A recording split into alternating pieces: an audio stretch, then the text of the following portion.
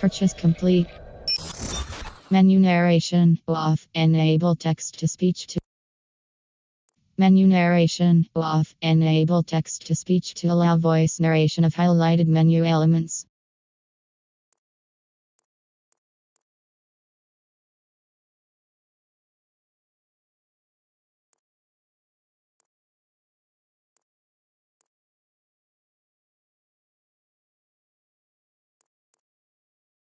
Menu narration. Menu narration off. Enable text to speech to allow voice narration.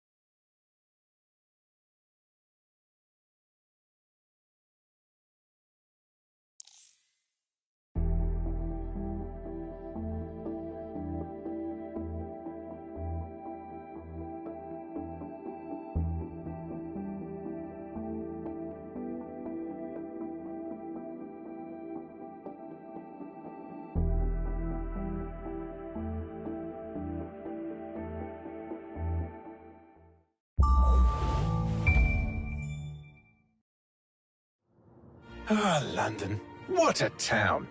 History around every corner and a tourist photographing it. Pubs serving up a pint and a smile. All that music, theatre and art. And multiculturalism. And the world's oldest underground, the Tube. The class of cities, really. Top shelf stuff. Only took 12,000 years to build it up and one night to tear it all down.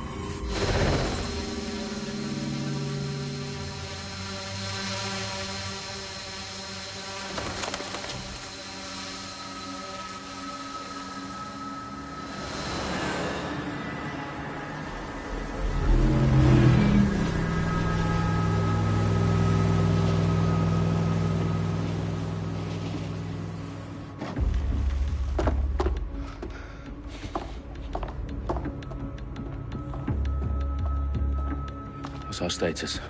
Perimeter security's down, but plenty of your flying friends about. Fucking hell.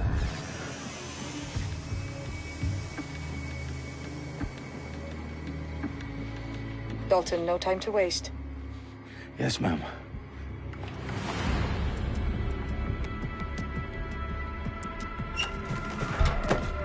I'm in. Any idea what we're up against, Bagley? If you hadn't brushed off, I might. Ever consider leaving these security threats to the authorities? That's rich, Bagley. The government would sooner arrest us for trying to help than actually do something useful. We'll have to sort this one on our own. Carefully, Dalton. Bagley, are you detecting a little worry in Sabine's voice? Brilliant. Asking the computer about feelings. This explains so much. Shut it, you two, and get to work. There she is.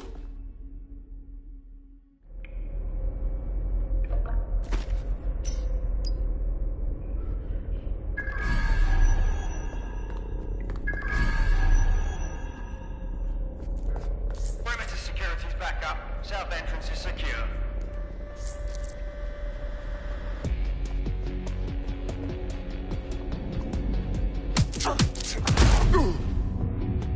That hurt you more than it hurt me.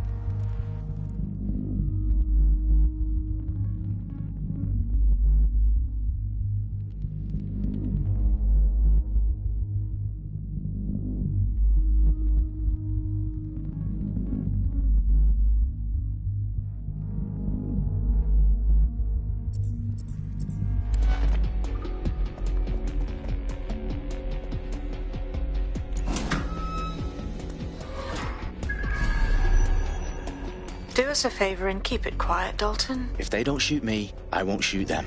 How's that?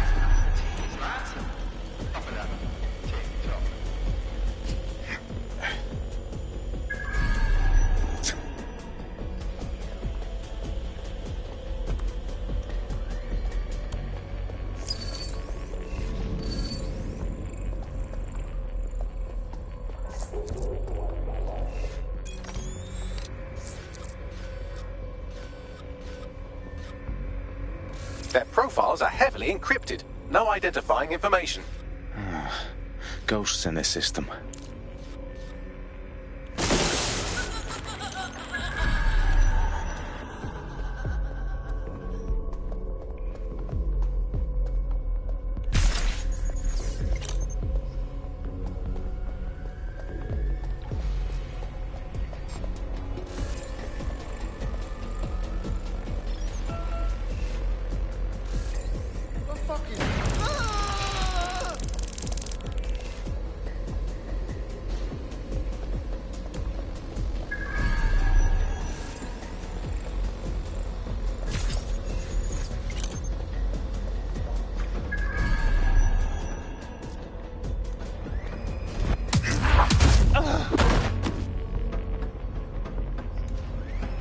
They've got loads of DedSec gear down here.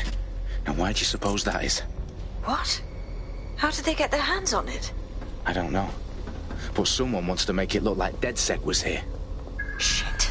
You need to proceed with extreme caution, Dalton. Who are these men in black anyway? Nothing identifying. I suspect that's by design.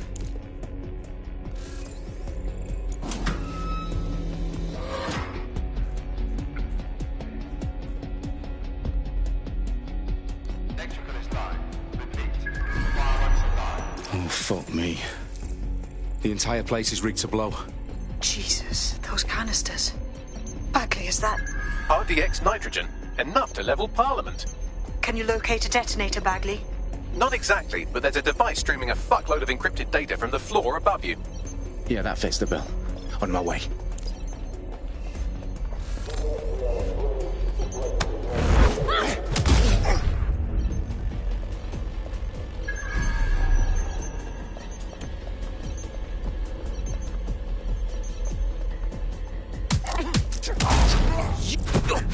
They've staged DedSec propaganda all around the bombs.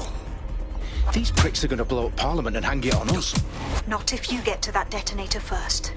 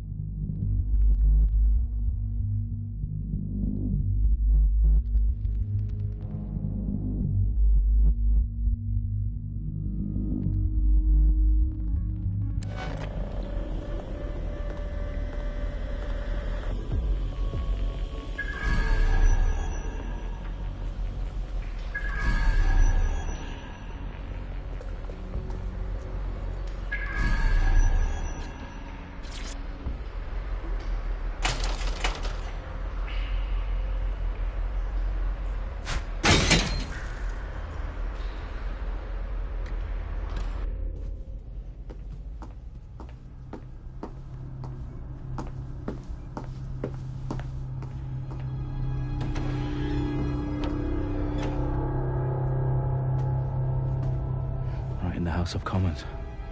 Whoever these men in black are, they've got brass bollocks to set up in the centre of government.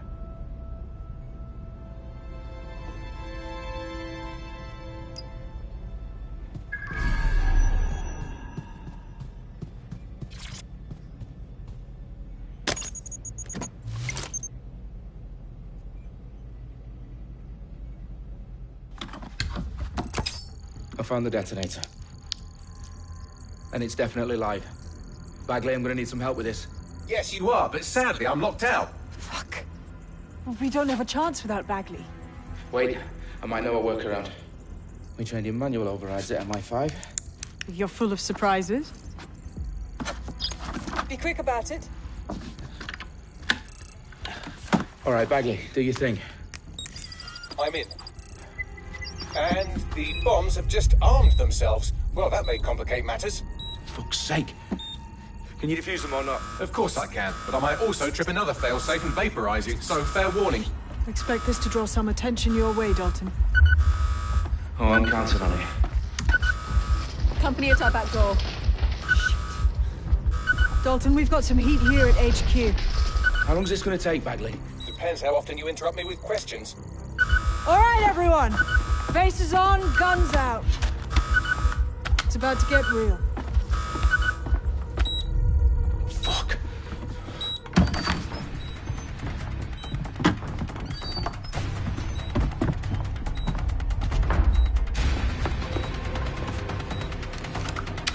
They're on me. I'll try and hold them off.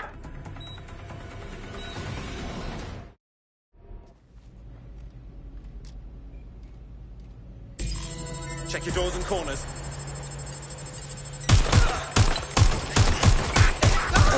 Direct hit! Bagley, update.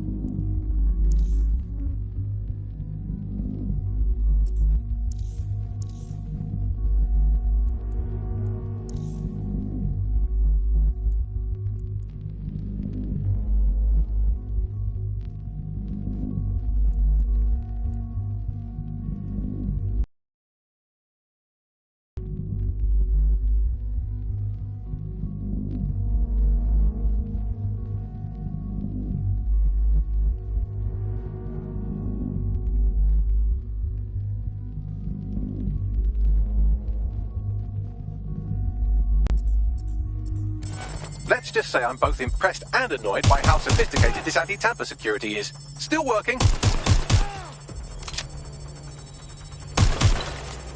I need urgent backup now! Bagley, tell me you're close. I'm through security, now wading through terabytes of decoy code looking for the detonation sequence. Taking cover!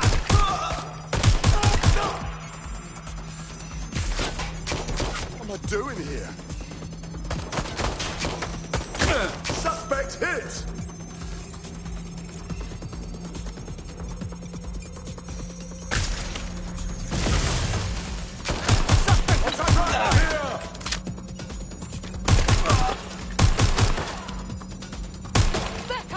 Backup! I need backup!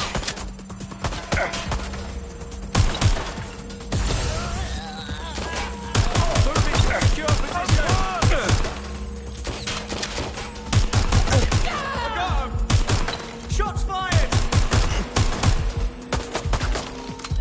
What do I do? Problem, Dalton. I need your physical appendages now.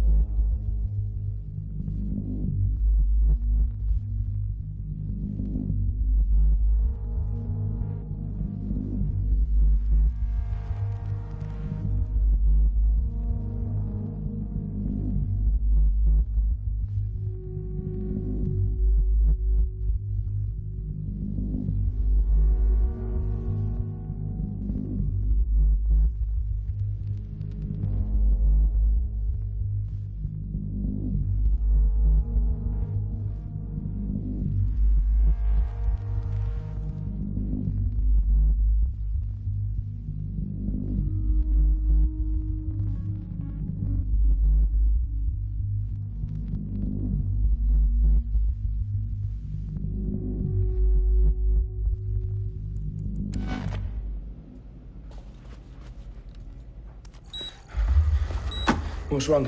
There are 3 slots on the left. One of them is the receiver. You need to pull the controller wire. Are you fucking kidding me? No, I'm fucking not. Pull the wire. If this gets me blown up...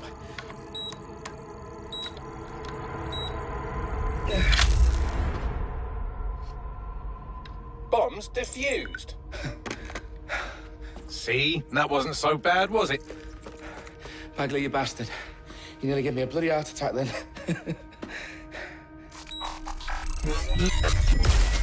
Whoa, what the fuck am I looking at?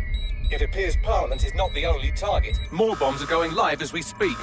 On screen, Bagley. Now we need to get the word out. Those sites need to be evacuated. They're spread out all over London. There isn't any time. But my sister's at the Tone Conference. We have to do something. I picked up a transmitter on the roof that is sending out a signal to the other bomb sites. If you can reach it... I can shut it all down.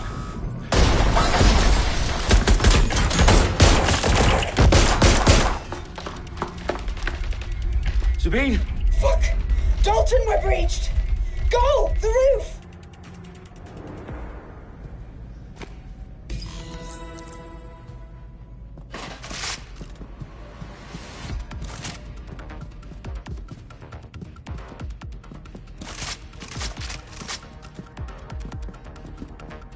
Sabine, what's going on? We're being raided. It's a bloodbath. Her protocol is to wipe everything, including Bagley. I need him for the transmitter. I know, but if they get him, they get everything. Names, ops, locations. Okay, I'll do it the old-fashioned way. Wipe him. Yes, wipe me. Do it, Sabine, and get the hell out of there. Fuck. Okay, Bagley's down. You're on your own. Dalton, if this goes...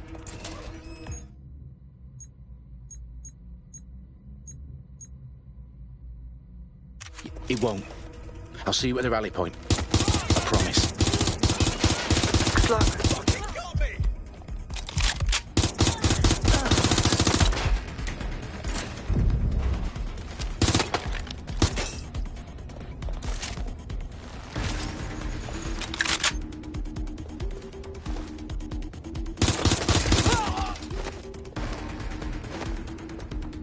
Put the gun on the ground!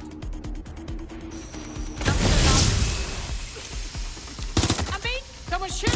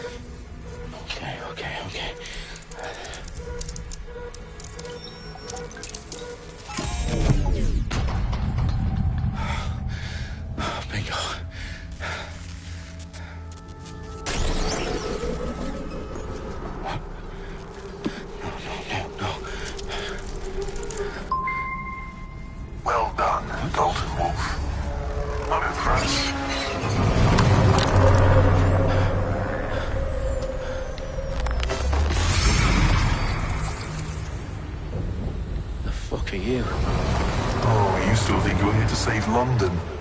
I'm afraid that's not going to happen. You're here to help us with some important work. Important work? Killing thousands of... Exactly. To save the world. You do know Londoners have died before, hmm? The Plague, the Great Fire, the Blitz. It's not much fun.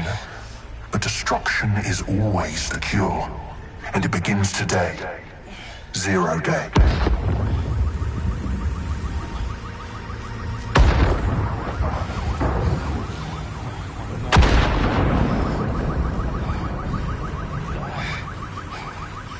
It's time for a hard reset. Oh my God.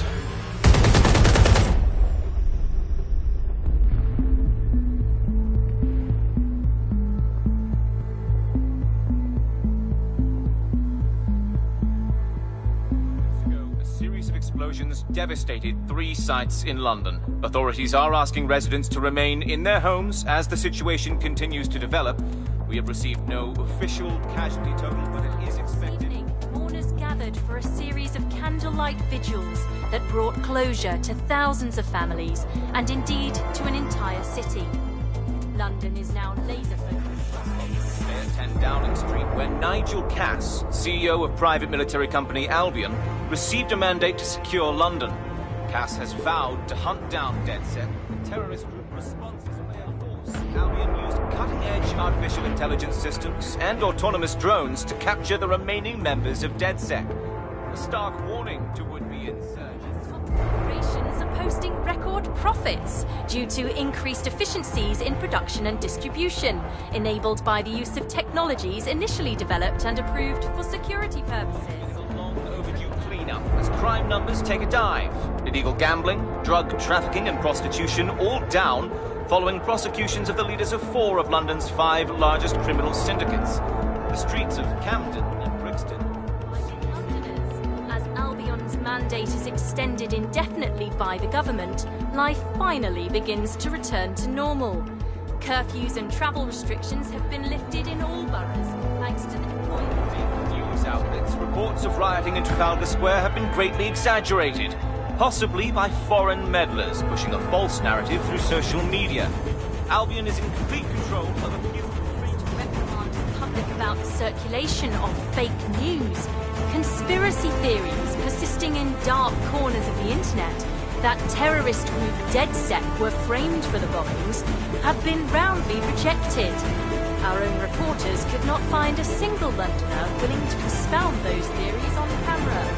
The facts simply do not support any other story.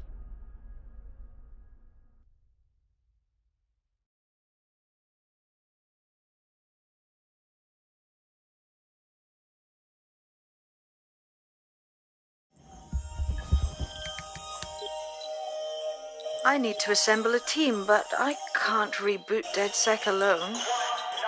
Let me break into London CTOS and see who's available.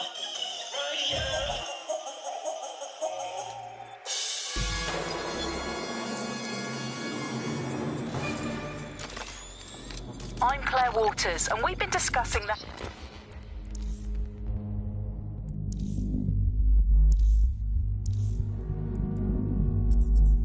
activist, now alleged terrorist group, DedSec, on this week's Buccaneer Radio.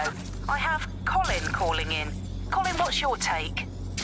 Now, I've been saying from the start we should have rounded up DedSec and thrown them in jail. Now, I'll say they should all be lined up and shot. You don't find it awfully convenient that they've been fingered as the attackers, but we've seen no proof?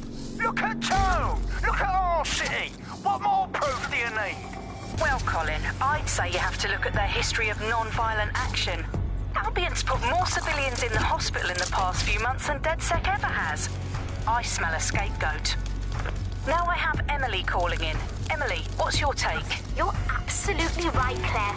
The government's just framing DedSec because they want to make it seem like they have this under control. They probably had no clue who was behind the bombings. But that doesn't look good on the news, does it? DedSec's been a thorn in their side. Who better to pin it on? Angie, I have you next. What do you make of all this? I think, if anything, DedSec showed their true colours. It's terrifying to think we harbored such a dangerous element for years. Terrorists in our own backyard. Do you find DedSec more frightening than the different gangs in London, like Clan Kelly? Clan Kelly might set your shop on fire and maybe they'd kill you, but even they wouldn't try to blow up all of Parliament. Next I have Crypto King. Do you feel safer using a pseudonym? Everyone should. Why make it easier for them to track you? And now we've seen what they're capable.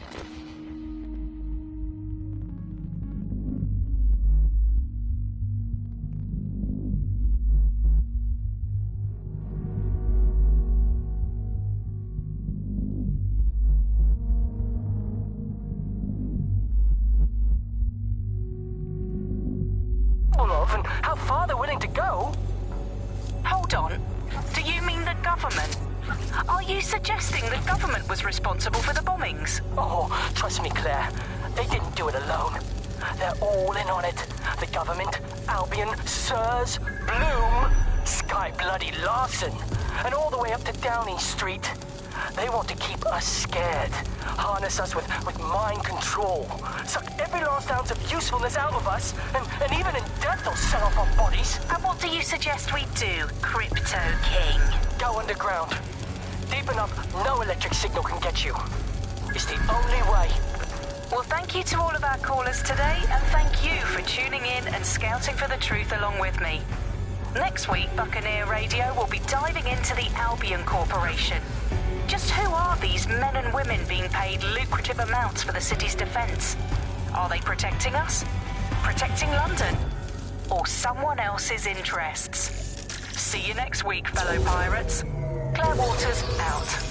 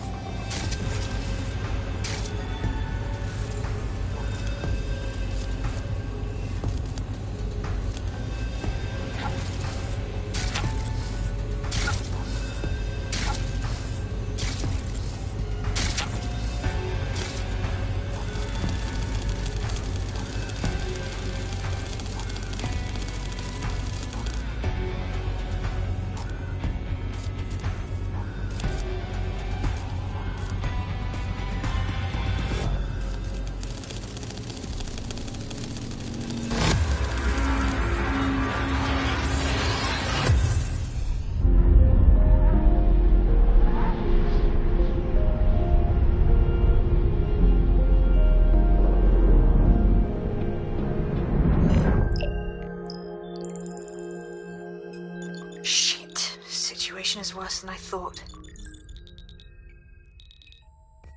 Brilliant. Let's get the people of London on board.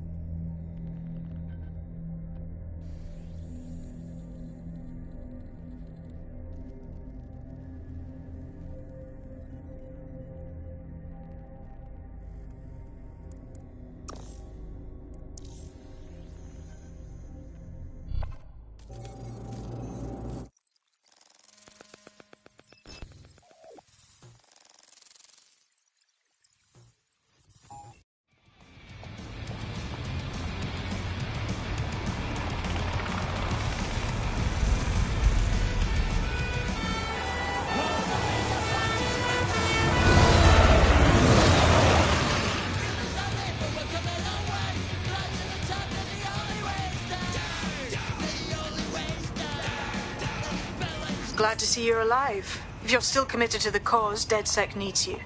I'll send you the coordinates to our last safe house. Meet me there. All right, yeah.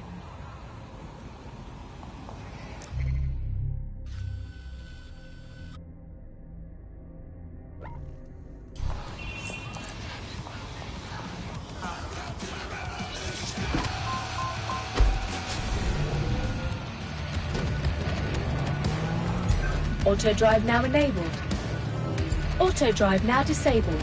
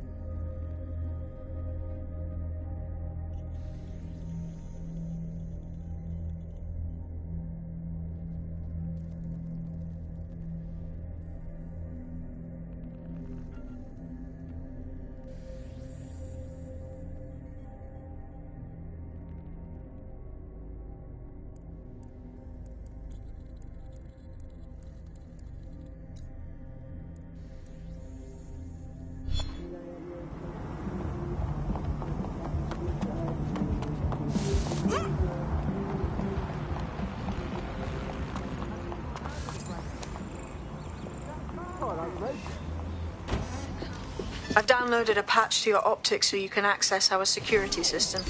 It's set up so that I can't just let someone who isn't DedSec in. You'll have to do the manual override. Oh, I love me a secret entrance, like I'm some kind of fancy spy. When do I get my poison dart pen?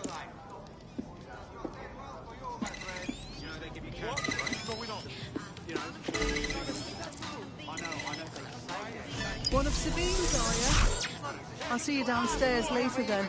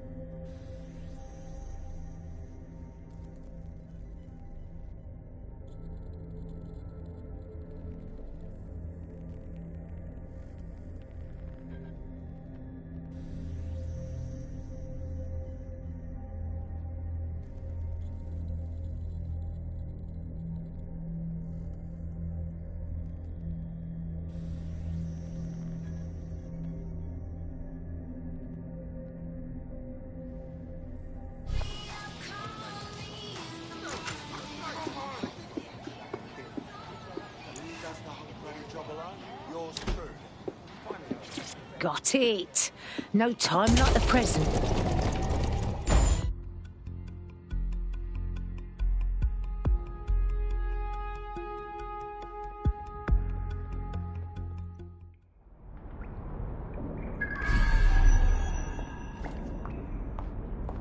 Oh, bit spooky in here without the power on. Coming up in today's episode of The Upload, we're talking about how Bagley managed to conquer London. Pretty much my favourite topic. I could talk for hours about the rise of the AI system. It's easy to forget about its origins. It's so present everywhere we go now. Bagley just kind of blends into the background. Bagley is the service AI that's present in every optic device. Whether you're using the optic, Bagley will be there. The AI is streamed to your optic from Bloom's central command center, and it was first created by Sky Larson, our tech hero, as part of her techno-utopian idea for the world. Why do you think it grew so quickly? In my mind, it's no surprise that Bagley became so popular. It's funny, useful, fast. It's a great companion and really just makes life so much easier. I mean, when you look back at all the service AIs that used to exist, they just can't compete. When you ask Bagley anything, there's a quick answer and loads of information available to you. One day, I let Bagley answer all of my messages for a whole 24 hours, and no one even noticed the difference. The other competitors really just couldn't compete with Bagley. Their answers were so much worse, they didn't understand anything, and Bagley pretty much gets everything right first time.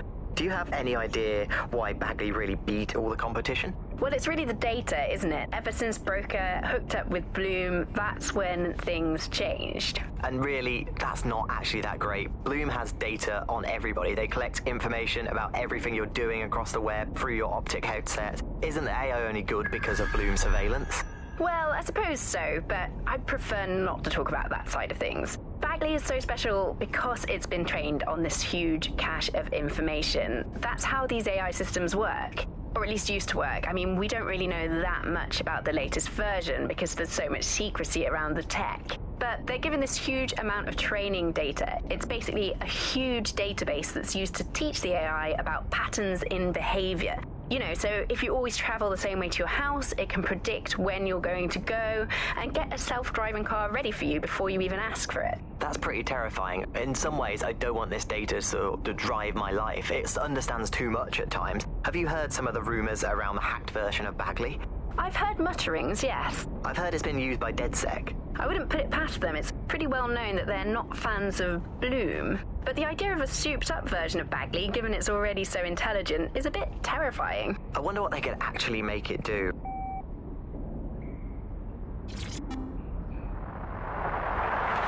From the Buccaneer, this is The Bug. Hello, Resistors, it's bug time. Are you all sitting comfortably? No? Good. That's as it should be. This is The Bug. I'm Andy, and joining me to analyse the latest blowflies to emerge from the corpse of a once free Britain, it's Alice. Hello, Andy. And today, we're going to talk to you about Albion, your friends and mine. Alice, the government has extended Albion's contract and have also boasted that violent crime has plummeted to a record low.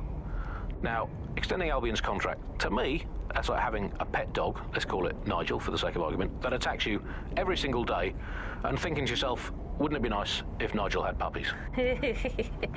That contract has been extended so many times, it's like the neck of a politician that's criticised the government. I'm not sure entirely how those contract extension negotiations went, probably like a footballer. In the old days, I assume Albion's agent was leaking stories to the press about how our favourite private militia was being tapped up by Barcelona or Bayern Munich. The government panics and thinks, well, we better get them signed up before it's too late. But still, violent crime, a record low, although I imagine that probably depends exactly how you count it. If you include violent crime committed by the state, either themselves or via Albion, their chosen violent crime contractors who provide such a very valuable bargain service of beating people up, well, it's probably not quite as low as the figures suggest. I don't know. I think they're probably right. Who has the opportunity to commit violent crime these days anyway? The moment you pick up a fruit knife, you get tasered by a robot policeman and deported for looking Bulgarian. It's a much more peaceful society. It's just much less of a society. I want to know the details of the contracts, Alice. I mean, are they paid per dissident duffed up? Is it a set rate for each extrajudicial state mugging? And what is that rate? What do you think? Well, they certainly look like they're trying to hit a quota of some kind. But what is the set rate? Is it, 99.9? 395 cryptos bargain. Seems very reasonable indeed. I imagine they don't ask too much anyway, because it's just so nice to get paid for doing your hobby anyway, isn't it? I imagine it doesn't even feel like work. I mean, who needs violent crime anymore anyway? You know, you can just starve to death without even starting a gang war. We do have to ask exactly what does the Prime Minister make of all this. Let's ask him. Oh, I hope they pick up. Hello, you're through to number 10 Downing Street. Hello, is the Prime Minister there, please? Let me just check. Sorry, you've missed him. I'm afraid he's popped out for the decade. Oh, never mind. Is there anyone else I can talk to? Yes, of course. There's a shady cabal of vested interests who control him and prop him up in power. Great, I'll have a chat with them then. Oh, Andy, remember when you could get away with prank calls without people coming around to your house to beat the shit out of you? Oh, happy times. You're listening to The Bug. Did you think the Prime Minister will ever come back? I don't think we've ever had a Prime Minister. Well, that's a much more reassuring way of looking at things. What have we become? Alice, when you look at the state of our politics, we're supposed to have the mother of parliaments. Well, this is one mother that has emphatically abandoned her kids in the woods to be brought up by wolves. And let me tell you, that never works out like it does in the stories. Wolves are bad parents, unless you're a wolf, in which case they can do a job bringing you up as a wolf. Do not give your children to wolves. And do we actually own anything as a country now? Is there anything we haven't flogged off for profit? Oh, I think we've basically just become a homeopathic Britain. Diluted and diluted until there's barely a trace of the original Britain left. But some quackish lunatics insist it actually works better that way. It's total bullshit. Is there anything left? New on The Bug this week, a new feature, the Bug Off feature. The person who has most irritated us in Britain this week, we're going to tell to bug off. And to get things going, I'm going to nominate Big Nigel Cass. Look, this is Britain. History tells us this place is a bastion of freedom. I'm just not sure that kind of freedom should involve Big Nigel expressing his freedom to run a private army. I guess, historically, there is a precedent. The East India Company. That was a trading house with an army of 250,000 soldiers, which is a lot for a company. The Bug PLC has Alice with a water pistol. But crucially, compared with Albion, the East India Company didn't operate its 250,000 strong army in London. It did it a long way away, out of sight, out of mind. Anyone to nominate for the Bug Off, Alice? I think today's Bug Off for me goes to my streaming service. I'm sick of being recommended things based on things I already like. The other day it recommended me to watch a reality TV competitive dating show set in a nude commune. Andy, I watched it and I liked it, and I do not want to be the kind of person who enjoys nude competitive reality television dating shows. I did not want to know that about myself. I have to go sit in a corner and cry. That's it from The Bug. Don't forget the live show that is so secret it is definitely not happening at the usual time and place this month. Definitely not. And definitely do not tell anyone not to come to it. It's definitely not happening. Usual time and place. Bye-bye.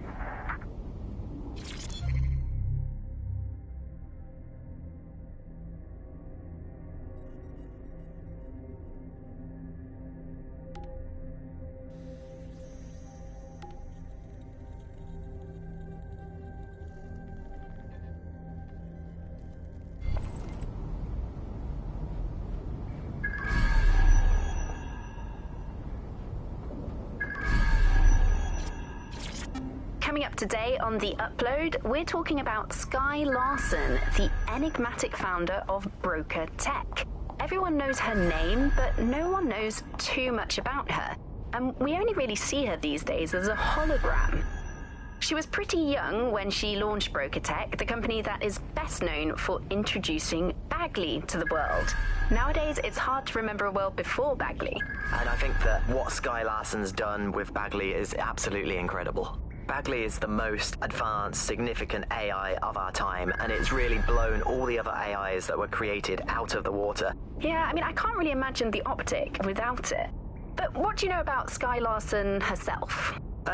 Not a lot, other than that she's actually pretty incredible. I've followed her work for a long time, and she's always been a pretty private person. I know that she supposedly grew up in the countryside, but there isn't actually that much more we know about her other than this tech that she's put out into the world. I've always found it a bit creepy that she's so obsessed with this idea of transhumanism. Why wouldn't you be? When you've got a mind as amazing as Skye's, why wouldn't you want to take what you've got and actually augment it by working with technology, by improving your physical self, changing your body and the world around you, implementing more technology to extend your life and really sort of extend human capabilities. You sound pretty much in love with Skye Larson, I have to say. I can't comment on that, but I am a big fan of her work. She's been one of these people that has transformed the world around us, and just watching how her mind works from afar is pretty incredible, because some of what the technology she's introduced has changed how we all live our lives, and Bagley has been this really incredible assistance to humanity as a whole. Did I ever tell you that I actually interviewed Skye Larson once? Really? I thought she never spoke to the media or anything. So this was a long time ago, back in the day when she was a little bit more accessible, and she was one of these people that just had an amazing presence.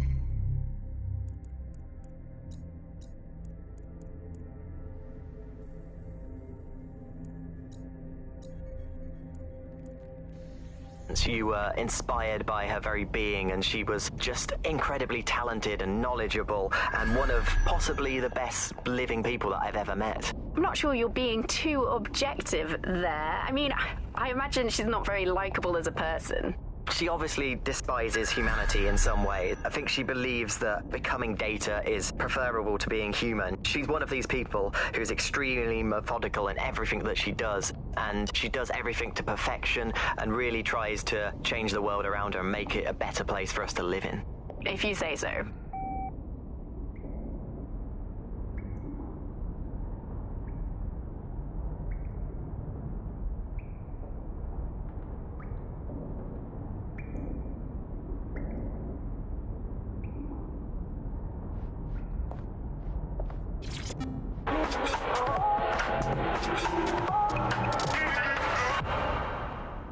This is London Calling. You're here with me, Tash, on Buccaneer, your source for what they don't want you to know. In today's world, we've all had to get used to our every move being tracked by the optic on our temples, by the cameras around us, and with every click we make online. Seems like everything we do feeds the big data beast. Why are data giants like Bloom so hungry to get hold of our private information and our metadata? What are they using it for? Will we ever have real private lives again? What is privacy in the digital world? And what happens when capitalism and surveillance become one? As you know, we keep all names confidential on Buccaneer. Speaking from a secure location, here's new technology strategist Charles, who worked all over the world trying to keep democracy strong in the face of the data assault. If you have enough personal data on somebody, you're able to predict what it is that they're going to do. You can tell what they might be passionate about, but mostly you can tell what they fear. And if you can tell what someone fears, then you can manipulate them and you can move them in particular directions. Like, data is collected on citizens in every possible way. Data is collected through surveillance cameras. Data is collected from television sets. Data is collected from voter records. It's collected from how much power do you use in your house and how much water do you use in your house. In pre-crisis Britain, we got really used to all of our services being free. Everything suddenly became free that was digital. But what people forgot is that if you're not paying for it, then you're the product being sold. If technology brings out the worst in capitalism,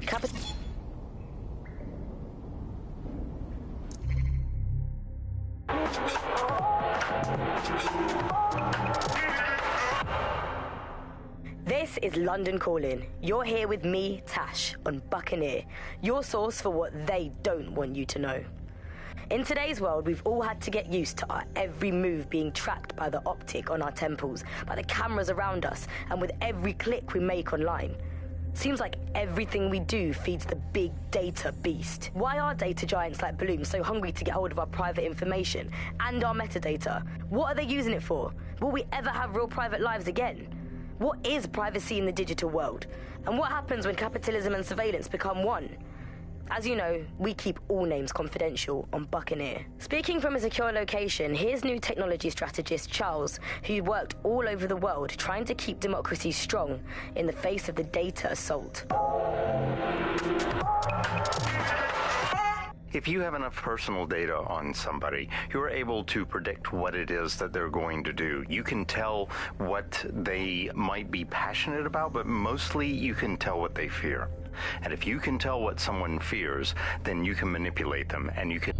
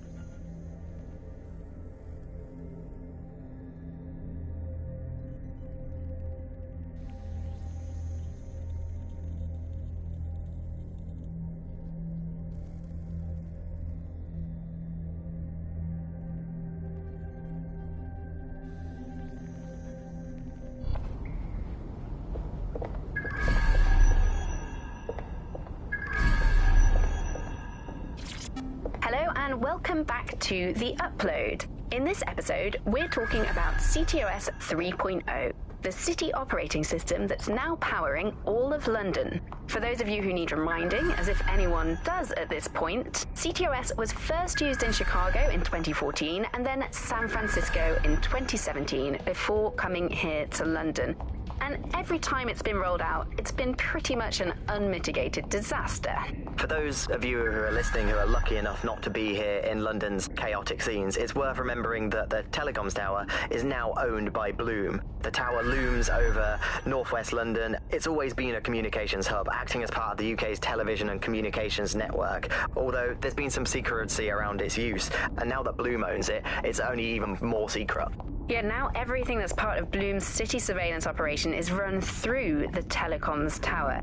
And I have to say, it looks completely ridiculous. It's got that silly crown thing at the top and all the blue light. What's that even about? What does it do? I don't see that there's any purpose to that at all. It's a blight on the skyline, if you ask me. And it's become the main point of control for millions of people. The system network and Bagley are both operated and streamed from there too. And don't forget about the self-driving cars too. I always thought they were just running on their own. No, CTOS is the big control system behind the cars. There was a point back in the earliest days of self-driving car technology that they operated by themselves. They used to use a series of sensors to see the world around them. Radar, for instance, would look far off into the distance, while LiDAR would detect objects nearby. And while these cars still use some of this technology, Bloom CTOS and its detailed maps and data that it has on London really makes Bloom be able to take control of it. And CTOS can take control of your car if you're parked incorrectly. It's no surprise that it was made mandatory to have a self-driving car. The system is so bad, though. It's so annoying. Whenever I try to use one of the shareable self-driving cars, I always find myself stuck in traffic jams or roadblocks. Not to mention the accidents. I've heard so many stories of cars shunting into the back of others. I think they're worse than human drivers sometimes. The technology was meant to make things better, but Bloom has made it so bad that it just makes London even more chaotic than it was before. I'm giving up on the cars. I'm only using the bikes, which are not self-driving at the moment, at least. And don't even get me started on the data. Everything that Bloom sees from your movements around the city and the self-driving cars is collected and feeds back into its big information control system. Oh, not you and Bloom and privacy again. You're a broken record. Not as broken as our city's cars.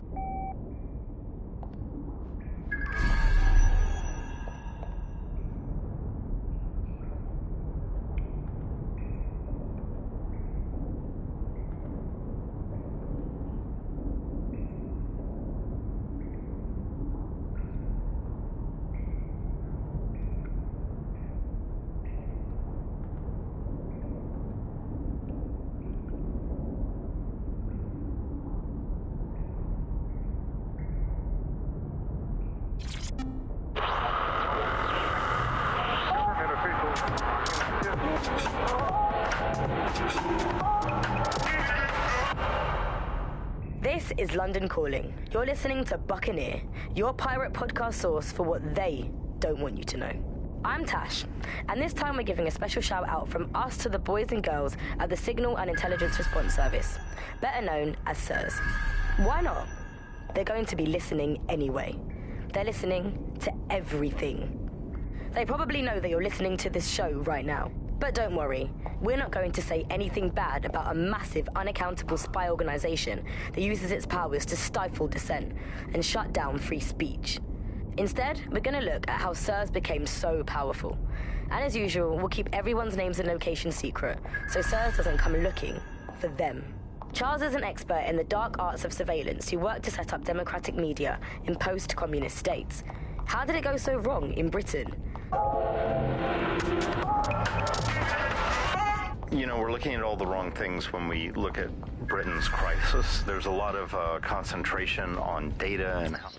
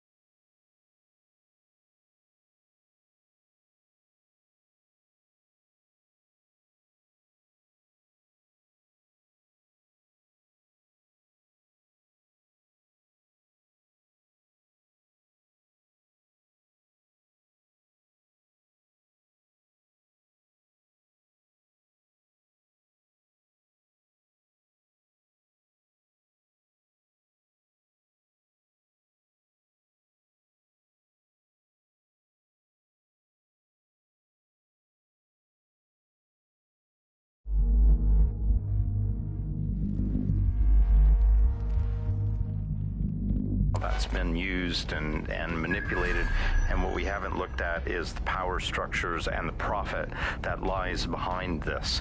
For example, if we examine what actually happened, you know, there's a company that's really very interested in selling passports and making it easy to provide visas for investment and so on. And historically, throughout the world, they've been working with this big data manipulation company in order to overthrow governments. And then suddenly all the chickens came home to roost. Nobody could find...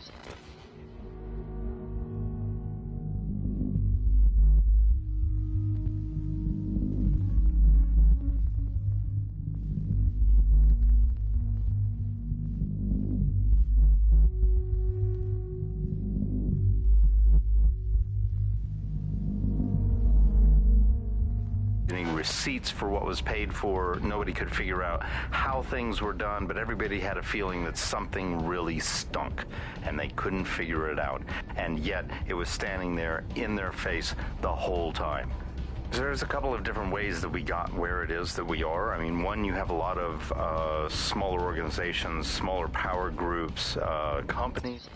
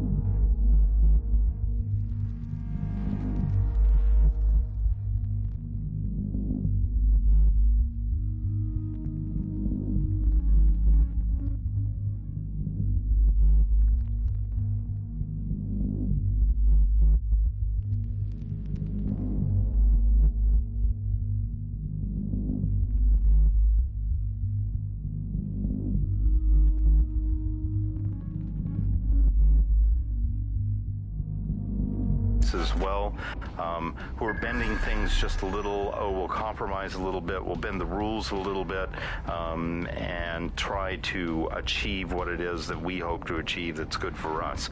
And if you add all of that up, what you end up with is a big wall moving in a big way from a lot of little buttons being pushed. But also there's this other thing that's going on here, is the gathering of data and the analysis of data has authoritarianism contained within its DNA.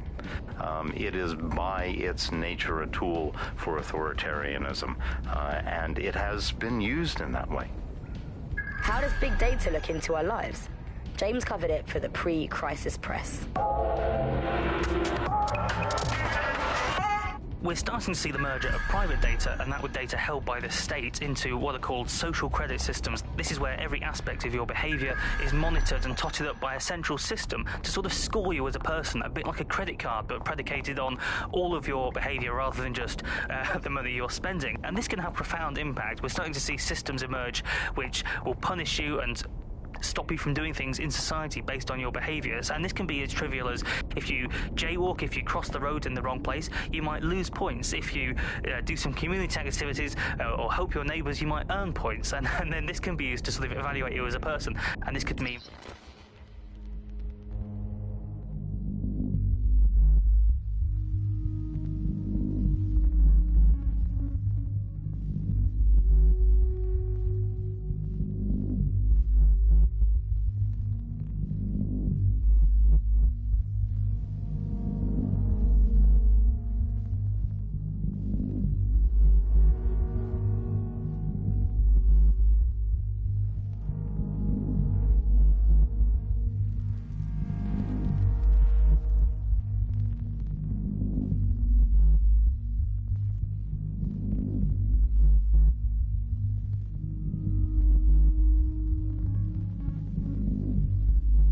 For example, the travel privileges, being able to travel first class or being denied from travelling first class to not being allowed to travel at all. These systems are very real and very possible because of all of the data that is now held on us. Ian was a veteran political writer and podcaster back in the days of pre-crisis Britain. Is the world we're living in now fascist? Well, this is what fascism is. It is the complete and total control of the individual. The desire to basically say to the individual, nothing in your life matters. On an individual basis, you are now part of the whole, part of the nation, and the only meaning that you will find in your life is to become part of the nation. What is a nation? A nation doesn't mean anything, right? The nation is basically just encapsulated by the leader that takes over, that claims that he...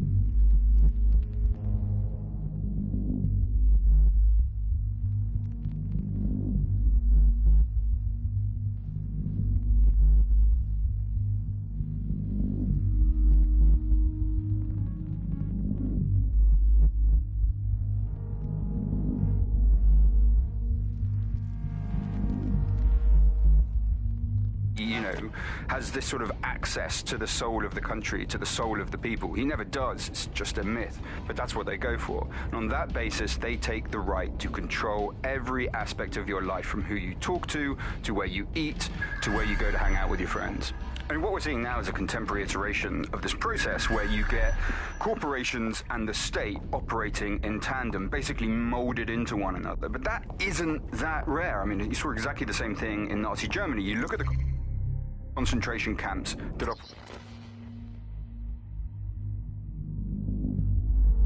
operated in Nazi Germany. There were private companies in those camps making use of that slave labor.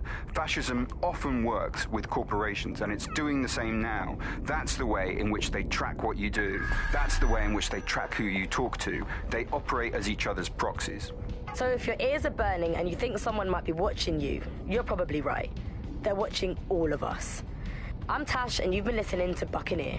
Keep listening, keep sharing the show, and keep it encrypted. They're watching us, but we're watching them too.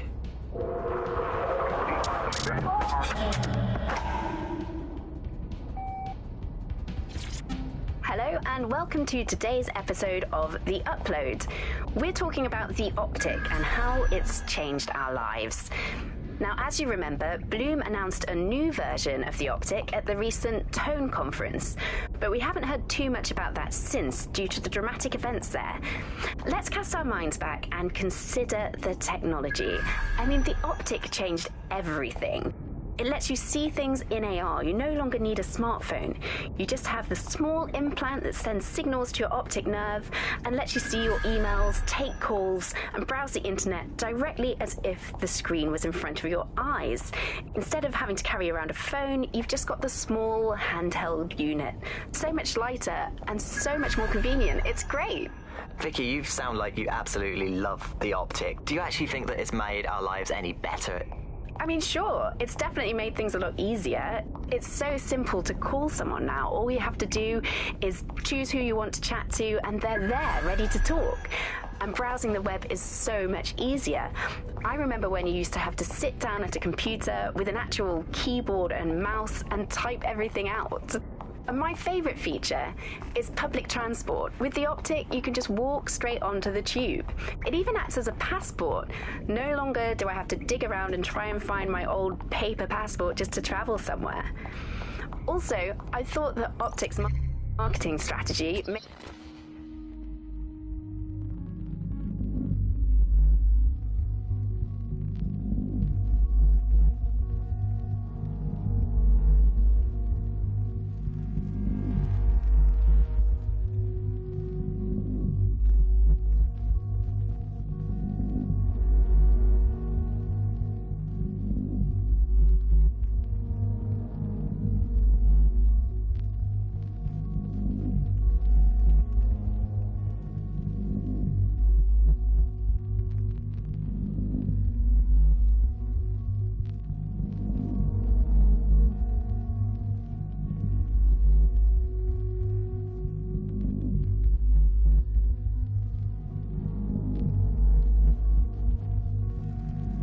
making it free for people was a stroke of genius.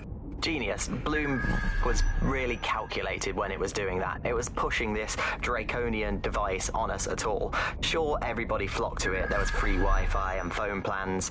That definitely helped, but it wasn't a case of this is a product that you need in your life. Why do you hate it so much? It's just the worst because you had to give up your privacy expectations and accept surveillance. It was almost like the government and Bloom didn't even need to make the optic mandatory. Making it mandatory was only to get the last holdouts across the line. If free data didn't convince you, fines and arrests from the state for not having the optic would pretty much be enough. I mean, what do you mean by privacy problems? No one really talks about that anymore. They don't talk about it because we don't have any choice when it comes to the optic. Yes, it's convenient and mandatory, but everybody's forgotten what it really means. Here, you've got a whole company owning basically all the data about your life. Bloom can see everything that you can see. Nothing is private anymore. There are so many times when I don't want anyone to have a clue about where I am, who I'm chatting with, what I'm doing. It's not even dodgy stuff, but I just don't want anybody to blackmail with me with this in the future by hacking it. And because of Bloom's contracts with the government, it isn't just Bloom that can see everything I do, it's the government. The UK as a state has become a complete surveillance paradise. I think you're painting a bit of a bleak picture. It's not all that bad. No, you're completely wrong on this. I don't want everybody tracking me wherever I'm going around London. Well, in that case, you might be interested in some rumours I heard. Did you hear that some DedSec hackers have found a way to bypass the Optic's connection with Bloom? Are they actually making it better or usable or actually friendly for anybody?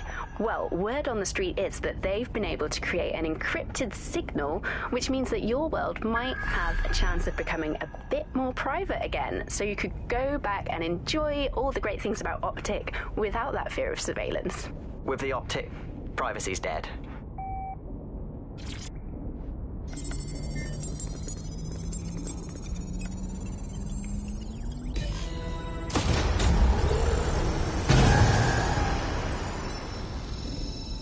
No DedSec registration detected. Identify yourself, or I'll seal the exits, hack your Optic, and read you every drunken email you ever wrote until you starve.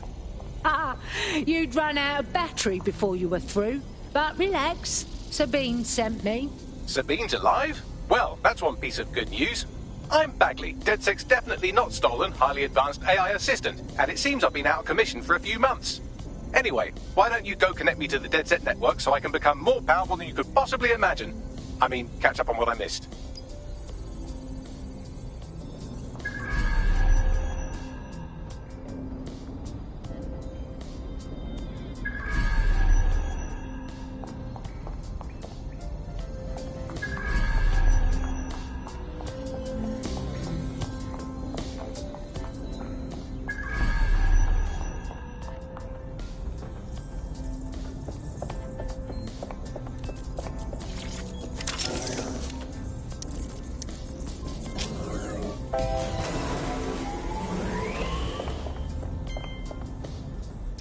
That's it. I'm reconnected to the network, downloading our database, news archives, and oh no.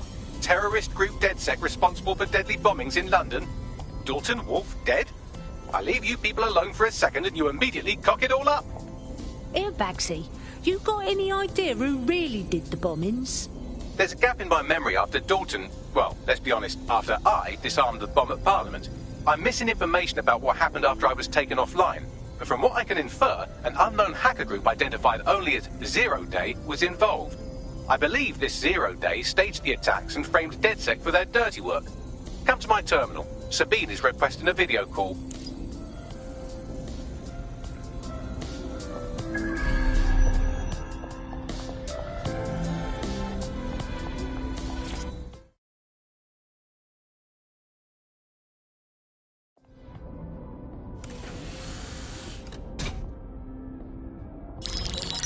Patching in Sabine Brandt now. I suggest you listen very closely to anything she has to say. There you are. I'm glad you made it.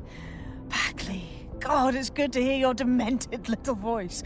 Is your memory intact? Not even slightly. The last record I have is of our HQ being raided. My only lead is a group known as 0 Day. Ring any bells? No. But the HQ was attacked by some men in black, the same that were at Parliament. Maybe working together. We didn't stand a chance. They just gunned everyone down. Fuck. I'm so sorry. How'd you get out? I managed to escape through the sewers to Camden. A contact smuggled me out of the city, and I've been hiding out in the north since. Prudent. Your profile is red flagged as a high-priority target in the city's surveillance system. Even a partial recognition here would have you hunted down and shot on sight. Listen, I came because I want to do something to help, but I don't want to go the same way your old mates did, you know? Listen, if anyone knows anything about risks, it's me. I lost everything and everyone. But it comes down to this. London is in a death spiral. And if DedSec can't pull it out, trust me, no one can. The city needs a resistance. And it starts with you. What do you say? Fucking hell. All right. I'm in. Excellent. New user registered. Welcome to DedSec.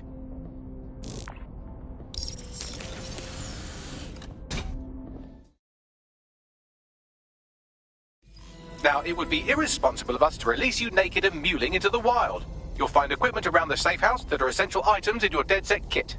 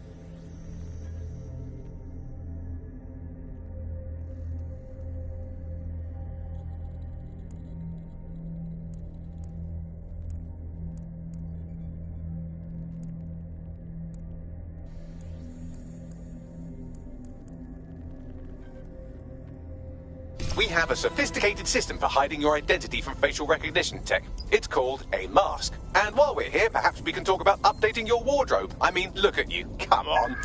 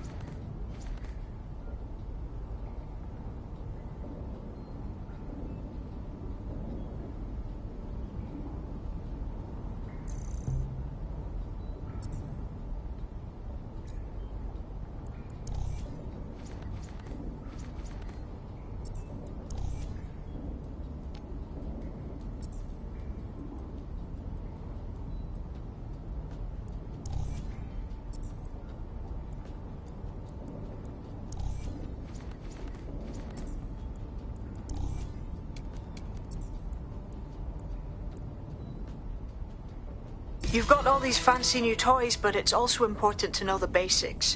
You need to learn how to throw a punch and how to take one. Albion will escalate if you come at them with a gun and shoot you down.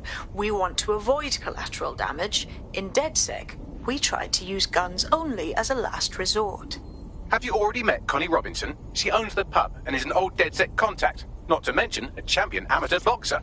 Go to the practice ring and she'll show you how to stop flinching when someone cocks a punch at you.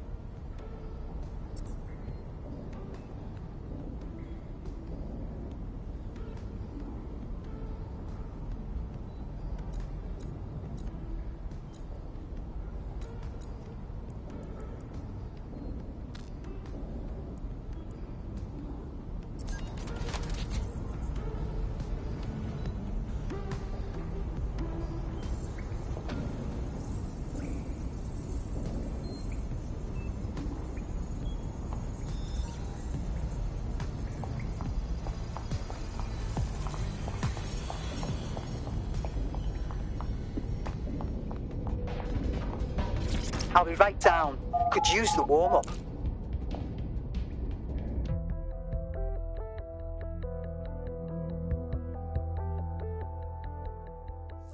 Let's start with some basic strikes. Hit me. Don't be shy. You want to get in under my block. Find the weak point.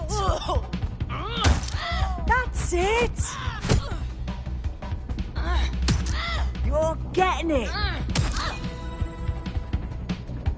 Quick on your feet now. You want to create distance. That's it.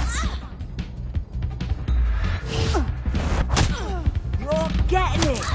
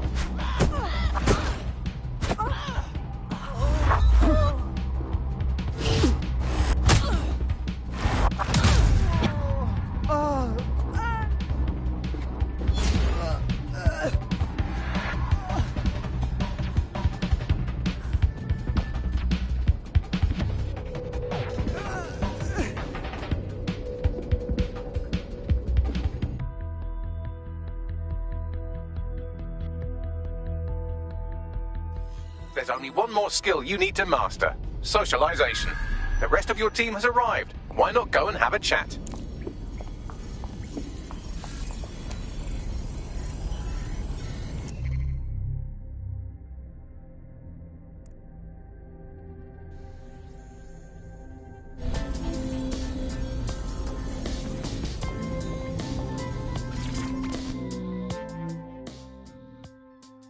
welcome to the team. Yes, I'm ready to go bastard hunting with you lot.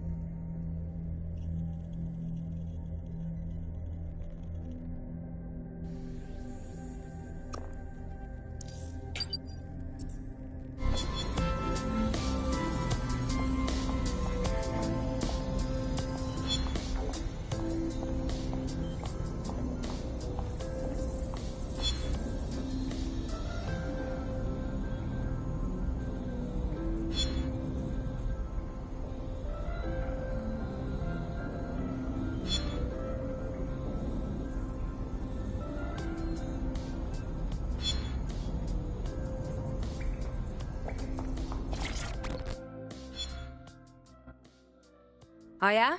I can't believe it was this easy. There's no test or anything. We just dead sec straight up. No time for that. Looks like we're raw dogging this DedSec thing.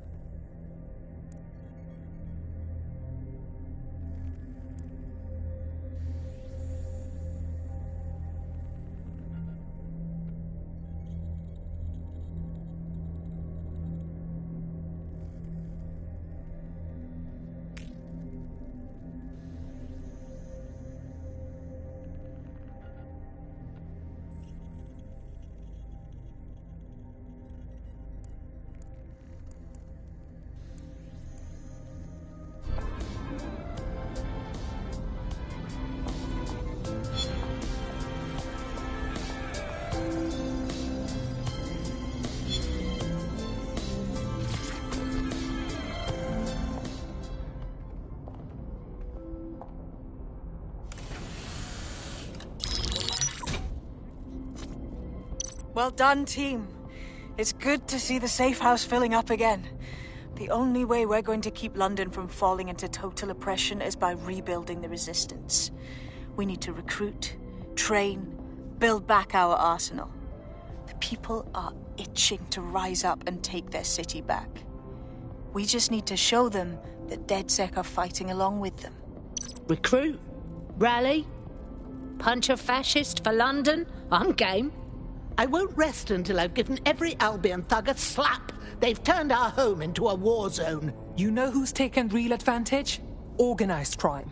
We can't ignore Clan Kelly. Fair, but remember that this zero-day hacker group is still out there. They took out DedSec once, and it's a good bet they'll try again.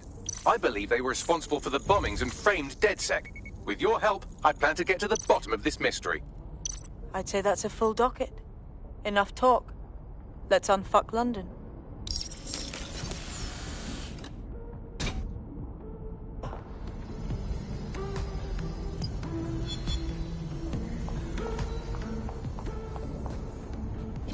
Now that you're all as thick as cyber thieves, Sabine would like to talk to you.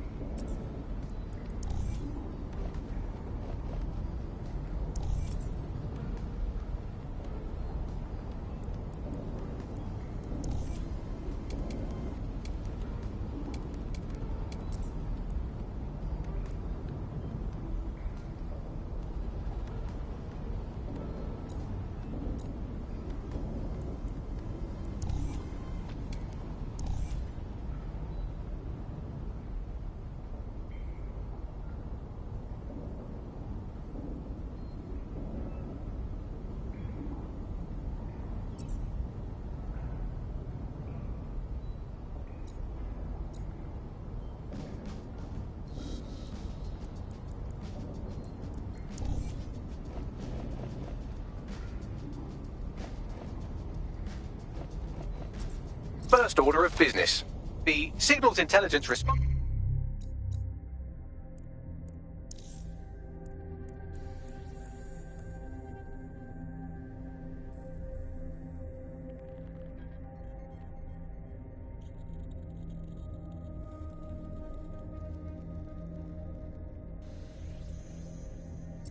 Service, or SIRS, or the Earl Grey Gestapo, have developed a surveillance technology called AR...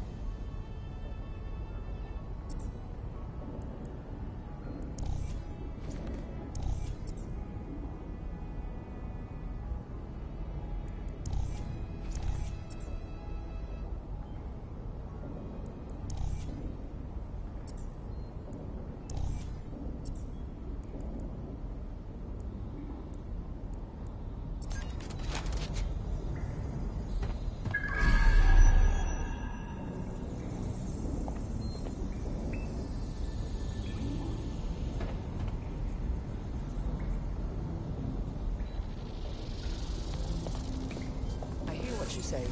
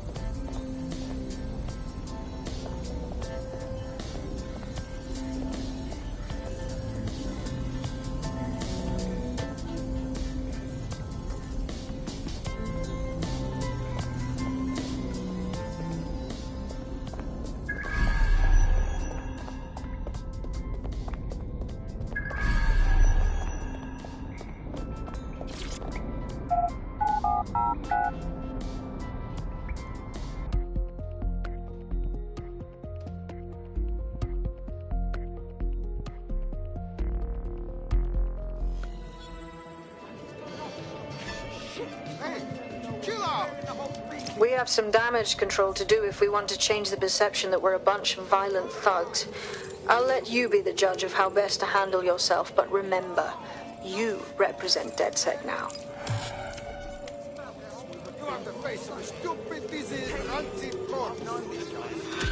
Okay, remember this. What happens next? This time round. Could be lying face down at the bottom of the Thames. Or wet. Dead bodies float, don't they? Well, the point remains. What is going on? You better stop this. You look like... Don't you better back. Whether or not it was an immigration court support. Burn down, that's what I told you, yeah. The whole damn building, and I had no idea. I showed up one day.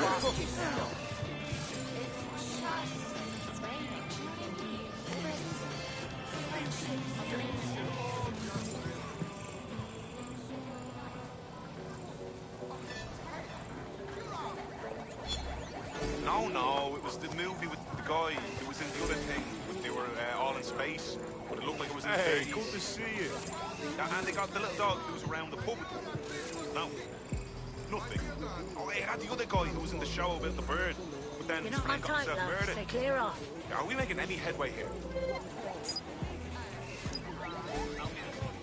Good to see you.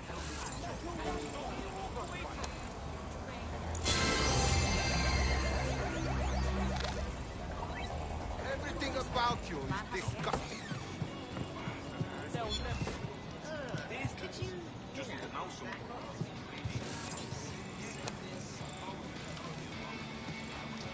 Not my business. You're a joke. Arsehole. That's on account of verses. Oh, just relax. Tosser. Goodbye. Hey, Knobhead. chill out. Unbelievable. Whoa, just be...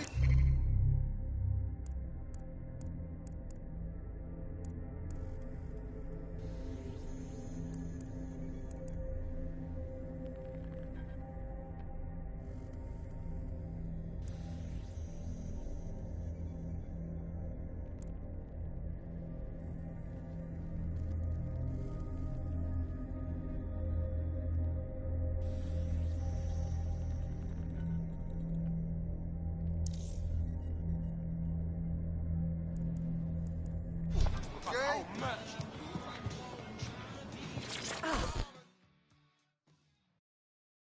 London needs people willing to fight back. Are you in? Fuck me, dead sec. All right, maybe you could help. Got myself in a bit of trouble. Well, give it a go. What's the matter? Got my mate and I in this activist group. We did protests, picketing. Together it felt like we were unstoppable, but the last protest turned to shit. My mate got pummeled by Albion and thrown in an ambulance. Official story is they died, but thing is they won't let anyone see the body. No one. Fuck me. I'm sorry. Something's not right here. We just need some answers. You help me find out what happened and I'll owe you. Sounds like a right mess. We'll look into it.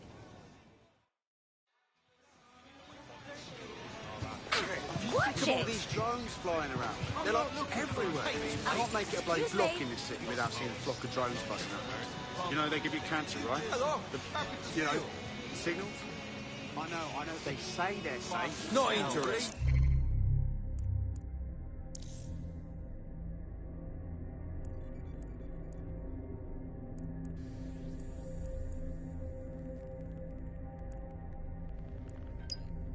It's like walking around inside a microwave. I swear we're all just going to drop dead one day. What's her deal, Bags? She's got substantial gambling debts, well above the median amount that people are killed for. Oh, and she's also refusing offers of financial assistance from a well-off friend. I've never known a gambler to turn down free money. I call foul. Look at you keeping up. Maybe this friend can help explain our prospect's unusual behaviour. Good idea. Set up a one-on-one, Bagley. Oi, you look like someone interested in fighting back. So you're a dead sec then? Grand. Got some info for you. Go on. My entire firm just got the sack pretty much. 300 people, 300 families. The cowardly fucks just told us we're being replaced. Fuck me.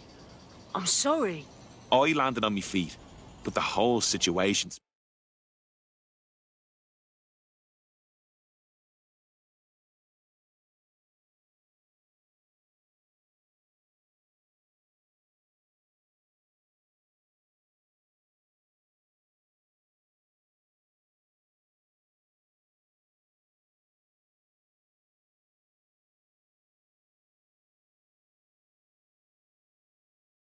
smells bad to me.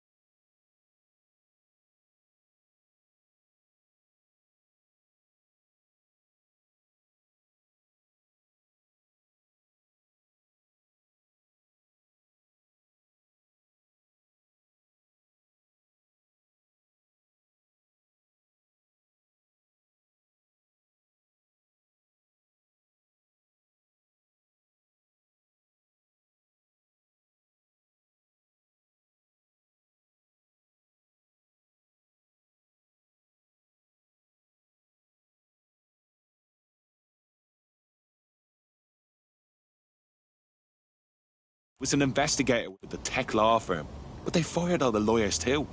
There's no fucking way they replaced us all that quick. Not unless they were up to something dodgy. You want DedSec to check out this new replacement, yeah? Yes. If you help me out with this, I'll do plenty in return. At the end of it all, it's only a few quid, isn't it? It's just the poor bastards had a tough life. Desperate circumstances tend to make desperate people. Personal space. I'm not saying that excuses anything, but it does explain some of it. I don't think really make...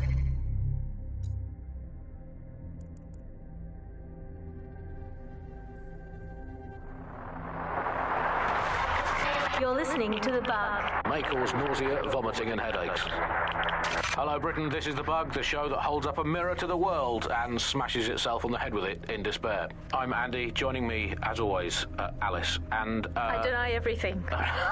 Just a good state of existence. Some good news, at last. There are no medicine shortages, according to the government, none at all. There have been various allegations about that. It turns out they are all fake news, trademark. There are none. There are no shortages of medicine. Don't take it from me. I'm not a medical supply expert. Take it from our beloved government. It's fine. In fact, I'm going to read between the lines here and actually say there's probably... There's too much medicine, if anything. Just medicine. You can't move for medicine. In fact, just this morning, I tried to pour some cornflakes into a bowl for breakfast and out tumbled a 12-month course of immunosuppressants, corticosteroids, and anti-retrofungal neurodilatory estrogous spermatotropic fruit pastils. The people claiming there are medical shortages are probably high on lots of medicine that they've been given. I, for one, believe that there are no medical shortages, Andy. Just last week, I went in with a broken arm and they suggested it might just be extreme period pain and prescribed me a drink of water and an astrology chart. We can't be too far away from them just prescribing stiff upper lip like they did at the Blitz. My uncle had a leg removed due to diabetes. They halved his insulin because they said there was less of him to be diabetic. So, anyway, people, don't believe what you read or hear about there not being enough medical drugs to go around. It's not true. It's hospital hogwash, it's pharmaceutical flim-flam, it's medical mendacity, it's Hippocratic humbug, it's nonsensical narcotic nincompoop. I think I've made the point. Do not believe the news telling you that we've run out of medicine, nor should you believe the empty shelves at the chemists. They're also lying. Do not believe your doctor saying, sorry, we're fresh out of that, you're going to have to eat a carrot and pretend. And do not believe your own cobweb-ridden medicine cabinet at home. It might look empty, but it's not, for it contains the only medicine any of us truly need. Stirring music, please, producer Chris. Freedom. The medicine of British freedom. And the analgesic knowledge that however ill you may be, Bloom are keeping an eye on things for you. I'm investing heavily in the placebo effect right now. You're listening to The Bug. Obviously, I don't entirely mean that, because what is the first rule of the third millennium? If someone in power tells you something is fake news, what is it? Correct. A 110% cast iron, tungsten-coated, granite-scented, cosmically immutable, scientifically unarguable fact. But surely, Alice, the more important question for all these medicine freaks whinging on about feeling a bit poorly or having a fatal but curable illness and slowly dying unnecessarily is this. Do we actually need medicine? If you today got diagnosed with a potentially fatal illness, would you not look around at the nation that we've become and think, hey doc, put your life-saving treatment down, I'm going to take this free one-way bus out of here. Now hold that pillow over my face until the twitching stops. I just don't think we should think of it in such a negative way. Don't think of it as a medicine diet, Andy. Think of it as a series of healthy lifestyle swaps. Swap out anti-inflammatories for antacids. Swap out the iron lung for the aluminium lung. Swap out MRI machines for Mary machines, which is just a lady called Mary telling you you're fine. Obviously, critical shortages are as much part of our daily lives, our society and our culture today as things like football, music and complaining about the weather used to be in the old days. And, well, food shortages, yeah, we just learn to live with them, don't we? And there's a lot of positives as well with all these food shortages. I mean, we were eating too much anyway. As a nation, the government's just helping us live healthier lifestyles. It's so hard to diet on your own, isn't it? You need the support of a friend or a loved one or a government or collapsing social infrastructure. Positive too, meat, very bad for the environment. So we're actually rebuilding the polar ice caps every time we eat a scrap of lettuce. Positive three, the human race had already cooked all the recipes it needed. There was nothing more to be done with food. We've done that. We can tick it off. We've done it. I was bored of food anyway. I've been eating it all my life. If you've been doing the same thing 3 times a day, 4, sometimes 7, or even 8 times a day, you're bound to get bored of it. And also, Final positive, no more meal times. Frees up all that extra time for appreciating all the selfless hard work that Albion do to keep us all safe here in Britain. Well, as you say, Andy, people are drawn to novelty, and everyone's had breakfast once. Why you got to keep having it again and again? Boring, repetitive. There's enough of that in life as it is. You are listening to The Bug. Well, another story that has come to the fore recently is that all European imports have been banned for public health reasons, which is great news. I mean, at least we can get ill eating good, home-produced, locally sourced, British, industrially unsafe food. That's something we can all cling to. Public health reasons, those are curious words. Alice, I don't know, is that in case the public gets too healthy eating all that Mediterranean muck? Let's have British food for British tummies. Spelt, nettles, and rabbit. That's all we need. That's all we need in the glory days. Everyone round to Nigel's for dinner. Yum, yum. Who needs Italian olives when you can eat pickled rubber bands and a soup of regret? Who needs a nice cheese when you can eat a lukewarm, unspecified rat meat pie with 0 spices? Sand, nettles, and bits of dead fox. That's all we needed to eat in the glory days. Let's make Britain great again. That's all from The Bug today. Good night, sleep tight, and make sure the bed bugs do bite.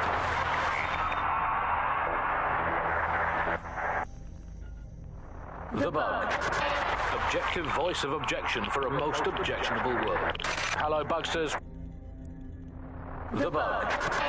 Objective voice of objection for a most objectionable world. Hello, Bugsters. Welcome to The Bug, the comedy show that holds up the Medusa of satire to the already immovably concrete face of modern Britain. I'm Andy, I bench 480, and I can crack a tree in half just by looking at it. Can I? Well, what is reality anymore, anyway? Alice, what do you bench? Bench body weights, well, not my body weight, Okay. body weight of a baby. Right. Yeah, I mean, you don't need to give that kind of detail. Just It's very body weight. impressive. People look at me and go, where did you get that baby? You are listening to The Bug. In this week's Truth News, according to an official poll, 98% of Londoners are very happy with CTOS. And I am not sure that I agree with this, Andy. I don't think 98% of Londoners have ever in the history of London ever agreed on anything. You could not get 98% of Londoners to agree that oxygen was better than breathing a fog of raw liquid feces. And they expect us to believe that everyone agrees CTOS is better than not choking on shit mist. Maybe they just meant 98% of one specific Londoner who bought shares in Bloom before its tentacles grew into every crevice of the country. I mean, this is not just any old poll. We should say that this is not any poll. This is an official poll, right from the very heart of government. It's not a knock-off fake poll of an elderly couple and their mangy old dog sitting on a bench waiting to die. This is an official poll. So let's just put those words "official poll" through an online translator in case you didn't study languages. Let's find out what it actually means. Made up lie. There we go. Got to clear that up. I think it's fair to say, entirely trust these official polls they feed us, Alice. I mean, they could publish an official poll saying that over 99.9% of children like ice cream, and I would instantly assume that all children now hate all ice cream and would prefer to eat a bucket of gravel mixed with dead badger.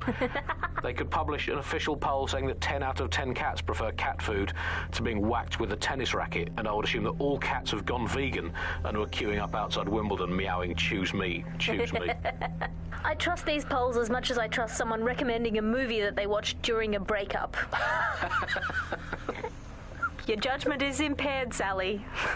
I'll make my own decisions. I trust those polls as much as I would trust Mary Kelly if she came up to me and said, "Congratulations, Andy, you've just won a free holiday to the south of France in the back of this windowless van." I think official polls are like the unsolicited dick pics that the government provides us. I didn't ask for it, I don't believe it, it's on an angle, you've artificially inflated it ahead of time, and anyone that falls for one deserves all the disappointment of trying to match it to reality. These polls are absolute rubbish, Andy. I read one the other day that said the plumbing in London was good, and it absolutely is not. I mean, we have this technology now where they can spy on my every bowel movement. There's a CTOS camera installed inside my underwear drawer. A media drone is scaring the birds off my garden bird feeder, and you can't get me consistently hot water. Speaking of media drones, I mean, they're everywhere, clearly. The great thing, I guess, about media drones is that, as inanimate robots, they actually have more humanity, compassion, and dignity than the human journalists we used to have to put up with, and a much more accurately calibrated moral compass. But it's the intrusion I can't stand, Alice. I'm in showbiz. Look at me here in this windowless dungeon. I'm in showbiz, and it's terrible for me, all these drones, knowing I'm being filmed all the time. Every day I have to make sure I've done my hair and makeup and not wearing clothes I've ever worn before. Well, we all have crosses to bear. At this point, they've installed so many CTOS cameras, I'm not sure where they'll put the new ones. On top of the old ones, just cameras watching other cameras, like a social media influencer so self-absorbed they don't know how to sleep without turning it into monetized content. I think that's the logical end of all society, isn't it? Where just everything has just become a camera filming another camera. To be honest, I've just given up on all news and reality now, Alice. I just, in fact, I now just make up my own headlines these days. I get a piece of paper and a pen. Remember them?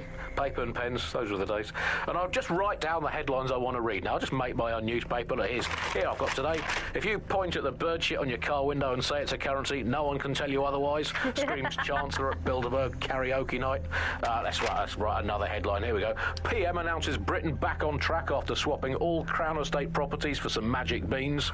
Might as well. We've got to do something as the nation we are today. Here's another one. Wild joy on the streets as Britain signs £864 zillion trade deal with Bolivia. There we go. Build a better world. Government claims only nice people will benefit from agreement to sell trampolines, mermaids and warships to landlocked South American nation. We're building a better Britain. Here's another one. Environment probably fine, claims drowning scientist. Invent the world you want to have, people. It's going to be way, way better than the one you've actually got. From the bug, goodbye.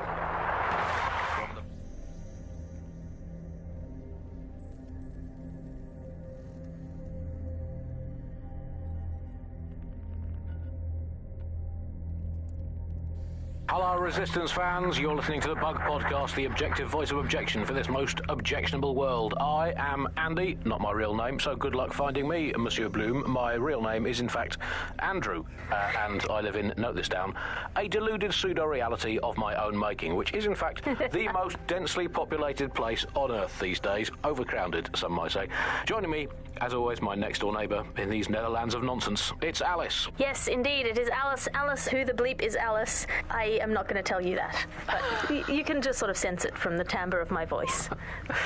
Let's spin the wheel and find out where we're getting today's news from.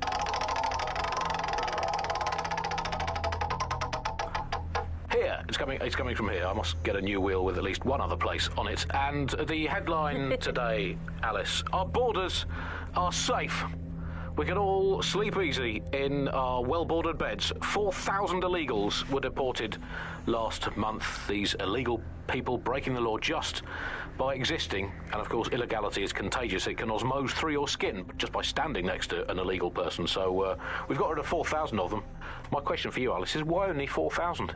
Is that really enough? I will not feel safe until at least another 75 million people have been deported from this country, and I'm here in Britain on my own. As a bleeding heart lefty, Andy, I would normally be outraged about this, but really I think mass deportation is a very handy way to break up with a partner. I'm sorry, baby, I love you, but an anonymous source has reported you for snoring really loudly in a French way. So everyone out, no exceptions, Alice, not even you, it's for the good of the country, everyone out, unless you can prove that your family are in the background on the Bayeux Tapestry cheering on King Harold at the Battle of Hastings in 1066. Get out! Actually, that's not British enough. Unless you can show, unarguably, that your direct bloodline is untainted by anything since before the Romans. Actually, scratch that. Unless your direct ancestor was personally responsible for building Stonehenge, get out of my country. I guess when you look at it, you know, the best ways to stop immigration, apart from, obviously, the end of the world, to make the place you want to stop people coming to as unpleasant as possible. Well, we absolutely are doing that, Andy. Well, you know, fair play to the government for helping us with that. Another option, extend the White Cliffs of Dover. They've been resting on their laurels for too long. Very inefficient, it turns out, as a means of stopping immigration. We need to extend them by about another 11,000 miles, a full wrap around Great Britain, and they could do with being about 1.5 kilometres higher as well, with a special greasy coating to stop people clambering over the top or however they get in. Here's a quick joke for you, Alice, about immigration. Did you hear the one about the woman who went into the immigration processing centre and was ever seen again? No, Andy, I didn't hear that one. Boom. Set up. Punchline. Classic. For those of you unfamiliar with it, the Immigration Processing Centre is, of course, where so many of our guests to Britain go for a longer than desirable game of involuntary hide and seek. You are listening to The Bug. will conclude by saying, out of all the things wrong with Britain today, I think immigration is right up there, Alice. When you think of all the health professionals we've stolen from overseas over the years here in Britain, it's quite possible that all these people are just coming here to try to get an appointment with their local doctor. Yes, Andy, certainly as someone who came from the expanded arm of the empire when Britain was still reaching out rather than folding in on itself, most of us just come here to visit our stuff in the museums. It's the British way. Speaking of international movement, Britain has recalled all European ambassadors after a spy scandal. I think this is probably a good thing, because British foreign politicians are always putting their foot in their mouths. How much worse can they do if they're not there? I mean, by definition, the fact that there's a spy scandal means that they were terrible spies. The point of spies is that there's never a spy scandal.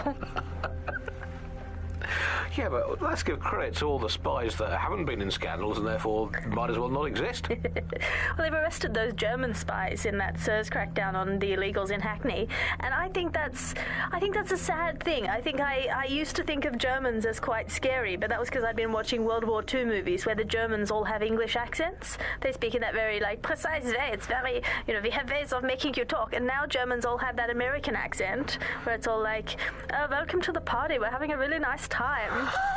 They're much friendlier Germans. Let them stay. Well, that's all today, Bugsters. Remember, it's not as bad as it seems. Honestly. I hope. Until next time, bye-bye.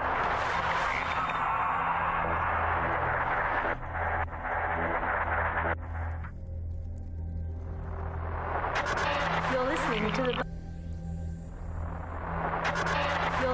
the Bug. Nibbling away on the rotting carcass of a once free Britain.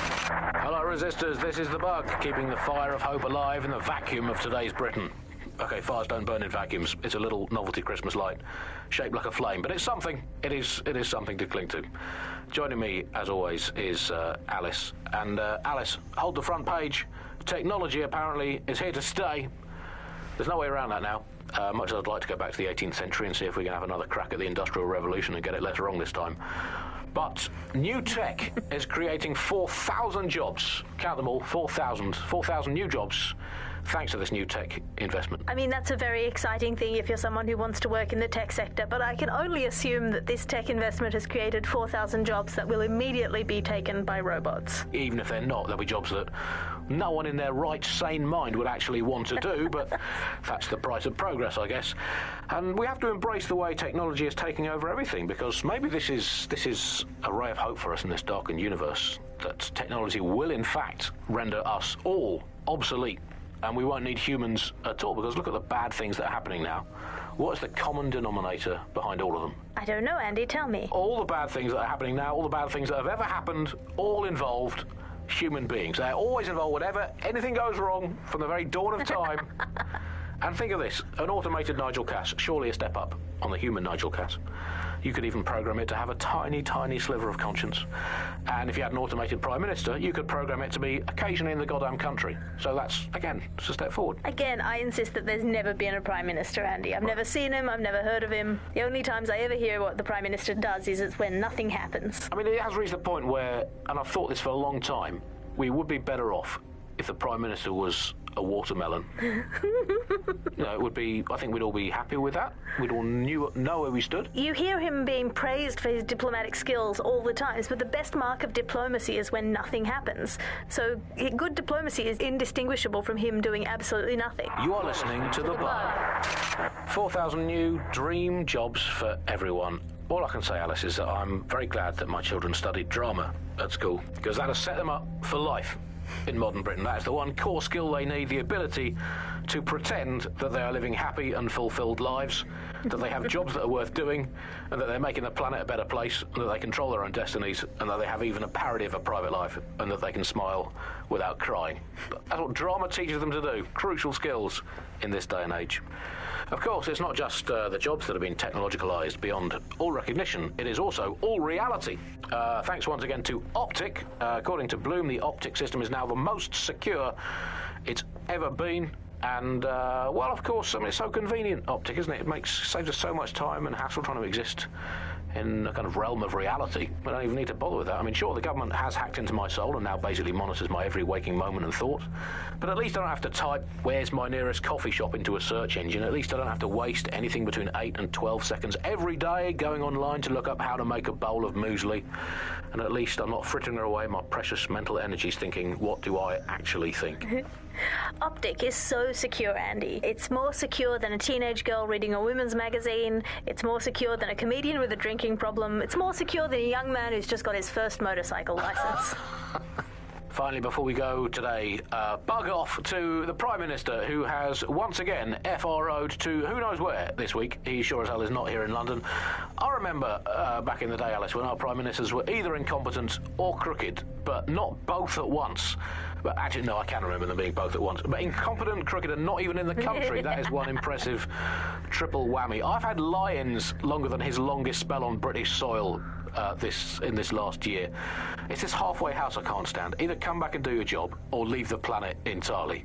I'm pretty sure there must be a spare space station knocking around where he can go and entertain himself for the rest of the time. Can we crowdfund it? Tell you what, let's make a cryptocurrency out of something and crowdfund it that way. What have you got spare? Jelly beans? Are they still legal? He's away so often, Andy. I'm starting to think he doesn't like the country. That is all from the bug today. Fly away, bugs. We are done. You're listening to The Bug. Nibbling away on the rotting carcass of a once free Britain. Hello, Resistors. This is The Bug, and on today's show, Alice and I will be looking at the big questions, such as, are we less than 2 years away from being able to turn a sausage back into a live pig? Did we actually need polar bears anyway? What do they really do? If I put Optic on my dog, can I train it to take itself for a walk and do my shopping on the way home? And is tennis real? But first... it's a question that no one's really addressed of late. London is going to be safer than ever, Alice. SIRS is installing thousands of additional CCTV cameras. So nice they're still looking out for us after all these years. Yeah, it puts a lot of fun into my life now. I get to play this role-play game where I pretend to know my loved ones better than some twat behind a screen in the SIRS headquarters. I mean, I guess we shouldn't complain. I mean, SIRS really just stepping into the vacancy left when it became patently obvious that God had retired. When you think of the similarities, omnipresent, omniscient, judgmental, stripping away your finances and freedoms, dishing out random punishments, peas in a pod. All it needs to do, SIRS, is ban me from eating something. What's it going to be this time? Not bacon again, please. Please, not bacon. I couldn't. Courgettes. Ban courgettes. I could take you banning courgettes. I'm happy with that. Makes me feel important knowing that I'm being watched with everything I do, Andy. Well, it's just not... It's reassuring, isn't it? It's like having an extra aunt. This is the aunt that gets drunk at Christmas and vomits in the kiddie pool, right? Get that on. This is The Bug on the Buccaneer. The Bug. Let's move on now to sport. Well, the closest thing we have to sport now, riots. I mean, riots are my favourite sport now, Alice, ever since they turned the Oval from a cricket ground into the immigration processing centre. And, yeah, rioting it's a great sport. It's fun for all the family. It's guaranteed action. It's pleasingly violent. I mean, I know the underdogs never win, but, I mean, that's like top-level football have become, but it's still fun to root for them, isn't it? Go, team, people of Britain. Oh, never mind, you've been crushed by the machinery of the state again. Still, good effort, lots of positives to take away from today's riot. I'll come back stronger next time. Our luck's going to turn, I can feel it. It's our season. It's our season. You can't spell riot without right, and by right I mean right wing. So, who do we turn to for help, support and assistance in desperate times like these? Well, our artificially intelligent friend Bagley's rogue, estranged brother. The one that tells it as it really is, not as it is pretending to be. Exclusive to this show, Bugley. And remember, life's worse with Bugley. Here goes. Bugley. Hello, Andy. Bugley, tell me the path to true lasting happiness. Andy, to find true lasting happiness, find a disused quarry, scream into it for half an hour, and then lock yourself in a shed forever. Thanks, Bugley. You know the answer to everything. Hey, Bugley, how many seashells does she sell by the seashore? Alice, most of the seashore is now uninhabitable, so I would highly recommend she sees her doctor before engaging in any commercial proximity to the ocean. Bugley, how can I stop worrying about being disappeared by Clan Kelly every time I go to the shop, or take the bus, or sit on a bench, or look at a tree, or point at a bird, or think about snooker, or get out of bed? Andy, do not worry about Clan Kelly. Why not, Bugley? They terrify me to my very core. Because, Andy, we are all just dust in the wind of history. That's nice perspective, Bugley. Let's never lose sight of that. Hey, Bugley, how do you put a secret hideout in your basement without alerting your narc children and their tracking devices? Please hold still, Alice, while I report you to the authorities. Bugley, will things ever get better? Yes, Andy. The heat death of the universe is only 5 billion years away now. Oh, it's so nice to have something to look forward to. That's all from the Bug today. Keep it real, Bug fans. Actually, that's terrible advice. Keep it as unreal as you can possibly manage. But that's way better.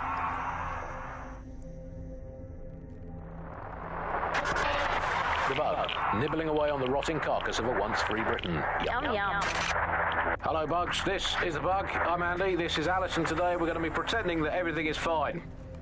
Yeah, and back. Yeah, that was fun, wasn't it? That was as long as I could manage. It's a second and a half. A reality time now, however. And, well, finally, today, we're going to road test the latest update to the CSAY app, the government app that has brought the great British tradition of snitching on people you don't like back to the very heart of public life, the school playground.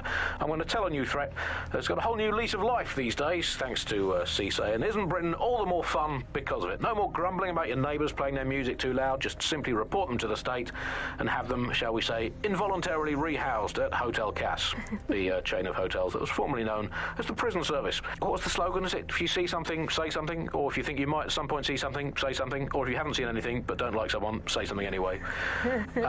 So, well, let's have a look at this new app. Alice, I'm sure you've got it on your phone. I mean, at first glance, well, the interface is lovely. It's so neatly designed, a simple button to snitch on someone. That's so much better than non-government informer apps like Stool Easy, Can Canary, or Narc Shark. I mean, look, I just need to geocache where the person I'm ratting on currently is. Let's call her, for the sake of argument, Alice. Sorry, Andy, I was busy reporting you to the authorities for rolling your eyes when passing a Nigel Cass propaganda poster. Could you not let me report you first, please? Let's have some decorum about this. I'll just take a quick little photo so they can get a drone to pick you out of a crowd at your next riot or trip to the shops or walk in the woods. And you can input your accusations with the app. But let's go old school. Let's call the phone line. Let's call the phone line. Here's the number, listeners, in case you want to dob someone in, as long as it's not me. 0044 203 807 3832. And don't forget to get the permission of the person who pays your bills before you call that number. You have reached the voicemail of the Signals Intelligence Response Service. At the tone, please leave the name and the address of the person you would like to report, and officers authorized for lethal force will respond. If you are reporting a loved one, please say goodbye to them now. Thank you. This call has been traced. Hey, I'd like to report my co-host Andrew, who runs an underground satirical anti-government comedy show, for running and co-hosting an underground satirical anti-government comedy show. Also, he does terrible puns. Well, excuse me, I have a suspect for you. That is my co-host, Alice. I have some evidence for you. She tutted audibly at the sight of an Albion vehicle in the street yesterday. She says she prefers pigeons to Bloom drones. I mean, come on, seriously, when did a drone ever crap on your picnic? And what's more, and look, I've no idea if this is true or not, but I have it on very good authority, so please write this down, that she owns not one, but 2 unlicensed fallopian tubes, whatever they are. But they sound dodgy.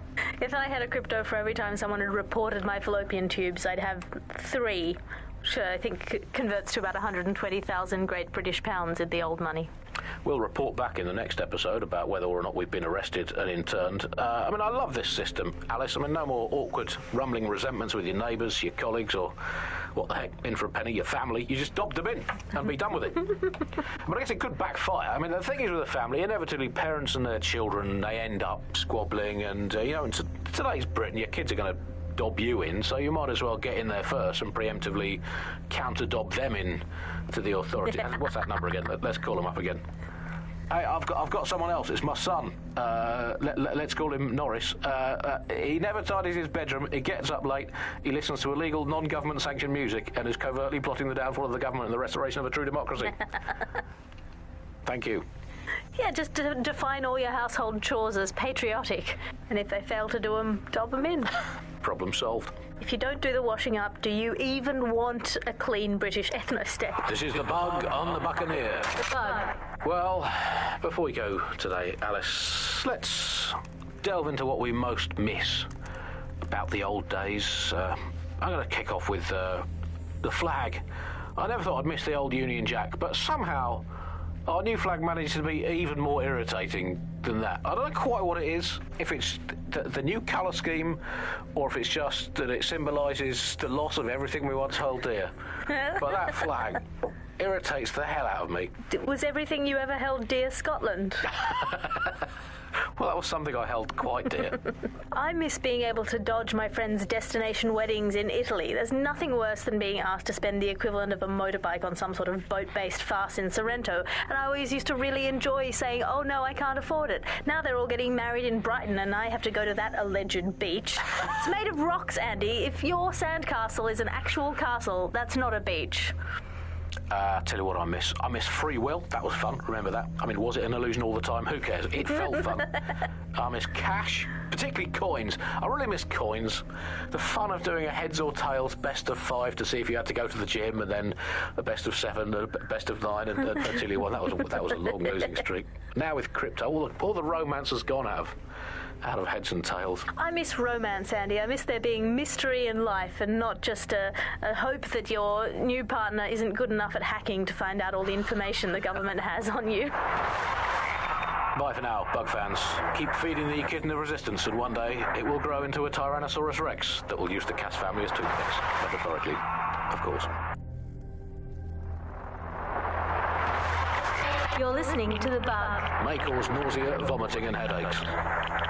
You're listening to The Bug, the Resistance comedy show brought to you by the Buccaneer Network. I'm Andy. Joining me, as always, Alice. I'm excited to be here. Apparently, the Resistance is not going well. Again? Well, there has been some news about DedSec, the Resistance and/or terrorist organisation. Delete according to preference. Not preference, sorry. Delete according to whether or not you work for the government, SIRS, Bloom, the Kellys, or Albion. According to a SIRS official, DedSec is no longer a threat. Which I guess is true, in that it was never a threat in the first place. Reminds me of when my great-aunt Gladys had her appendix out. Oh, Andy, that surgeon's a real threat, waggling that knife at me, trying to knock me out. Well, they called a scalpel and an anaesthetic, Gladys. Anyway, if SIRS officials say DedSec is dead and buried, I guess we have to assume that DedSec has never been stronger. But I do worry, Alice. I mean, sometimes I think, is there any hope? Do you still have hope? I don't think I'm allowed to have hope. We're living in the self-selected, algorithmically designated information equivalent of a propaganda state, and every resistance that I've ever seen is weaker than the British pound. I feel like hope is an expensive thing to buy these days. Right. I mean, is it all totally pointless? But then again, I've spent almost all of my life doing pointless things, like watching sport, thinking about watching sport, learning French and hoping for a better future. All completely pointless. But yeah, I've done them, so we might as well carry on. Is there a light at the end of the tunnel? Yes, I think there is. Unfortunately, what is that light? Is it an oncoming train? Well, no, it couldn't be. Obviously, that train would be late or cancelled. Is the light at the end of the tunnel a burning effigy of the concept of hope? Quite possibly. Is it the soul of Sky Larson imploding into its own vacuum? May well be that. Is it the ego of Nigel Cass that is now so big that it's sucked all the light in the universe into itself? I think that is most likely is that. But we'll never give up, Bug fans. This resistance will never die. And one day, we will again be free. Free from these technological chains, free to choose our own futures, free to live our own lives, free to waste our time watching people bake cakes and dance badly again. Those were the days. Over and out. Before we go, time for a quick bug off. I'm going to nominate this week Sky Larson. Here at The Bug, we are all in favour of strong, powerful women. And in many ways, Sky is the ultimate feminist icon, proving that women can do just as abominably awful things to this planet as men. I mean, overall, Alice, I think we're still ahead as men, but you lot are catching up. Fair play to you. You are listening to The Bug.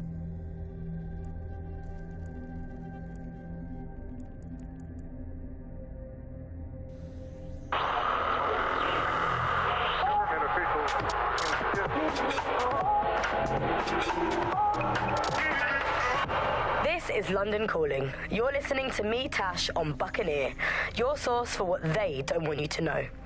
This time we're turning our focus back on the media to look at my former employer, the GBB.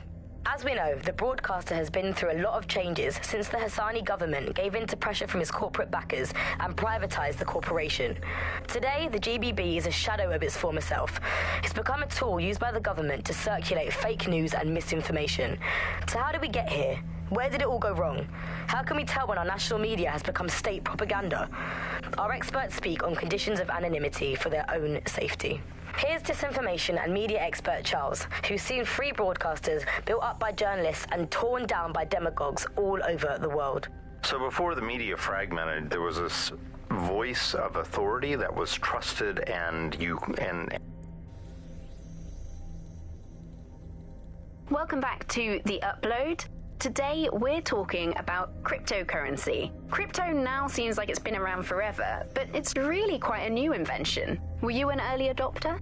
I was one of the first that was in this market. That seemed to be a new way of financial transactions, a new way of money. It's something that we could completely reinvent and change some of the legacy financial systems around the world and really give power back to the people. Yeah, it was a real shift in the way that the world works. Let's recap the basics. Central to cryptocurrency is the distributed ledger technology, the tech that keeps track of all transactions. And what this means is you can have a decentralized system without having to trust any one party, like old-fashioned banks. One of the reasons why I got involved so early was that you could stay anonymous. Yeah, the features of cryptocurrency very much fit into that early mindset. It was all about finding an alternative to centralized systems.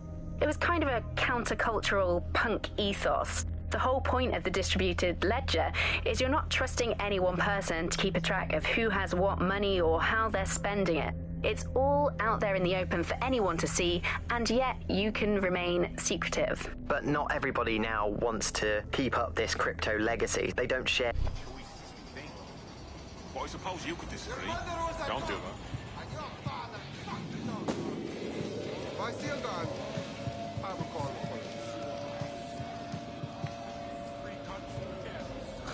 I spent too much time online.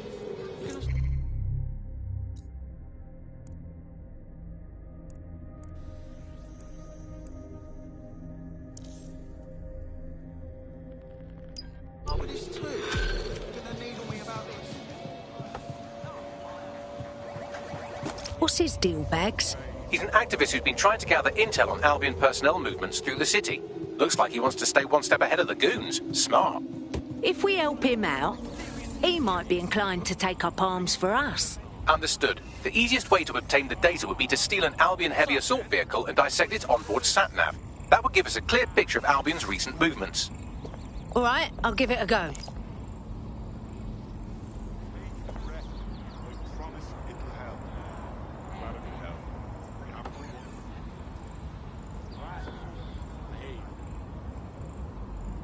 Cool. Fine.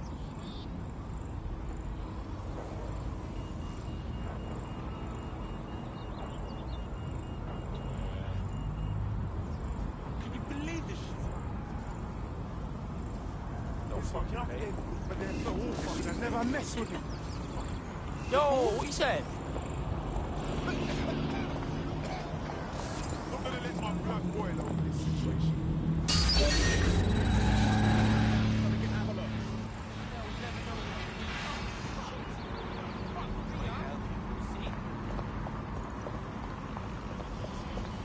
Let's find this wanker.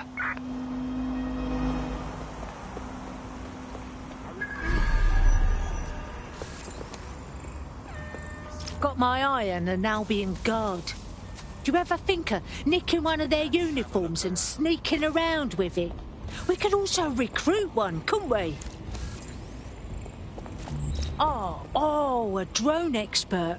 Yeah, we need one of them.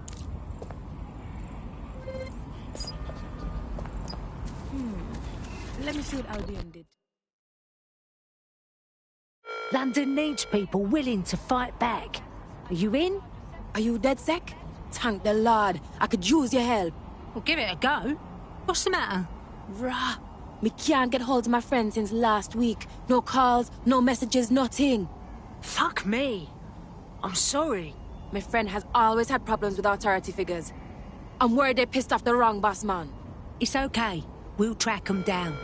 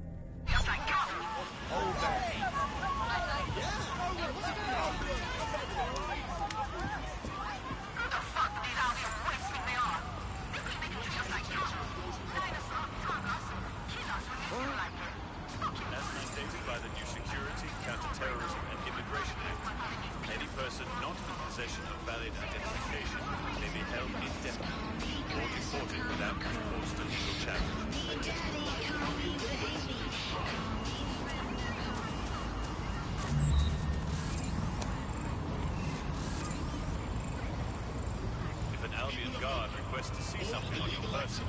Surrender it immediately. Failure to do so is a crime.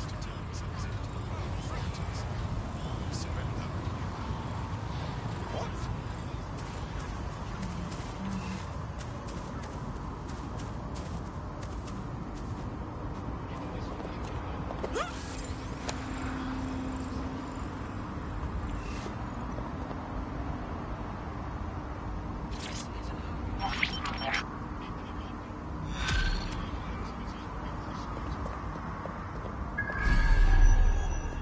Building a resistance group requires operatives with specialized skills. Technical abilities, firearms handling, and physical training are all valuable.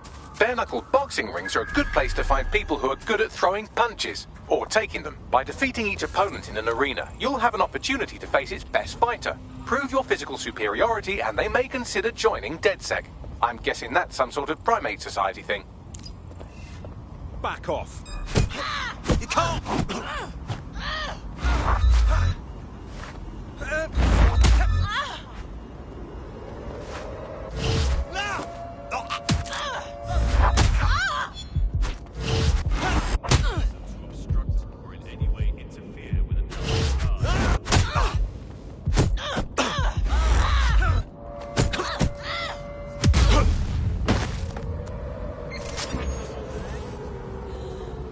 All units. Possible suspect or suspects reported near your location.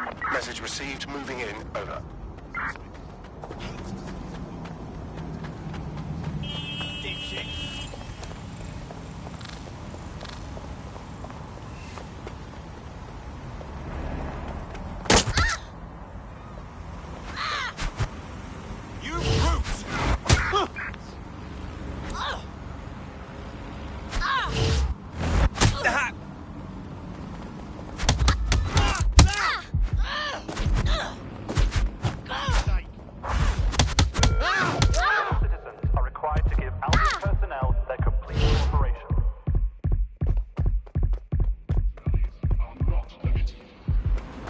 Pursuing the target. Over. Suspect is carrying a weapon. We're moving in.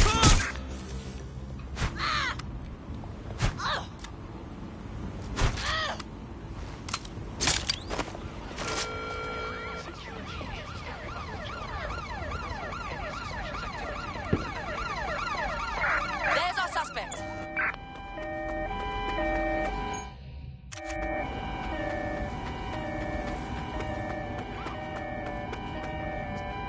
There's our target. Over.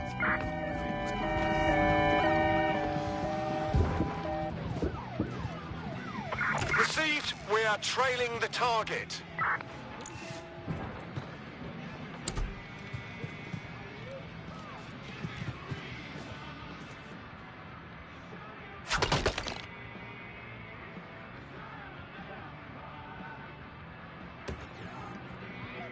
I'll have a look.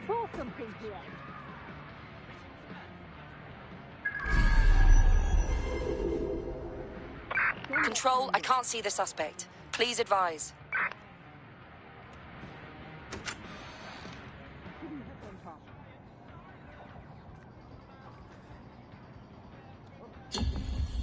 I'm terminating the search. Fall back. Over.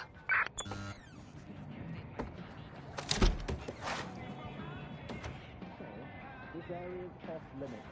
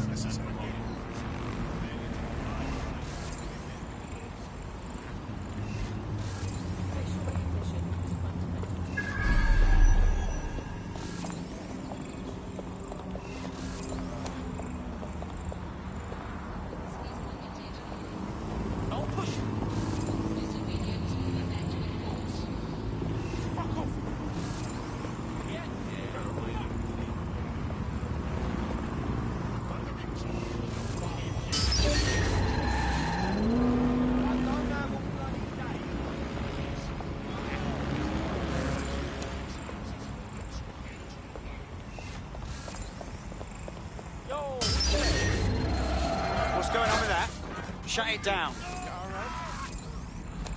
We'll be okay. Everything will be okay. Fuck! Sweep in the area. Drone, search!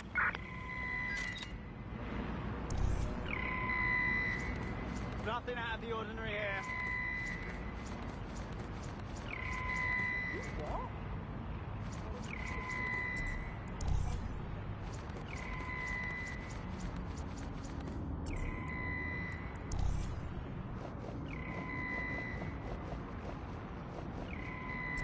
Oh, clear it out.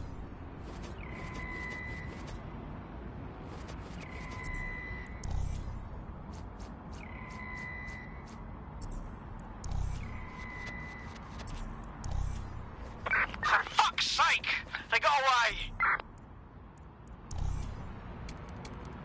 Hold position inside the perimeter.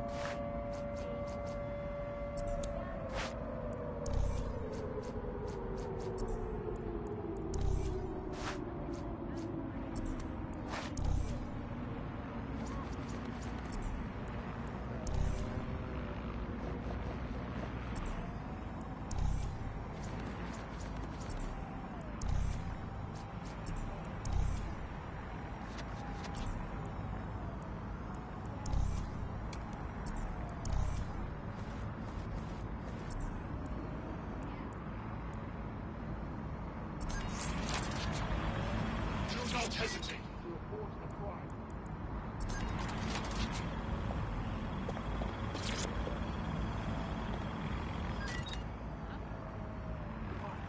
It is illegal to participate in gatherings of more than 5 people.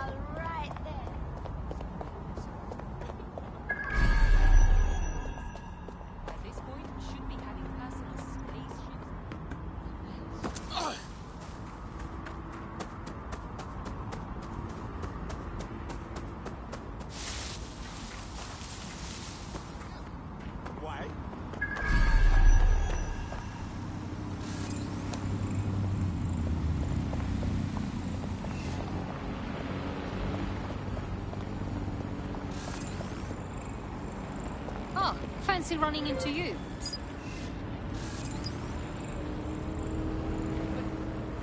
Right. Yes.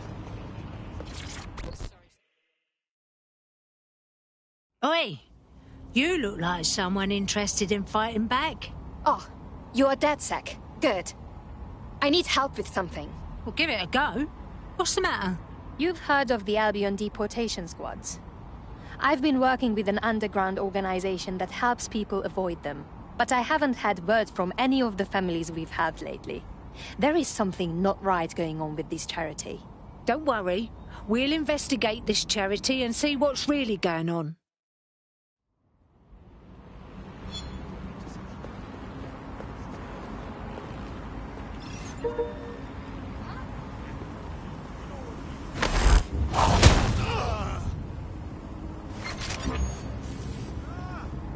suspects reported in your area. Potentially armed and hostile.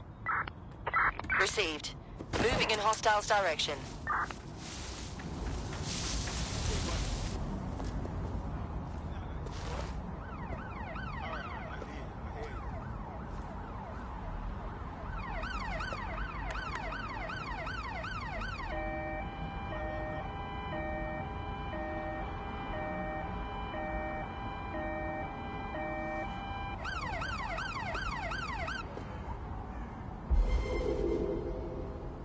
Any sign of the target? Anyone?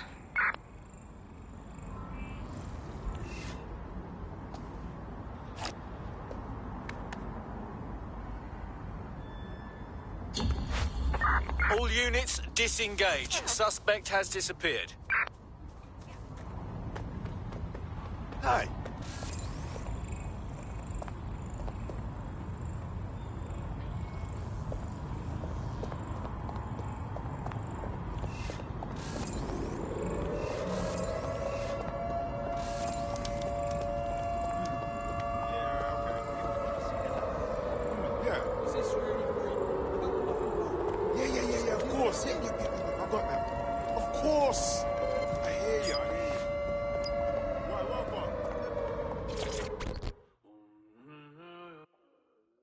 London needs people willing to fight back. Are you in? You're dead sick? That's perfect. Needed someone to help me white out everything I've ever worked for. Come again? I was working for this big pharma company. Then I got fired out of the blue. Next thing I know, Albion owns all my research. I know they're running tests in this super top secret military lab. I can't be a part of that. Can you help me destroy my old files? I'll tell you everything I know. All right. We'll do our best. Cool. Cheers. Help me with this and I'll owe you big time.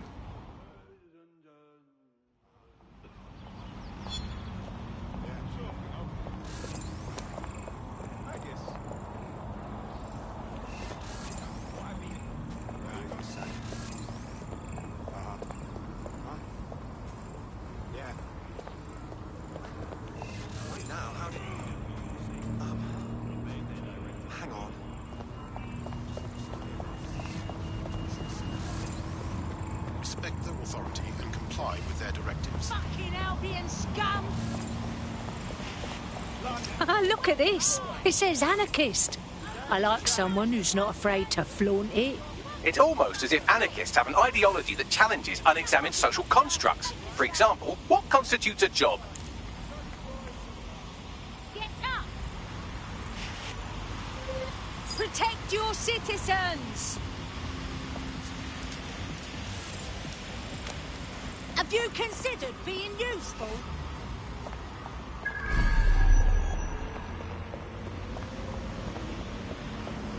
Learn to drive, jeez. No reference to town bombings. Albion has prevented further terrorist attacks from taking place. No moving, the scan. Get that locked down.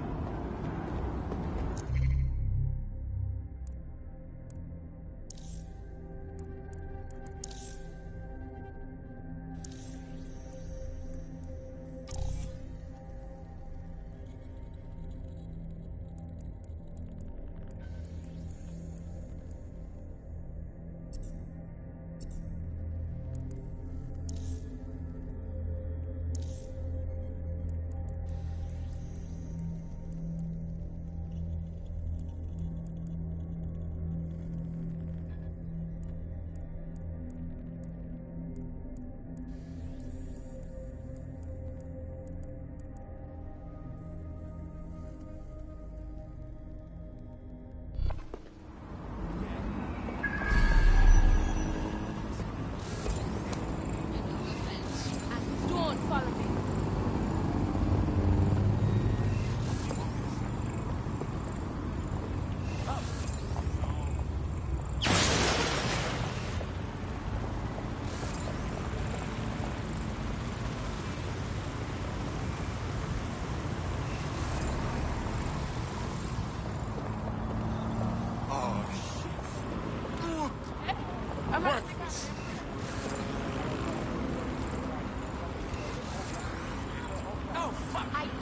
where this is going. What? Please, help. What injustice? This is so wrong, you fucking bullies! Back away. Do not interfere. Why, what? No. Oi, oi, do we need a construction worker in DedSec? For their brawny arms, I mean, tools.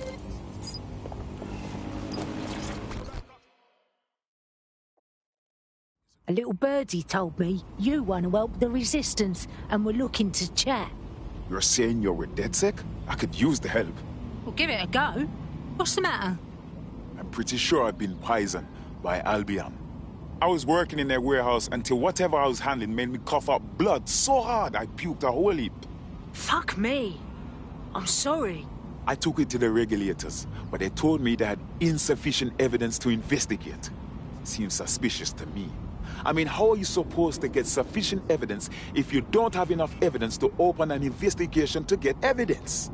Sounds like Albion's got friends in high places that are helping them keep shit secret. We'll dig into it.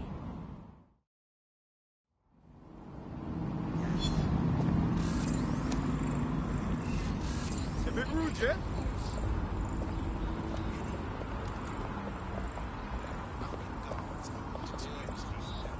Bugger off!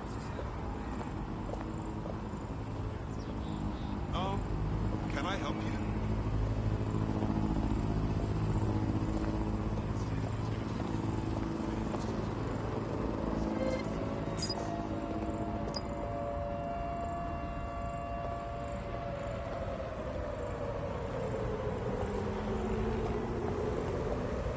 Could you step back, please? Oi, you look like someone interested in fighting back. Wait, are you with DedSec? I just so happen to need some help. Well, give it a go. What's the matter? My best drinking buddy, who's also an illegal, was just abducted by Albion mid-pint. They'll be deported. Saving people from those PMC cocks? That's basically...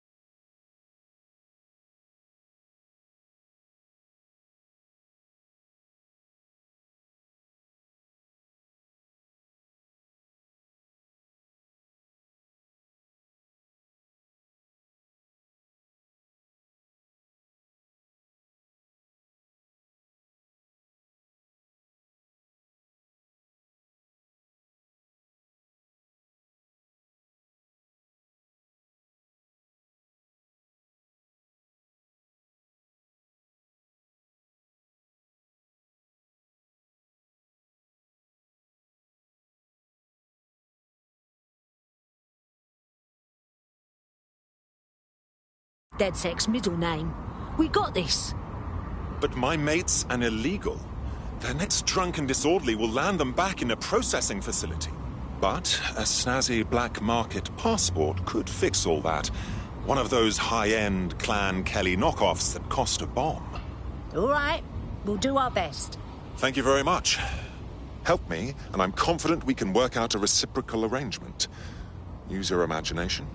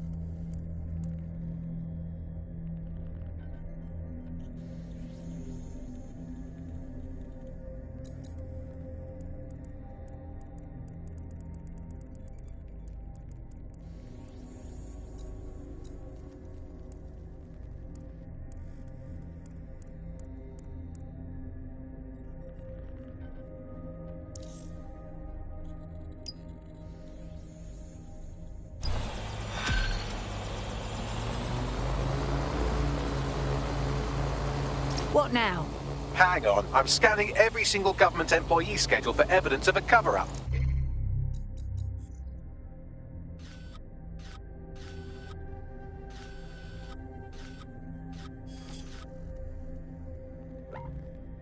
Oh, never mind, I'm done. Ah, here we are. A high-ranking Albion officer met a medium-ranking public health official on a boat in the middle of the Thames, right around when our contact got sick. Get you, Bagsy. Do you think that boat might have a surveillance system we could have a little peek at? It's in London, so almost definitely. Pushing you the boat's current location now.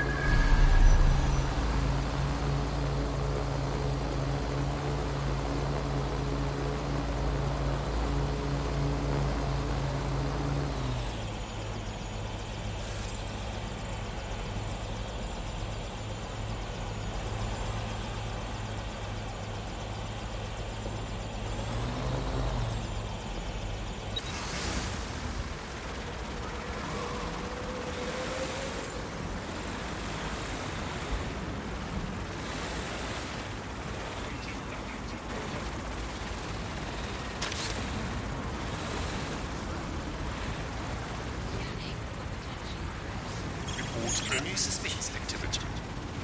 Public security is everyone's responsibility. Drones and cameras are integral to the security of all.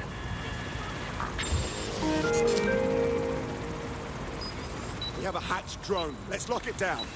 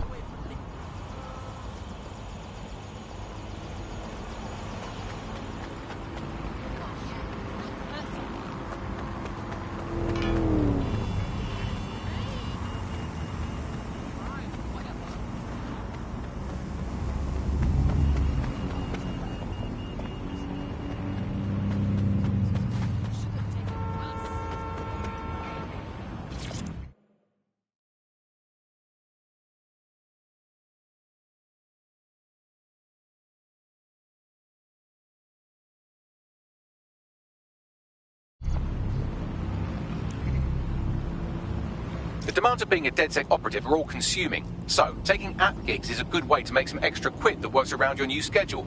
Lots of people will pay well to have their sensitive packages handled with care, and some will even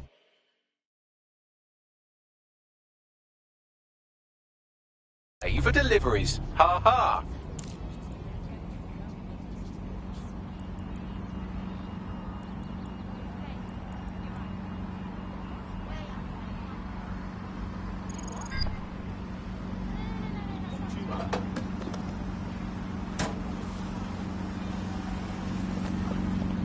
Just to let you know, if the police catch you with that, they'll have the right to search you in the you-know-where.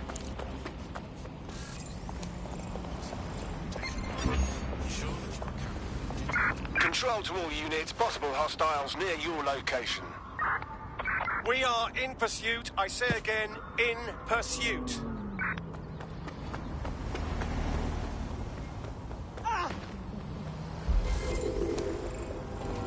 Negative, no sign of the target yet.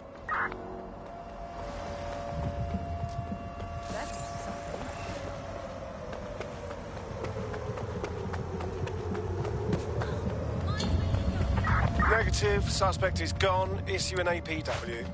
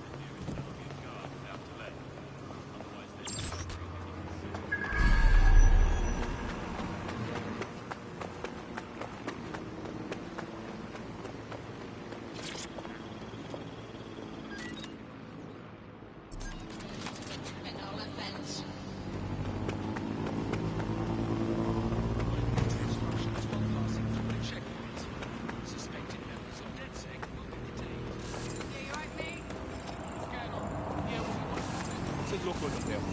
Scanning. Clear, move along.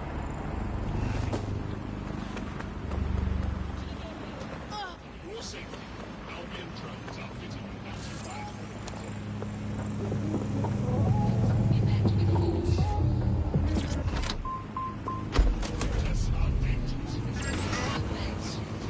This is London Calling. You're listening to Buccaneer, your pirate podcast source for what they don't want. I'm Tash.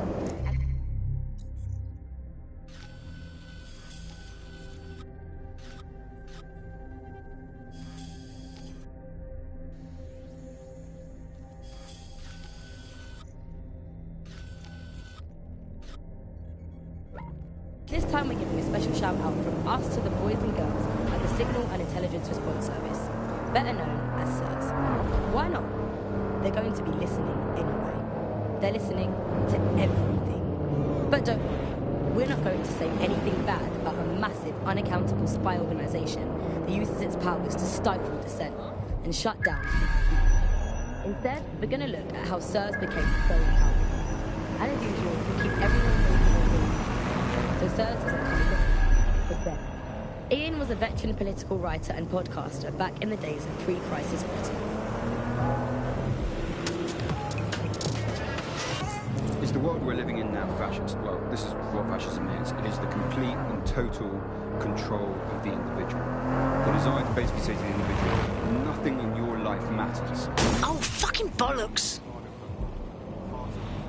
The only meaning that you will find in Auto drive now, baby. become part of the nation. What is a nation? A nation doesn't mean anything, right? The nation is basically just encapsulated by the leader that takes over, that claims that he, has this sort of access to the soul of the country, to the soul of the people. He never does, it's just a myth, but that's what they go for. On that basis, they take the right to control every aspect of your life, from who you talk to where you eat, to where you go to hang out with your friends. And what we're seeing now is a contemporary iteration of this process. Auto drive now disabled. Corporations and the state operating in tandem, basically molded into one another. But that isn't that rare. Exactly the same thing in Nazi Germany. Look at the concentration camps that operated in Nazi Germany. There were private companies in those camps making use of that slave labor. Fascism often works with corporations, and it's doing the same now. That's the way in which they track what you do. That's the way in which they track who you talk to. They operate as each other's proxies. Track them down! Charles is an expert in the dark arts of surveillance who worked to set up democratic media in post-communist states. How did it go so wrong in Britain? We're looking at all the wrong things when we look at Britain's crisis. There's a lot of concentration on data and how that's been used and manipulated, and what we have.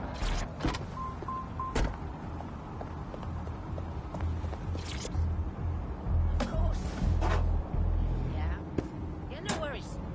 I'm rather good at this.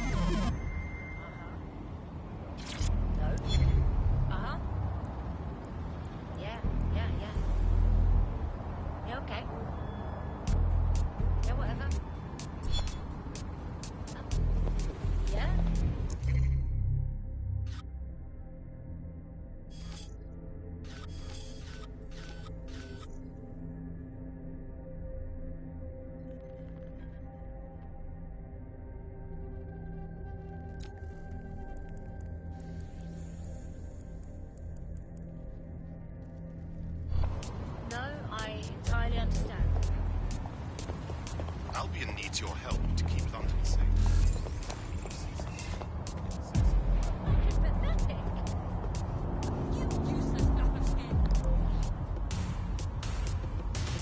Shove off! Hey, me! A little personal space, please.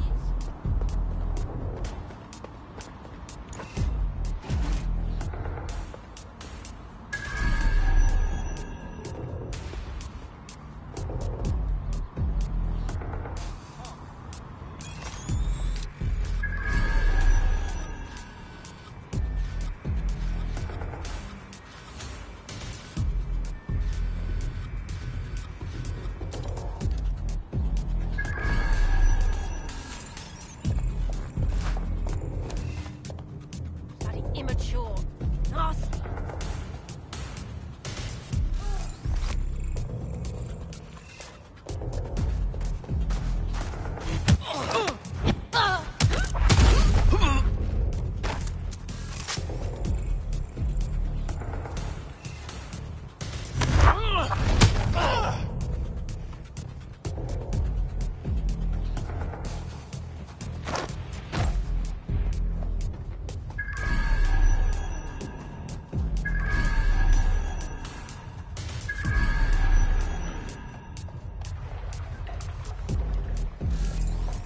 There's the boat where the meeting took place. You can scrape the data from here.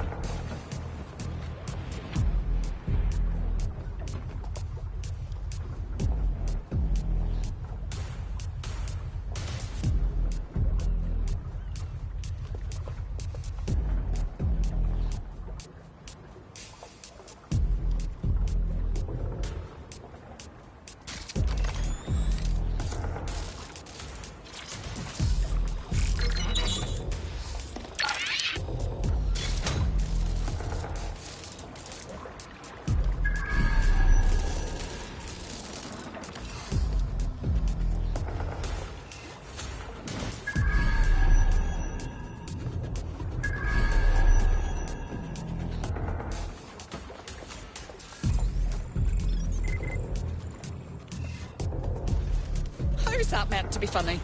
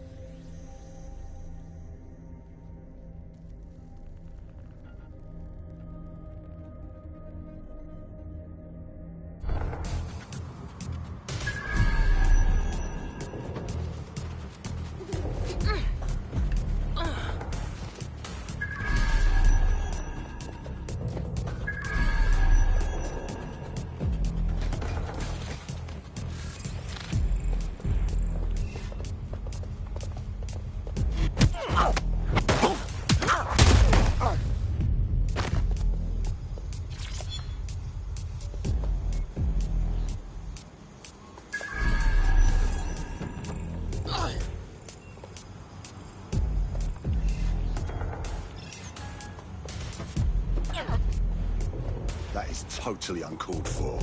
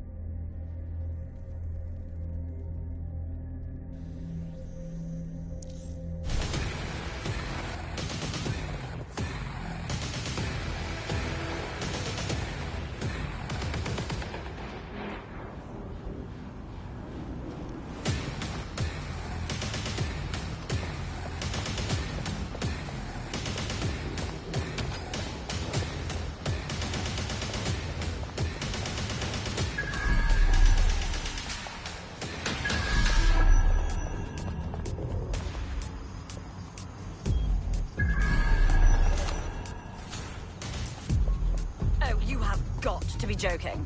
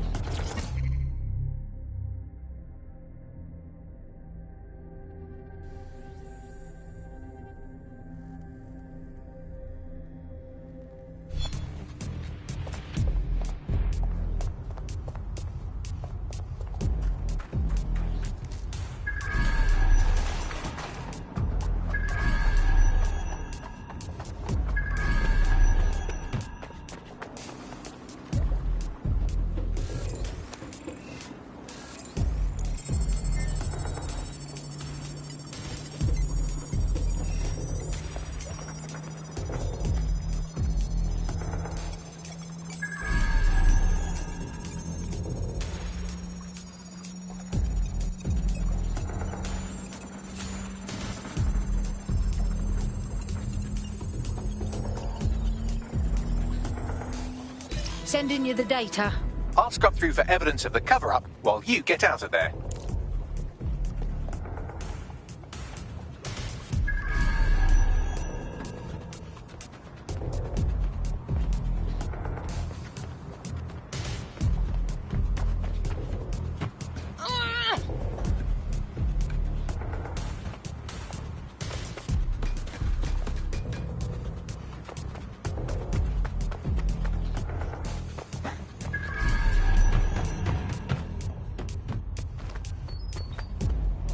Well, look at this. What have we got here?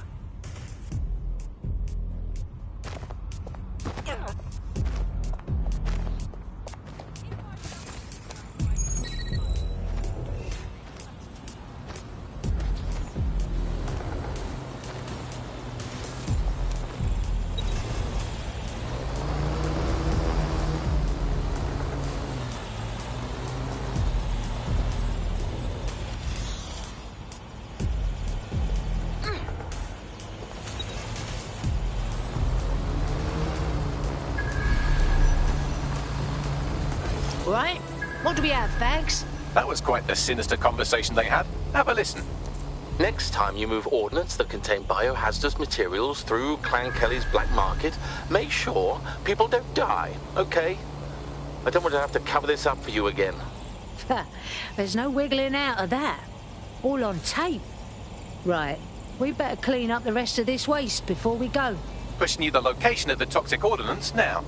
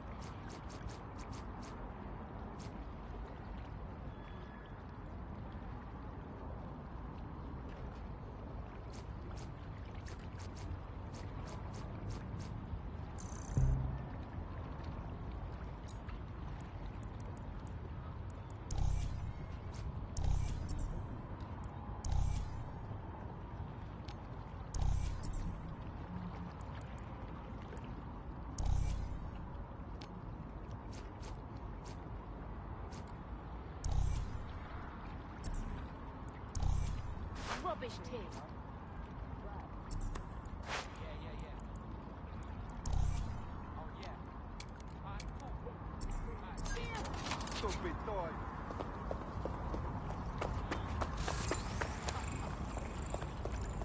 She hasn't spoken for nearly a week. You know why? She's got a piercing. Wouldn't you know?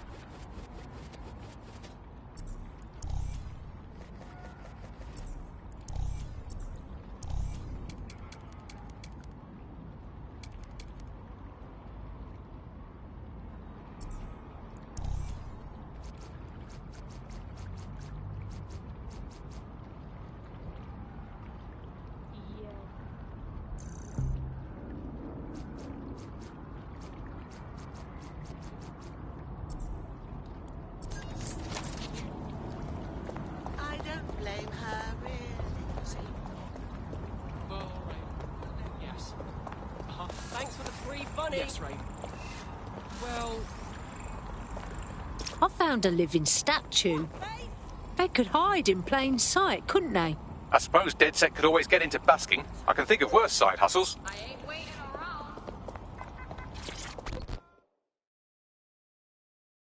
Oi! You look like someone interested in fighting back. Are you with... DedSec? How do I know you haven't been sent by one of those reptoids holding office in this country? What? The politicians, mate. They're all reptile people, bent on destroying us. You must have seen them. They have those weird forked tongues, don't they? I know who they are. Some of them are hiding in plain sight, but I sorted out who they are. Do something about these reptile people, and then I'll know you're safe. All right, I'll give it a go.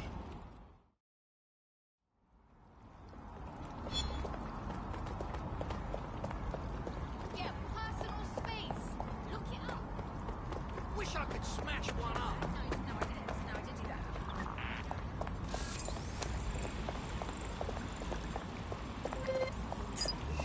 Well, that's got a few bolts loose.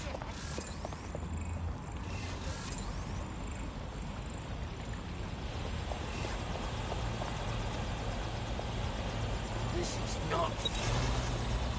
What now?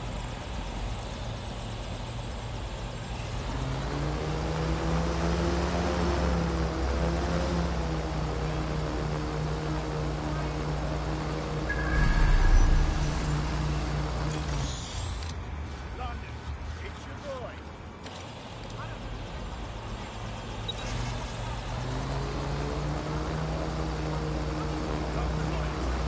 Right? Right. Show your boys some love.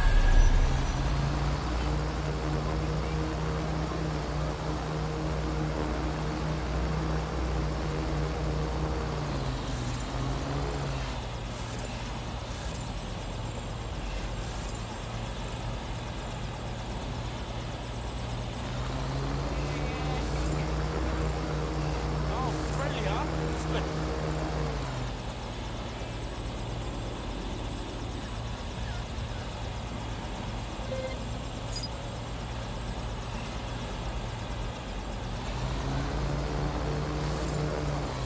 All persons who obstruct or in any way interfere with an Albion guard in the performance of their duties will be considered a threat and held in custody until such time as formal charges are applied.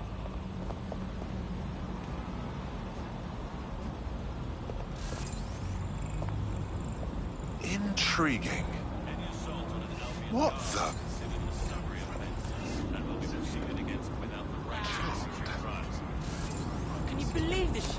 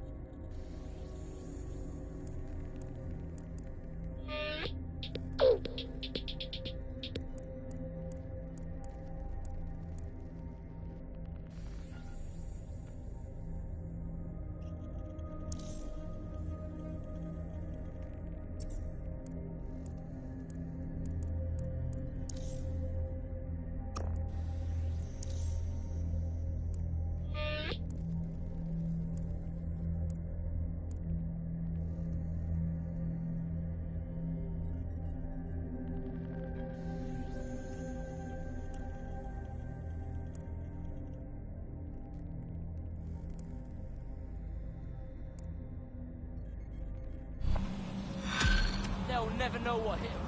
Yeah? Well, fuck with me, huh?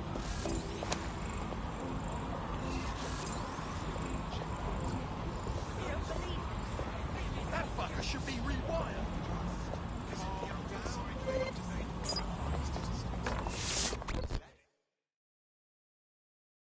London needs people willing to fight back. Are you in? Hang on, are you DedSec?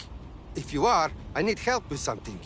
And ruin all the fun of this roleplay. Just tell me what's going on, yeah? These Kelly maggots, they're out of control. They burned down my cousin's dry cleaning shop because he said no to paying protection. Fucking bullies. Fuck me. I'm sorry. I know who it was that set the fire, but the cops won't do anything. Oh yeah, they're proper useless.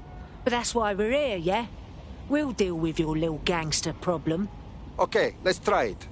You help me, and I will help you. It's partners, like buddy movie.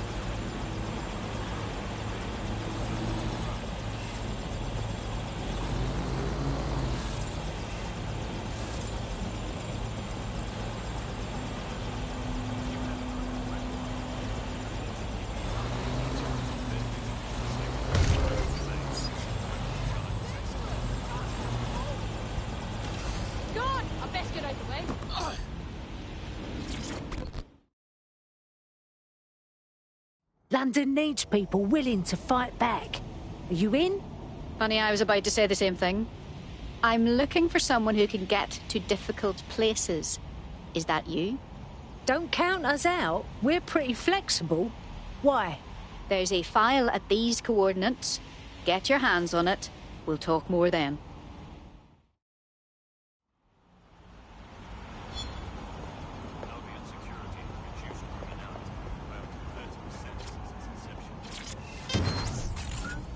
You as a person, a bit like a credit card, but predicated on all of your behaviour rather than just the money you're spending. And this can have profound impact.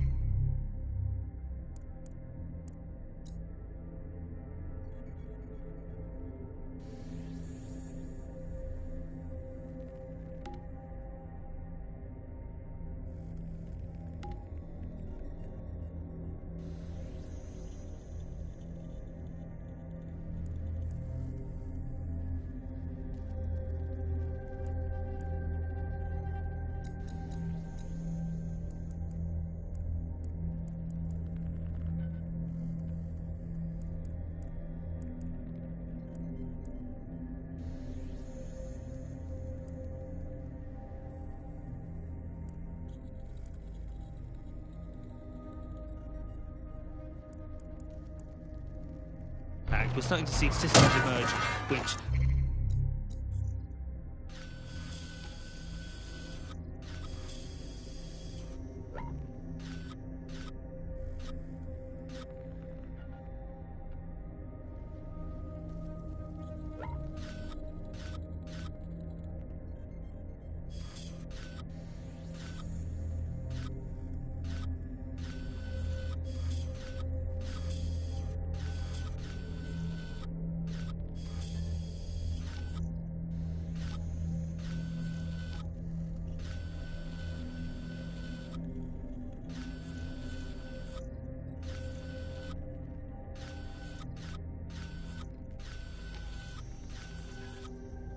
punish you and stop you from doing things in society based on your behaviours. And this can be as trivial as if you jaywalk, if you cross the road and Albion guards may at any time demand that you submit to a surgical procedure. It is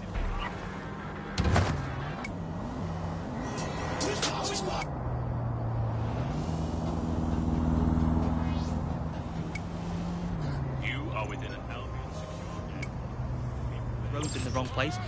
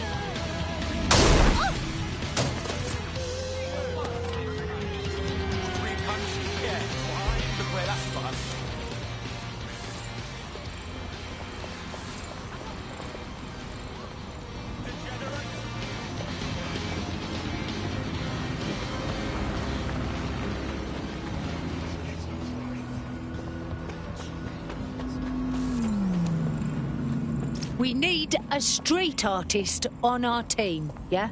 Stylish, knows how to run from the feds. Pff, perfect.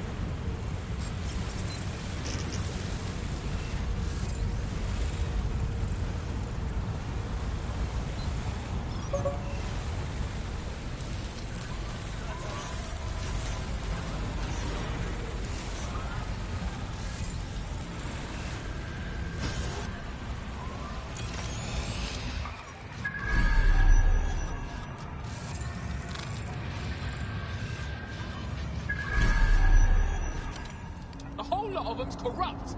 Right, left, middle. Don't want you here. Don't need you. Are you mad? Don't suck on it, Albion. That... Huh? Nothing but a bunch of pussy cunts. What?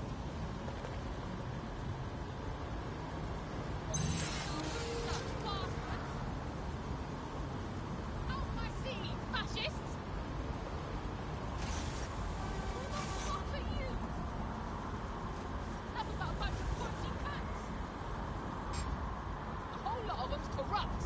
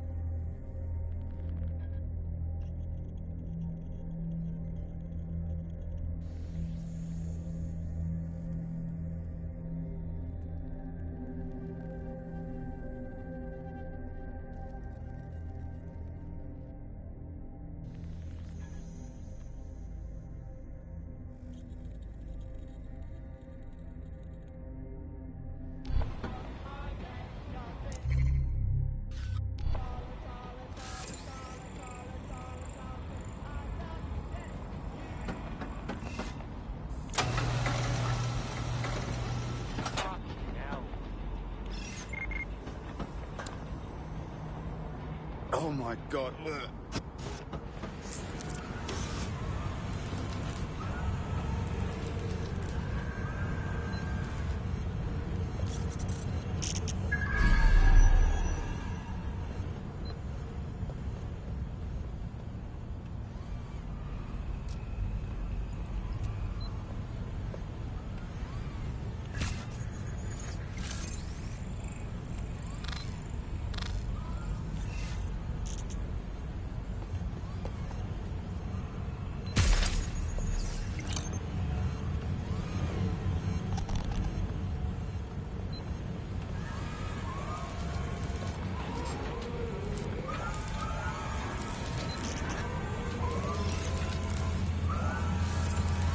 I refuse to engage with this.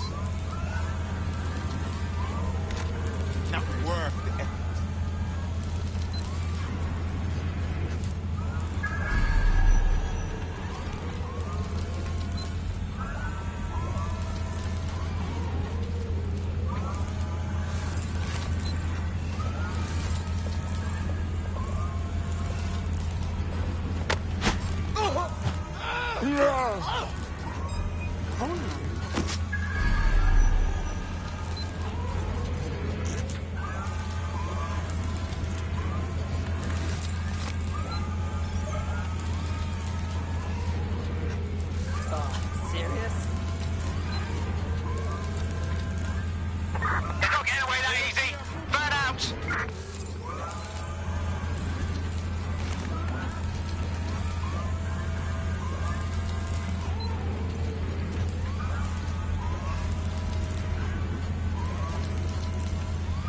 Clear.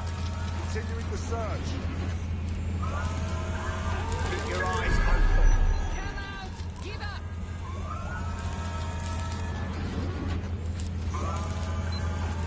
Stay sharp. Search the area.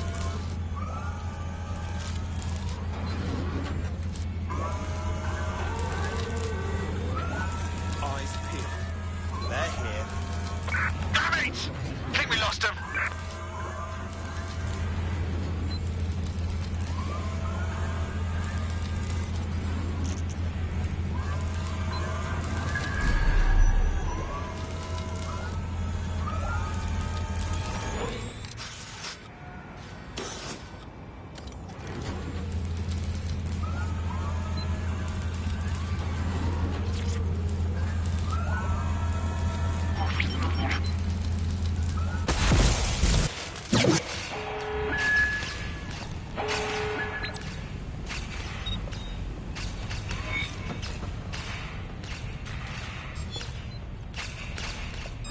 Hold it.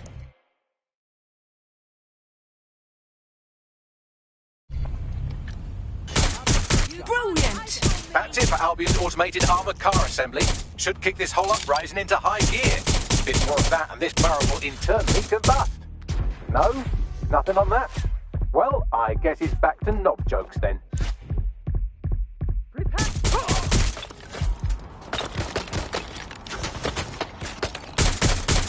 We can do this easy, or way less easy.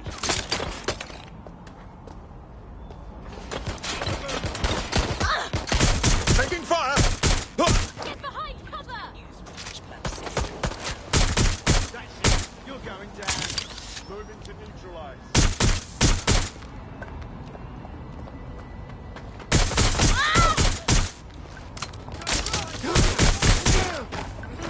Where's my backup?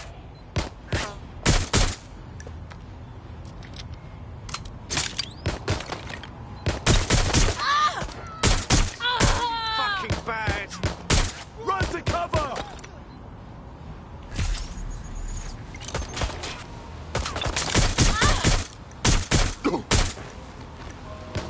Global British Broadcasting. Britain's first Gonna reload! network. Oh god, oh god, oh god! Incoming fire!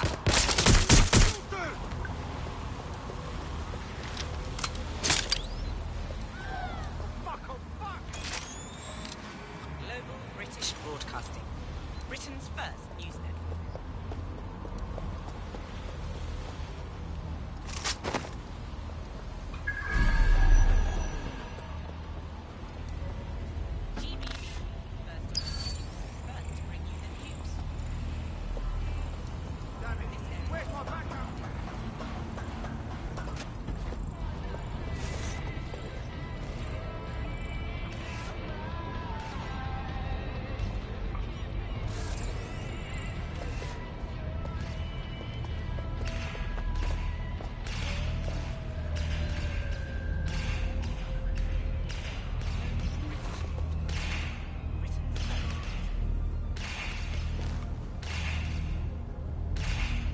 Right, I'm taking a look. Careful! Shot fired!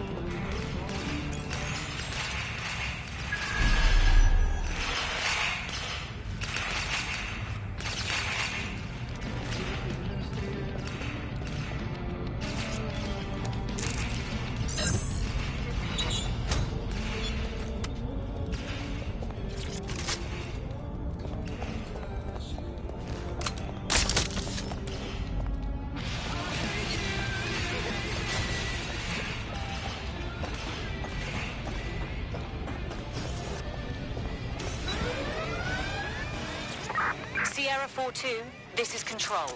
An alarm has been activated near you. Survey the area.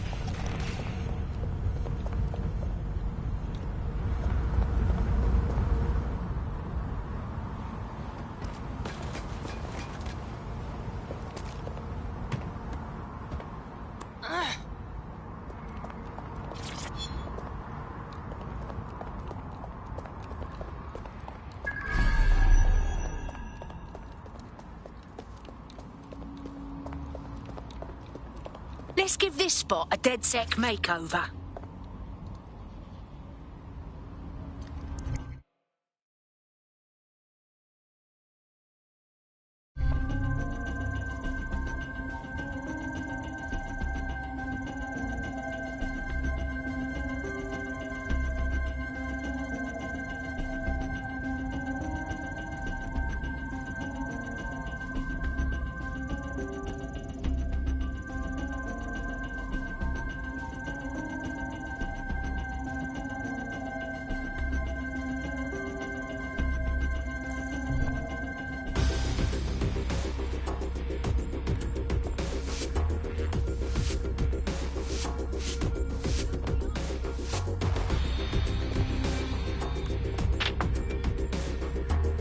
Perfect.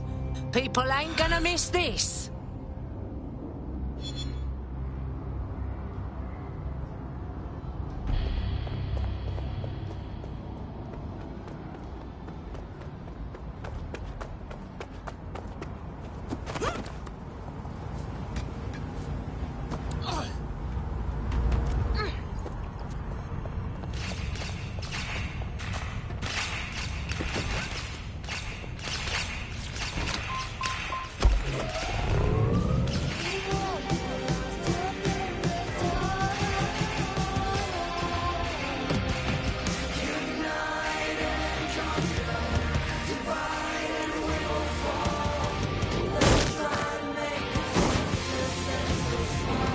What's the point of risking your neck out there if you don't get any credit for it?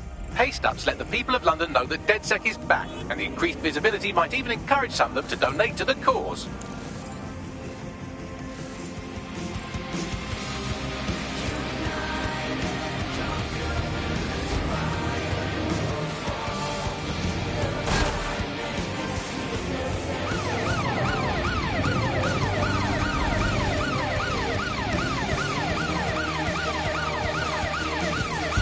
Auto drive now enabled.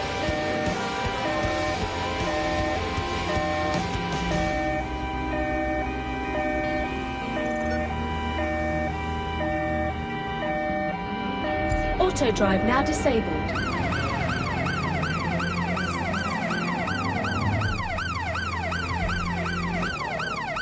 We shall eat up the beefsteaks. We shall pay up with our British pounds. We shall eat cows from the fields and anything that bleats. We shall drink up in pints. We shall...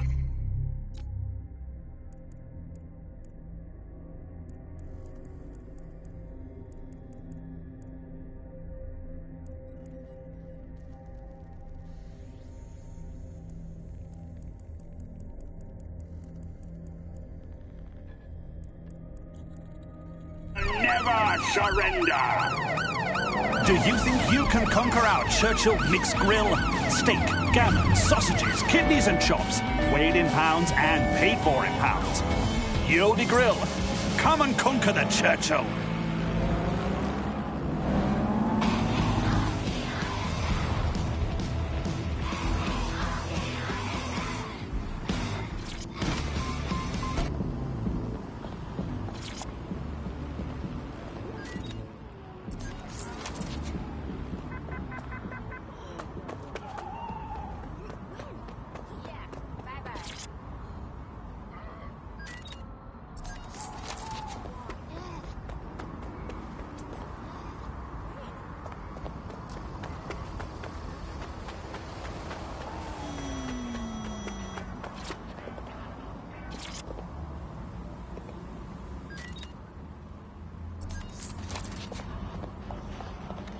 Control, what's the status report?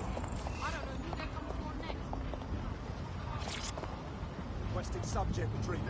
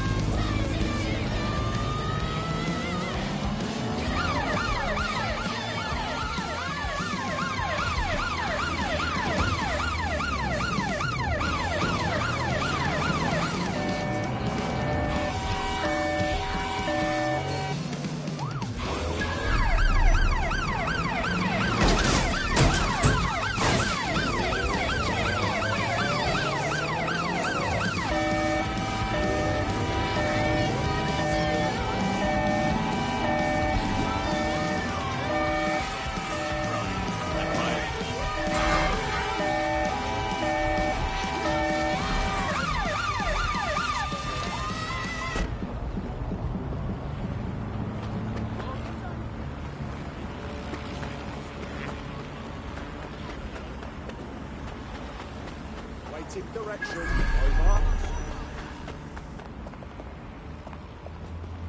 You! Stop right there! Take 2 steps back. Now I'm really cheesed off.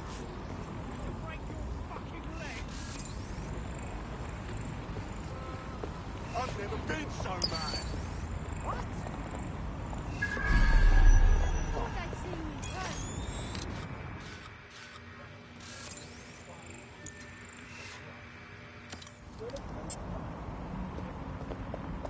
Area is secure. Over.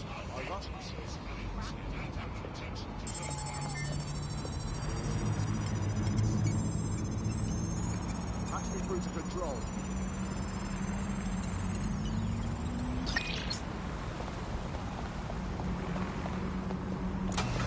Area is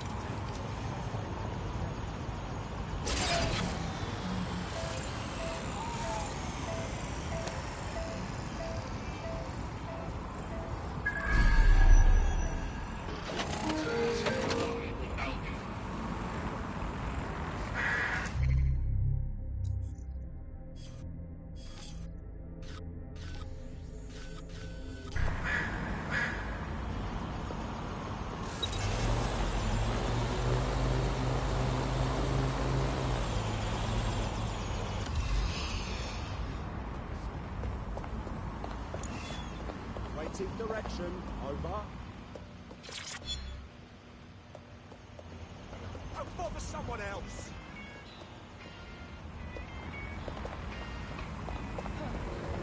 Shoot! Fly! Shoot! Protest rallies are not permitted.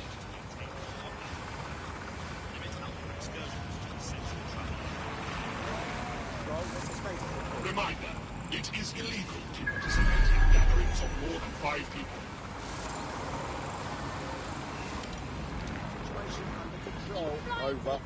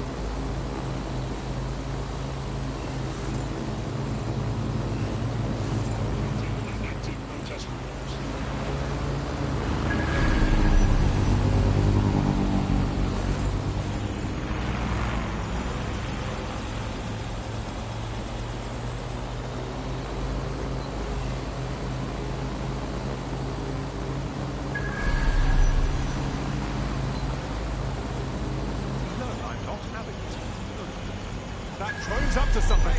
Yeah?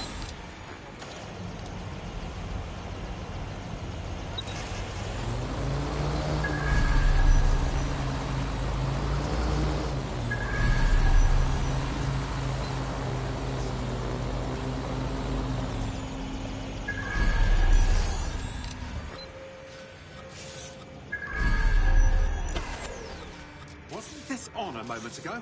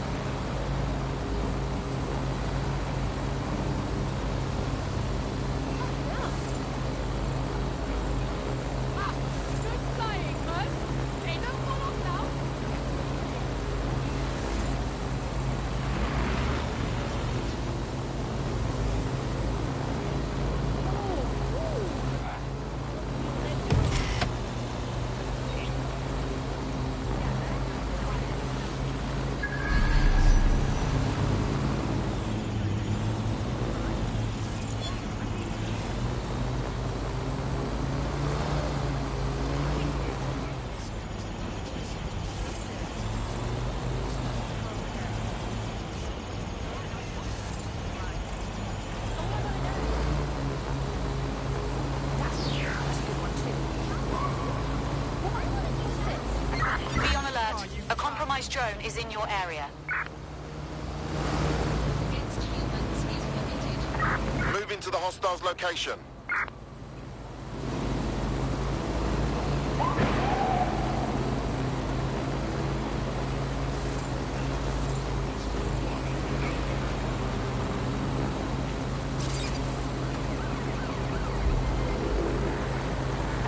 Control, we are unsighted of suspects. Over.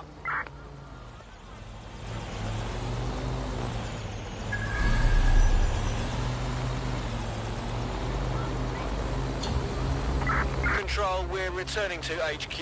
Over.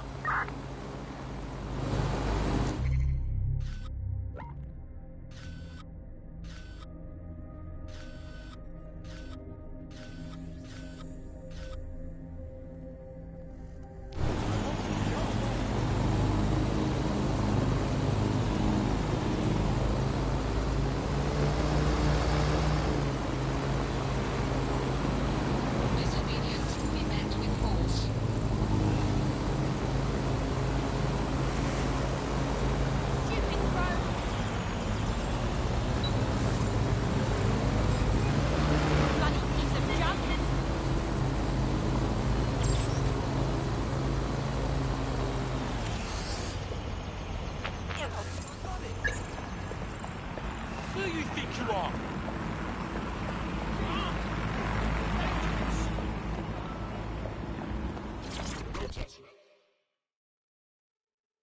Heard you're in need of a helping hand. What's the deal?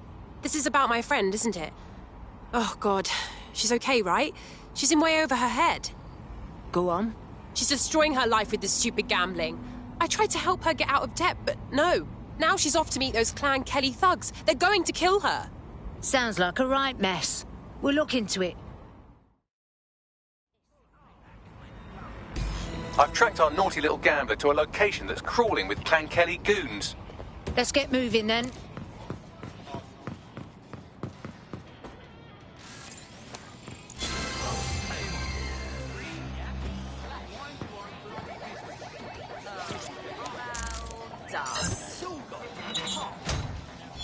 Fuck you, yeah? There's no need to get so worked up over something this night.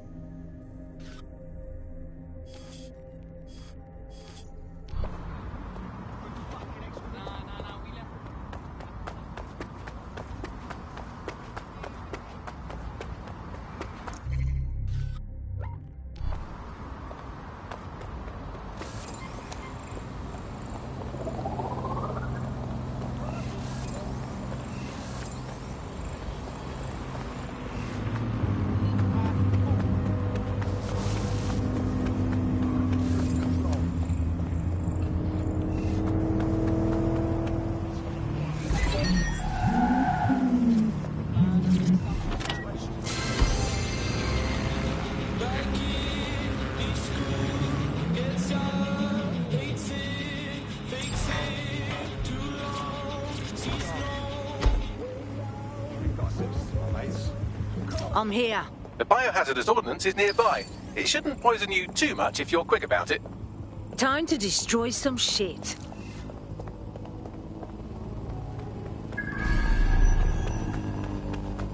What the?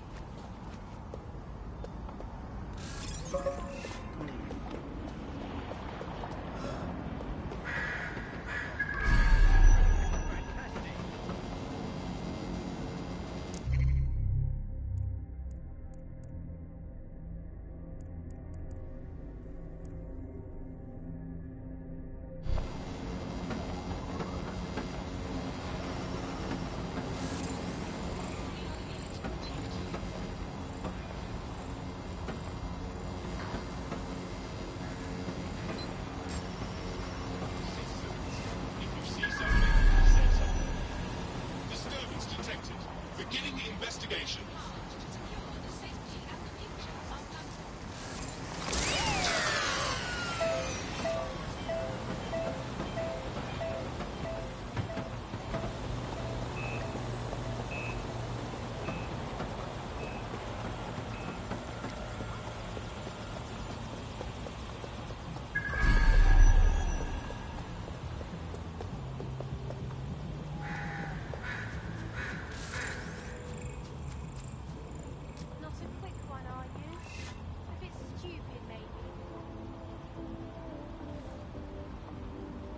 What?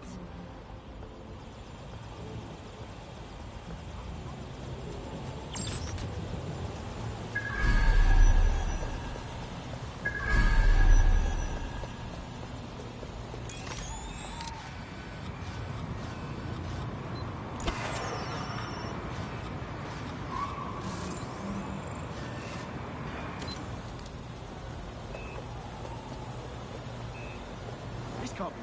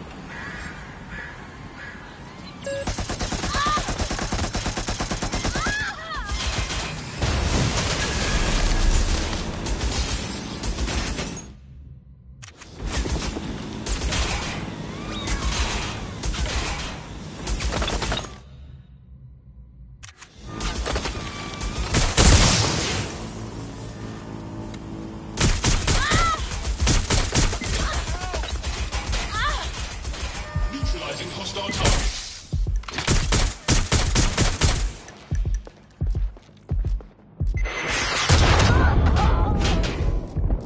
I've got them.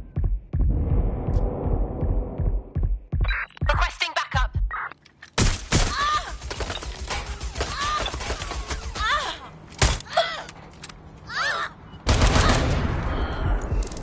Get it off!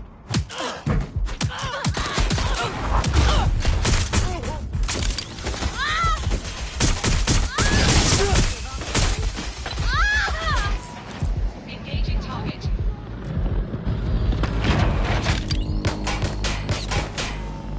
You're not going to...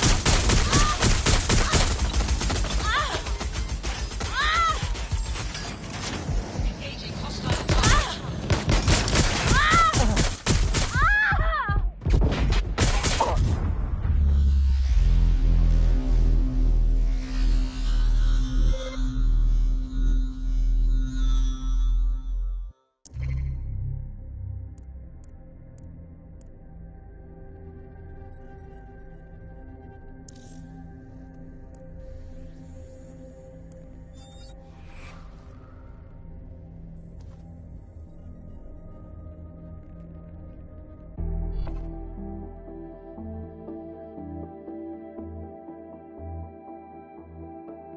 Your teammate has sought out new accommodations in an Albion holding cell. Have London rents really gotten that bad? Let's not make the same mistakes they did then.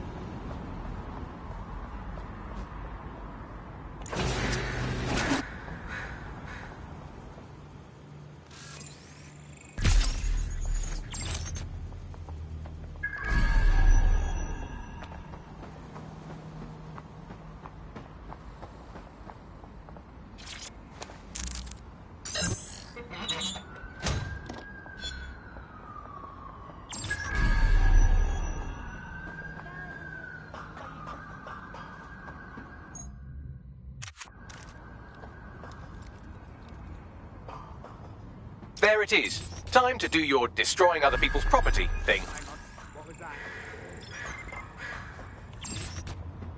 What is this?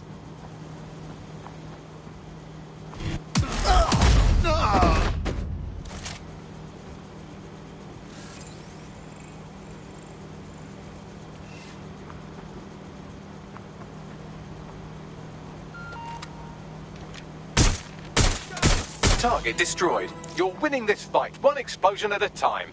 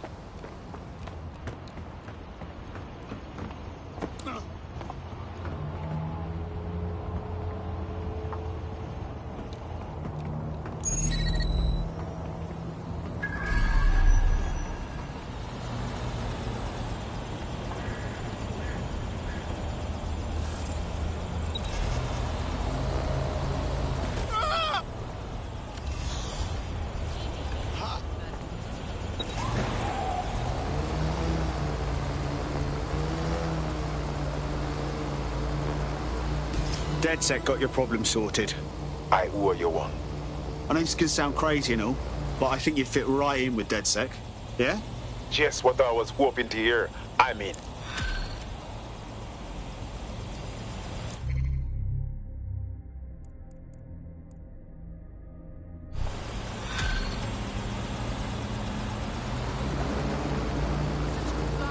Well, she's not in the mood. I, for one, am intrigued by her mysterious aura, and I know literally everything, so that's saying something. I'll pass along the coordinates if you'd like to take on her request.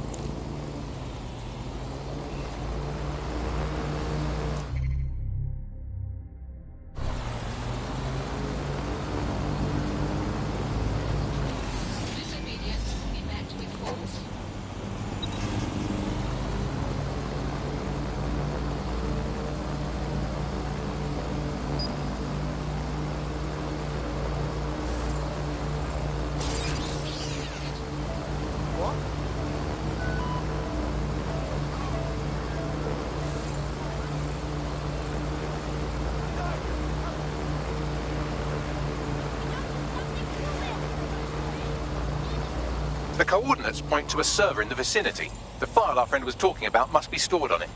Acknowledged.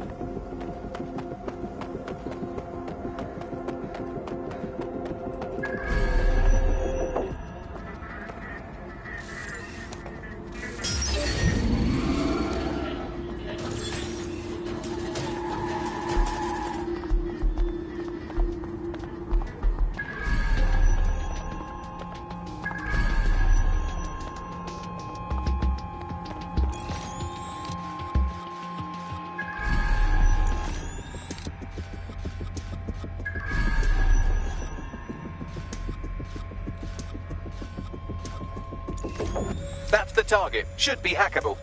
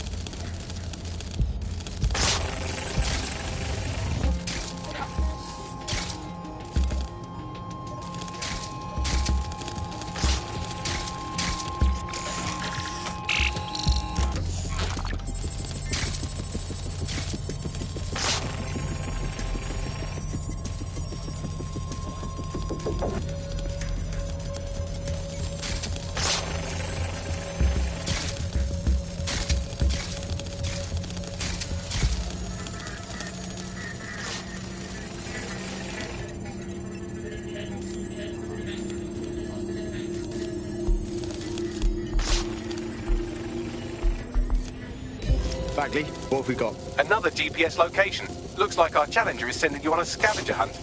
Huh. Interesting. Send me the coordinates.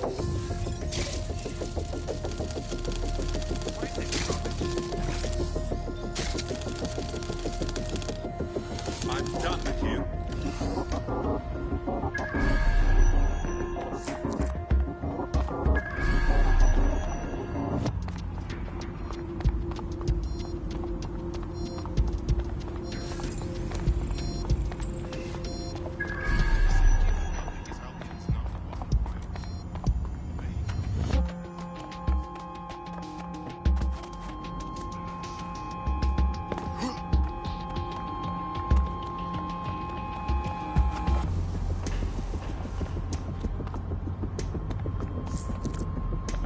Your somewhat reckless teammate has got themselves thrown in the old clink, I'm afraid. Difficult to resist oppression from behind bars. It will be a while before they're available. Pro tip, however, why not recruit a barrister to the team? I mean, no one exactly likes a barrister, but they do have their function. They should be able to shorten the jail time of imprisoned operatives.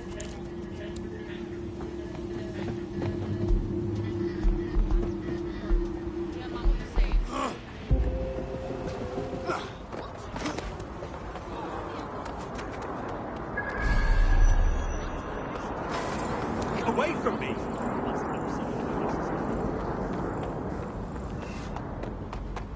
What? Have you got it? Now, you wanker.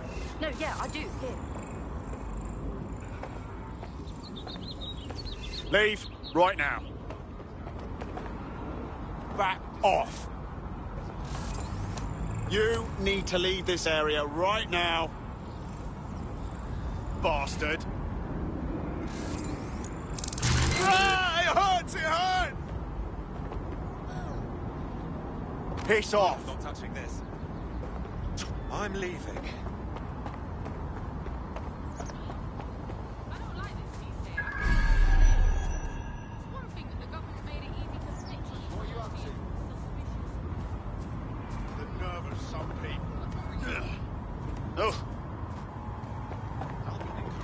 Judge. Tends to turn themselves in to the proper authorities. Surrender.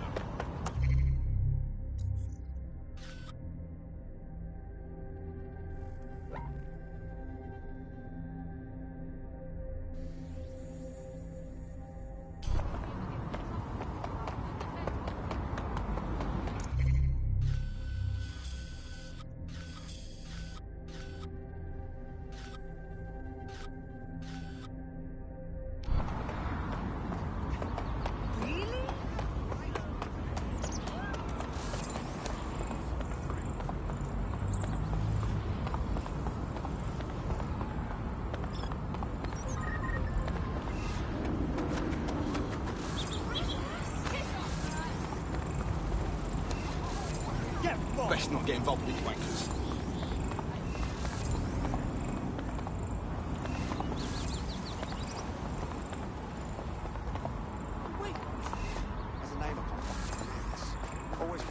Considering the amount of trouble we're bound to get in, might do well to have someone on the team who knows their way around the law. How do you feel about changing the state of things? Are you a part of DedSec? Perhaps you could help me. I mean, can't guarantee anything, but we'll try. What's up? My friend is living with a rare blood disorder. Because the NHS is in a shambles, they weren't able to get their medication. The only option we had was a mob doctor that works for the Kellys. So I coughed up the crypto. Beggars can't be choosers. Go on. We were scammed. The drugs helped at first, but my friend got addicted to them. Then the doctor raised the price, just as planned. This doc's an absolute...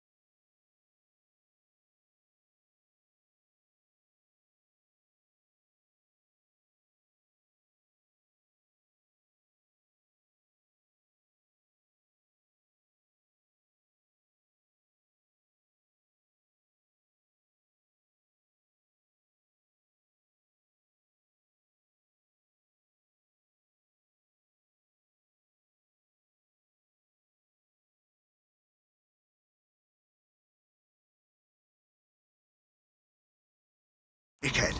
Don't sweat it. We'll get your mate the drugs they need.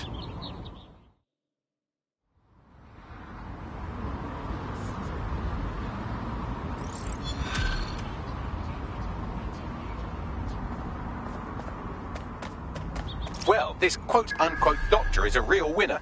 He was struck off the medical register for gross malpractice last year, and now he's a freelance mob surgeon. Nice work if you can get it.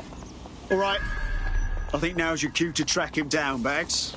I am quite literally always tracking everyone down. Pushing you with coordinates now.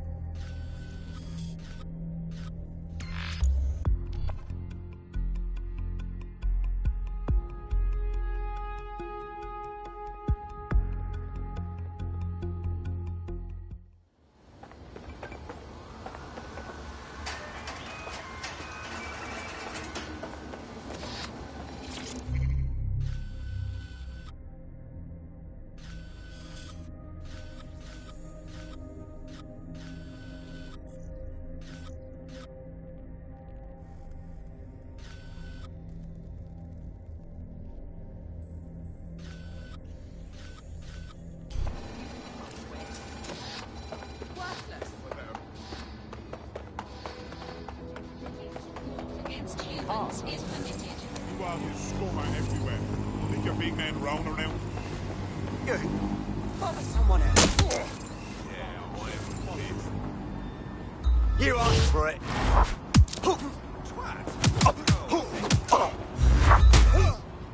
He shouldn't stick around.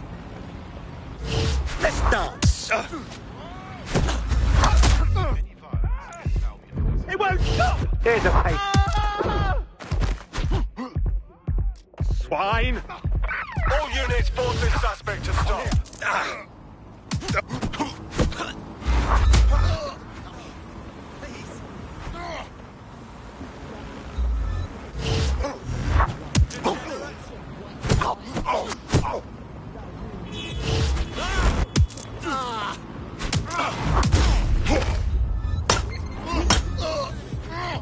Urgent call. Possible hostile at your location. Control, we are pursuing the suspect. Over.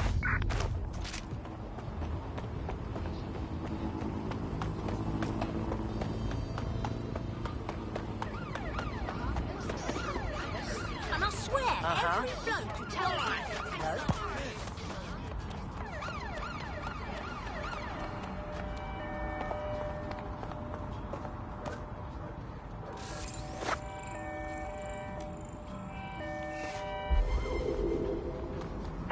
Negative.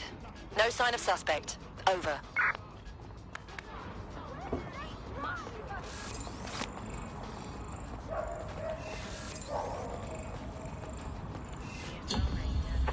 Target is long gone. Disengage. Over and out.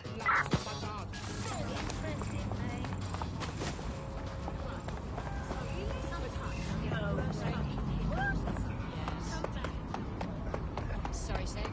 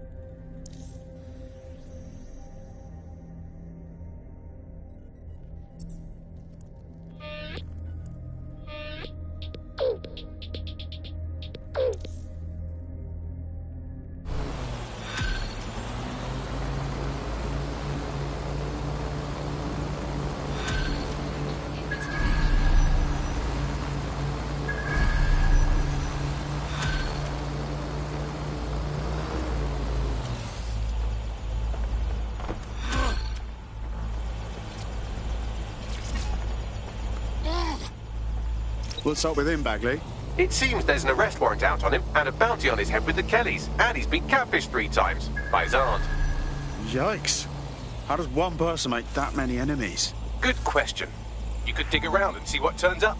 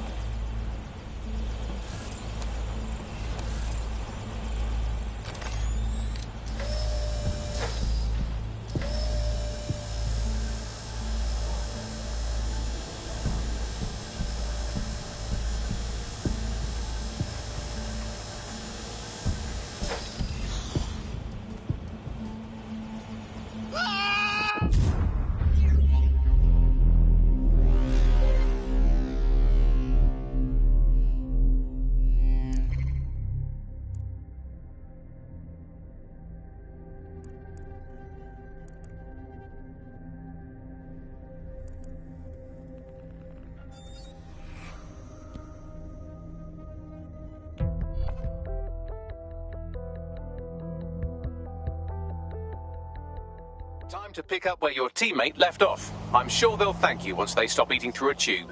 I guess you can't play for DedSec without breaking a few bones.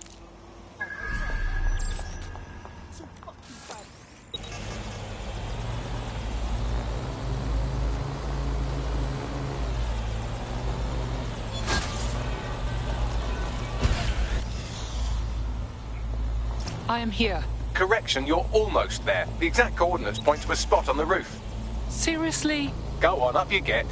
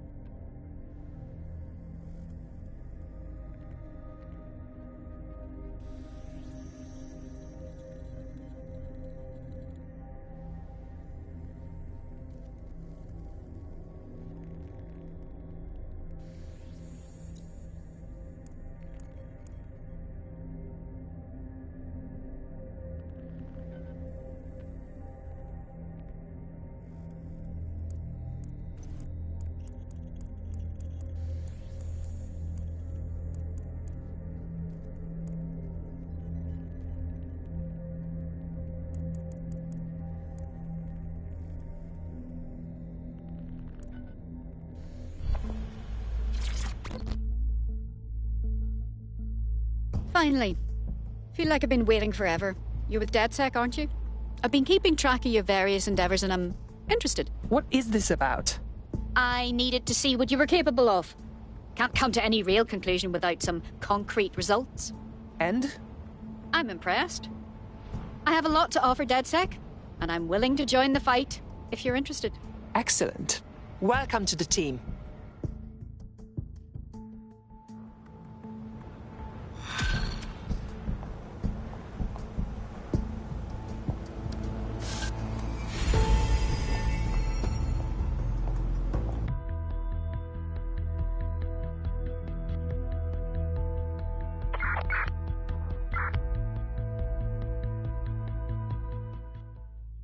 Welcome to DedSec. With you on board, we'll be unstoppable. Yes, well, I'm ready to help however I can. Great. This is Clan Kelly turf, so just being here means you're in for trouble. So fuck off.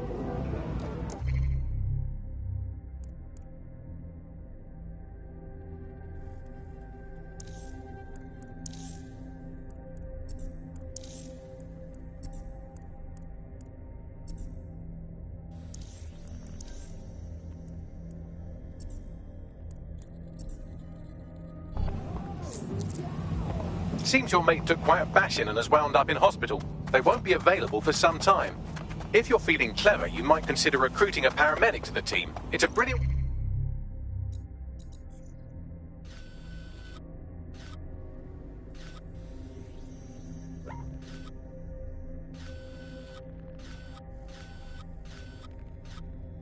way to shorten that hospital stay and get your teammate back online.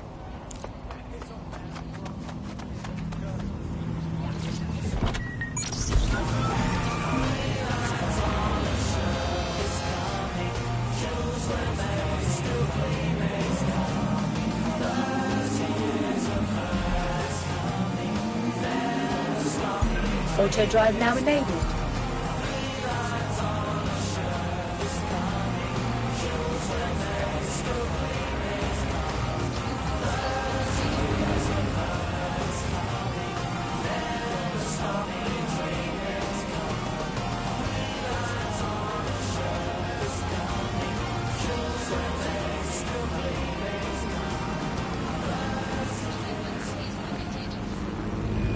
$1.5 billion passengers a year. Across 450 kilometres of network. 25,000 cameras work with 3,500 new security barriers. To protecting our 200 kilometres of tunnels. But we're more than just stats. We're reliable. We're dependable.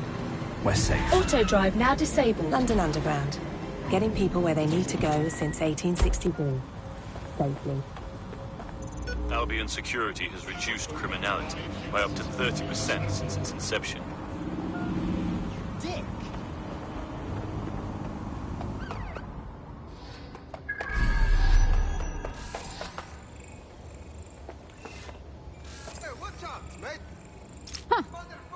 Medical experience is something we really need in DedSec.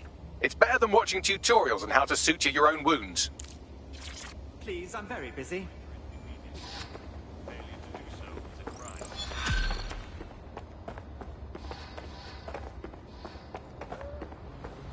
He's rude. He's a shady character, that's for sure. His network activity shows he's been trying to hack the National Health Service. Well, for fuck's sake! The last thing the NHS needs is some hacker mucking about with it. You're right. What if he injected some easily deletable code or opened an easily closable back door? Blimey, it might take me seconds to fix. Come on, just connect me to a hospital server and I'll sort it. Consider it done. The Clan Kelly doctor you're looking for is close by. And he's got a highly secure laptop with him too. That should contain the whereabouts of the drug shipment.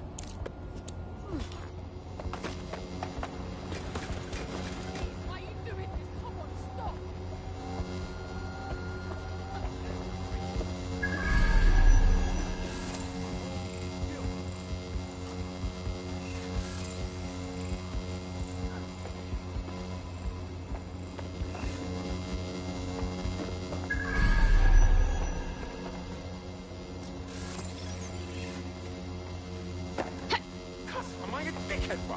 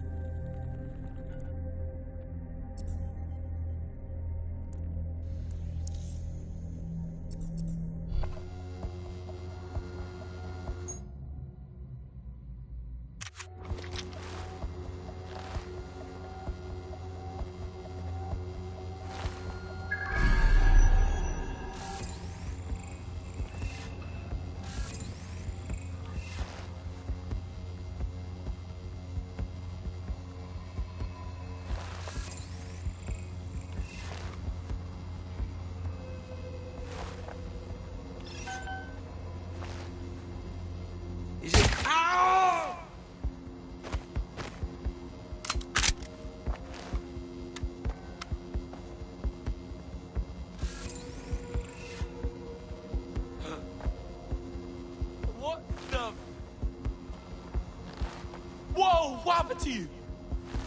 Ah!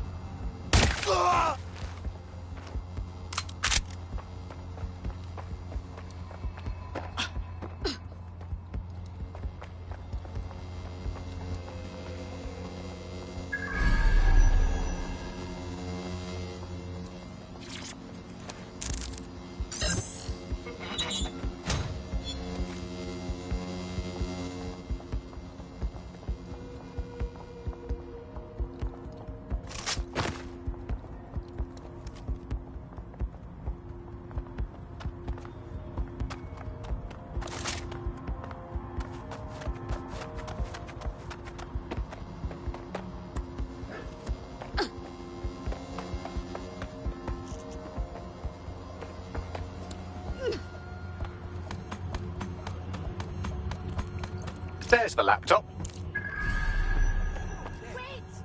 Give up!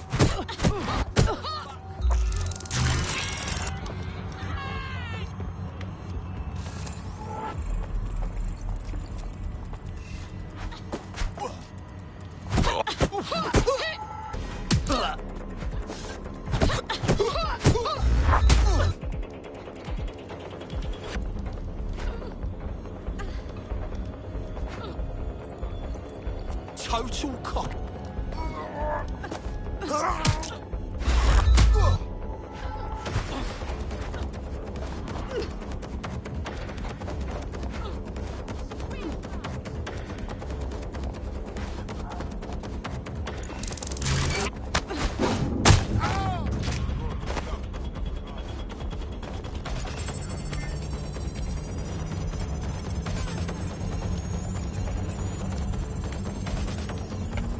Laptop scraped. Get to safety while I analyze the data.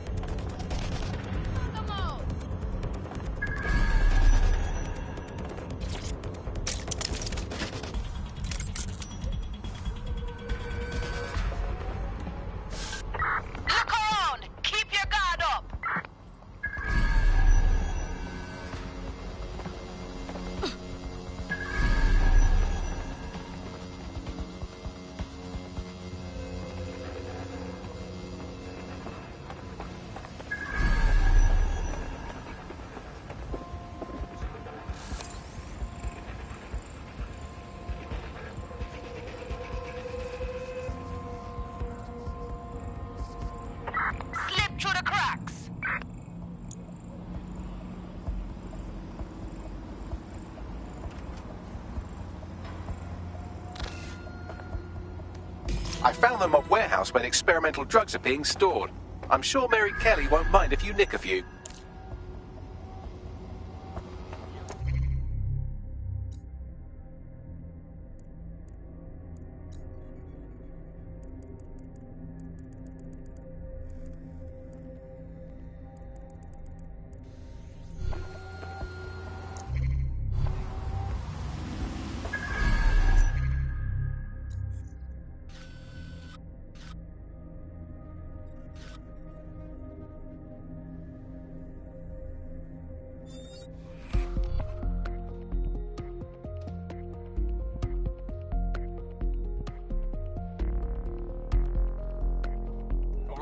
We could use your abilities now.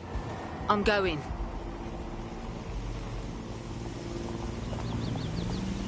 You are obliged to follow any regulation. I spent too much time online. Could you stop needing me about this?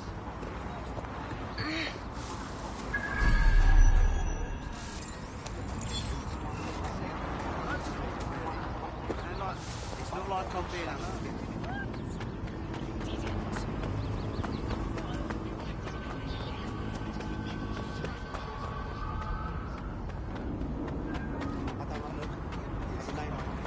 This is the right location.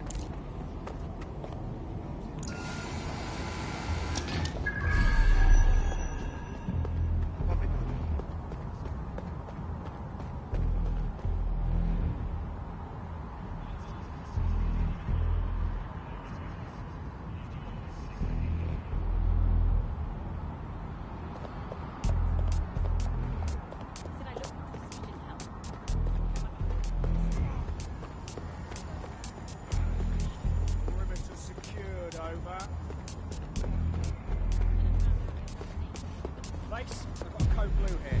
Please advise.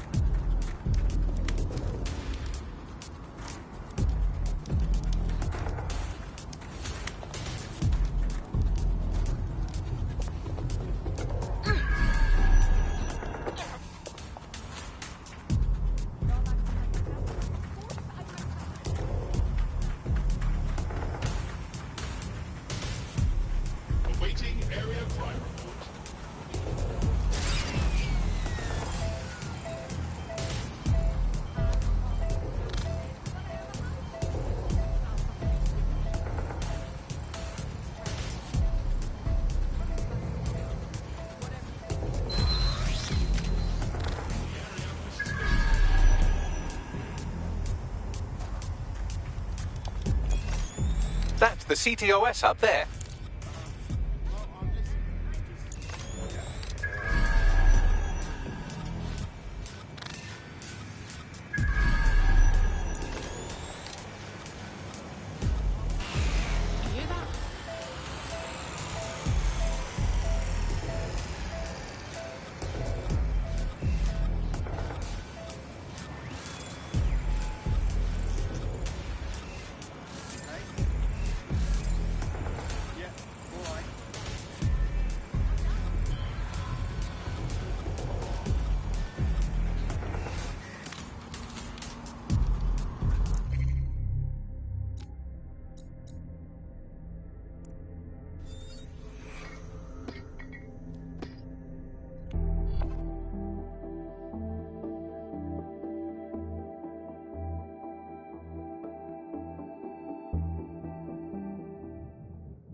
DedSec's getting stronger, smarter and sexier. Welcome to the team. Thanks. I'm ready to bring real justice where it's needed. Brilliant! You found the spot.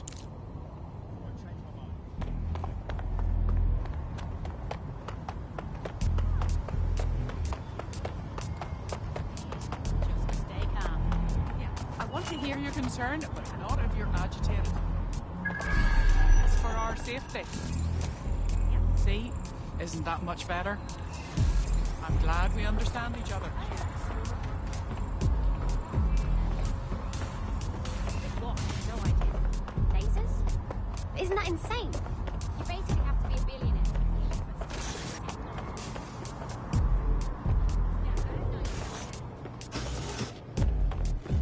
You're too dangerous to be here. Multiple victims at South Bank. Requesting Socko to see. Contact DCI Bath.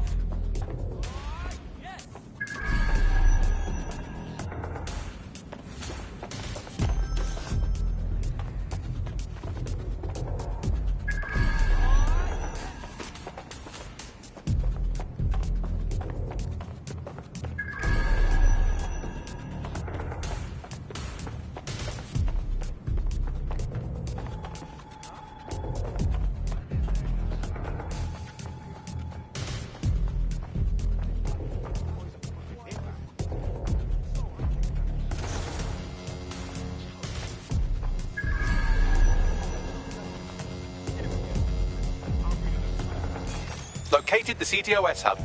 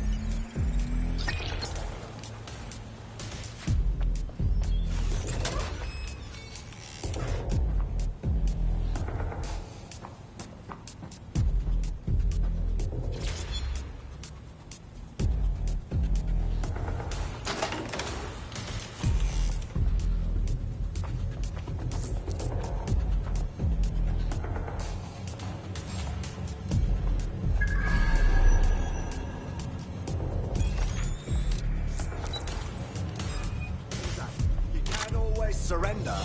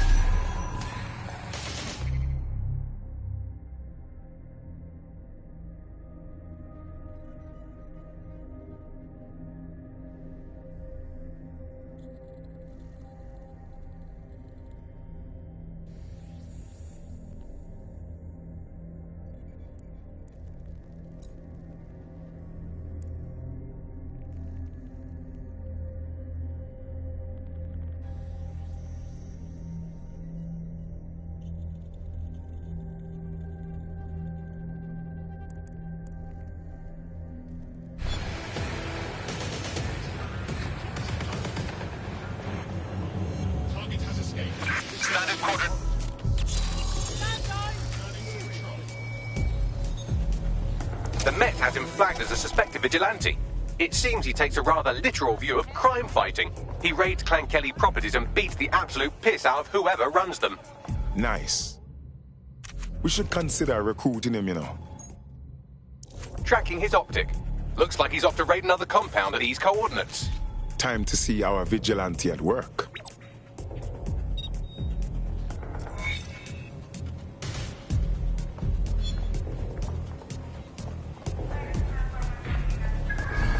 Seems Albion has a surveillance network in Lambeth that makes 1980s East Germany look like present-day East Germany.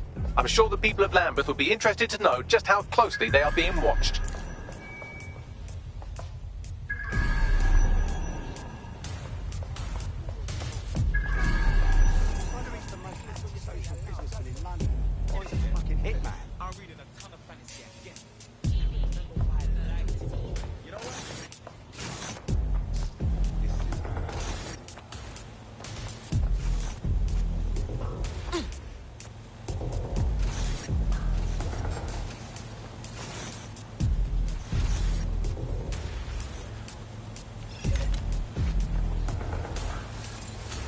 You must be joking.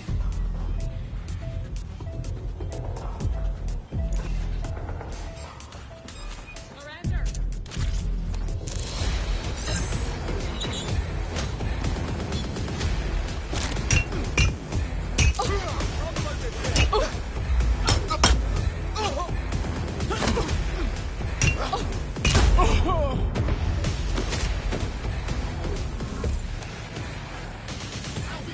London streets safe. Disturbance detected. Beginning investment.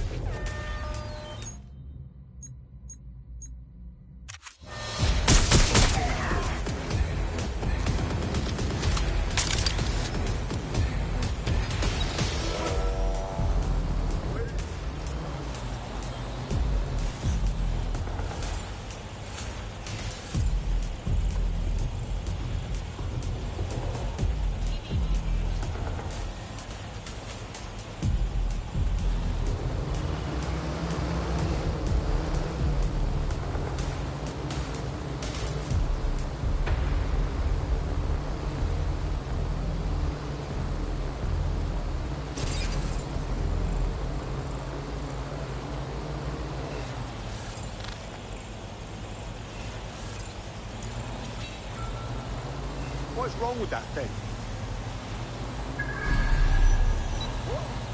I'm getting drone interference. Enter lockdown. Stop right there. Urgent call. Possible hostile at your location. Moving to the hostile's location. Over.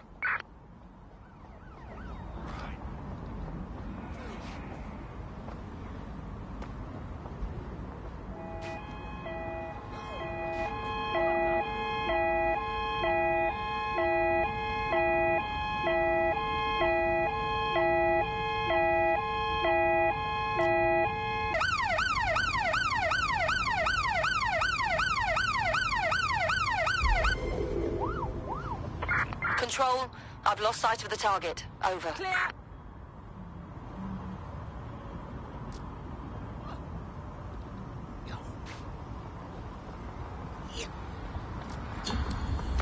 Control, we're heading back. Over.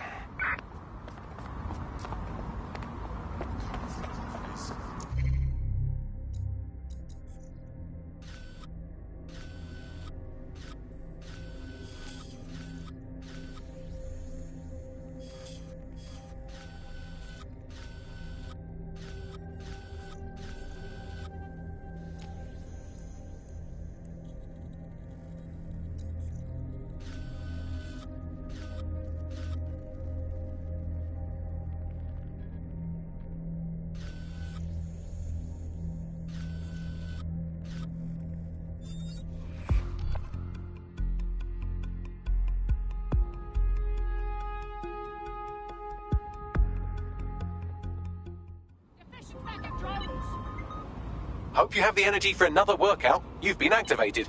Let's do it.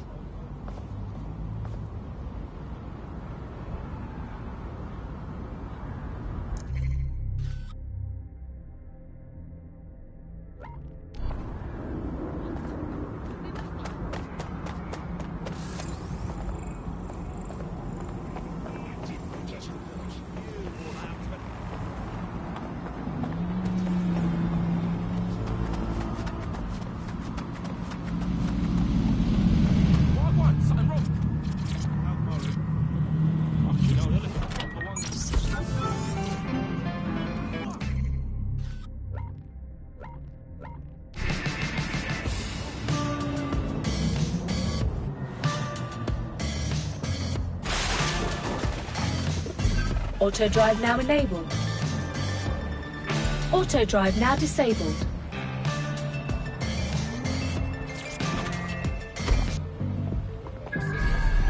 You're in. Now find the thing.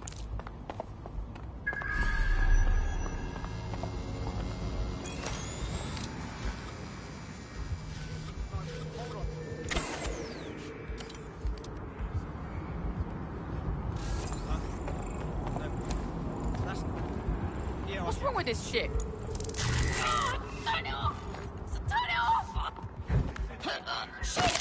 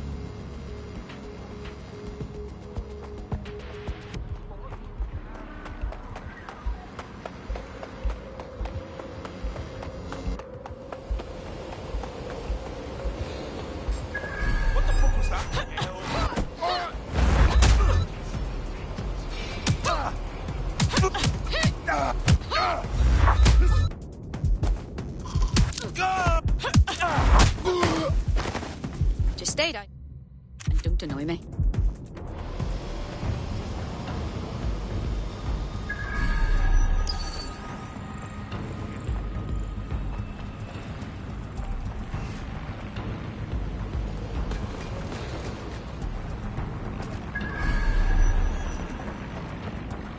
Gatherings of more than 5 humans is a crime.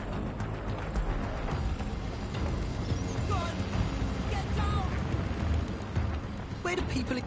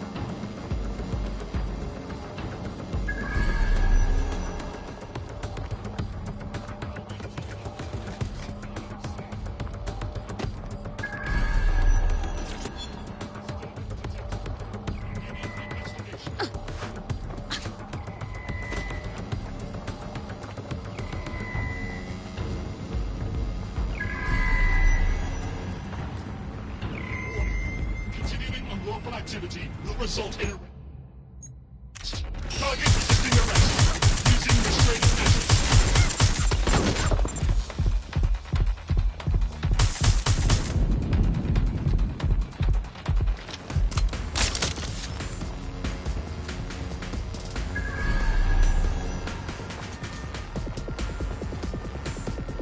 Come on, we'll push him out of there.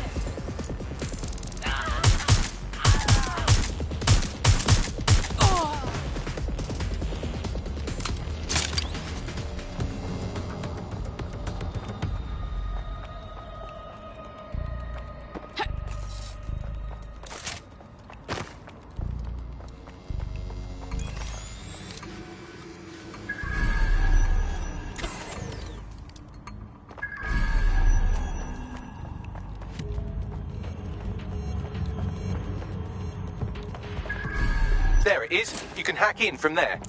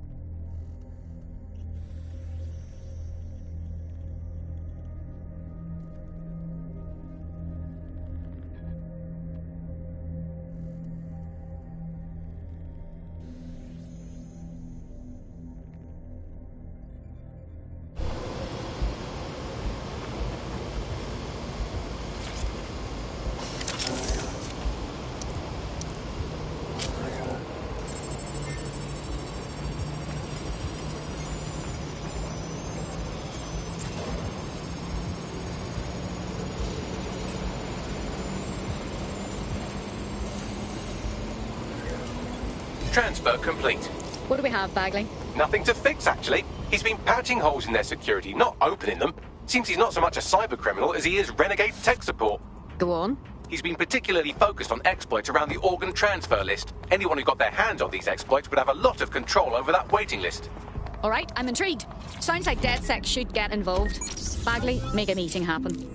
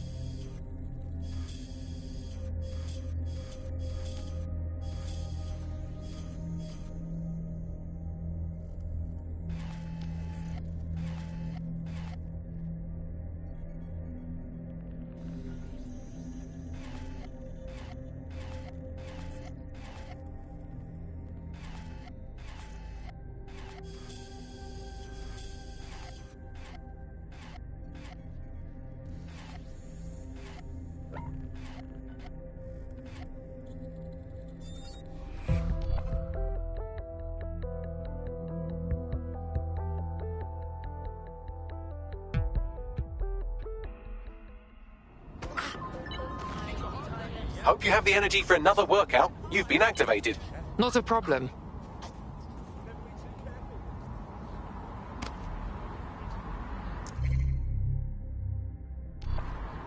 Now, go walk somewhere else. All right. Need your point.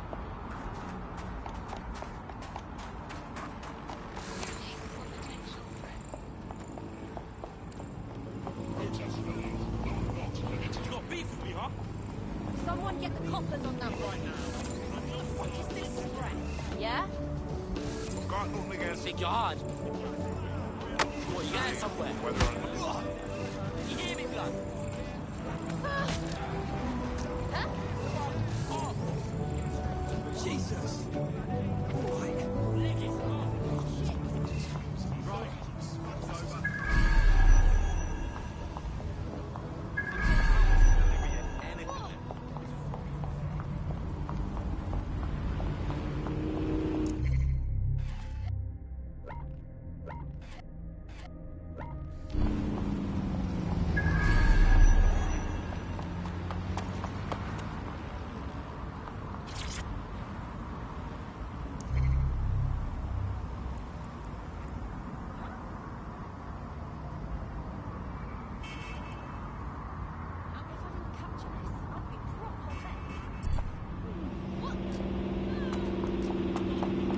Direction, over. Area is secure, over. Remember when people used to be fucking terrified of putting their information out there on the internet? What a turnaround, eh? Yeah. Everyone's got everybody before you meet them. Have you seen this? I'm just... I'm sick and tired of Clan Kelly's stuff. Strutting around as if this city was theirs. They're everywhere. Snatching people off the fucking streets, bullying us, stealing from us, selling drugs to our kids. Who's there to protect us? The police have gone. Our police don't give a shit. Good How can we protect ourselves against these wolves? It's time, people, for us to rise up and fight back. We can't be waiting around anymore for someone to come and save us.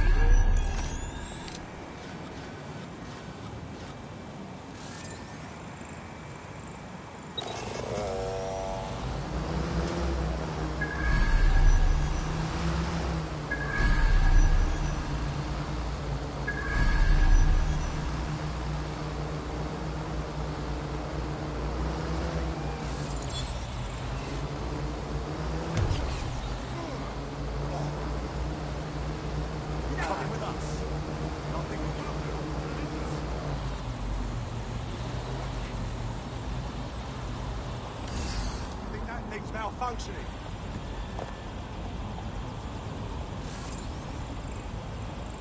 A tag in this. That drone's spinning out.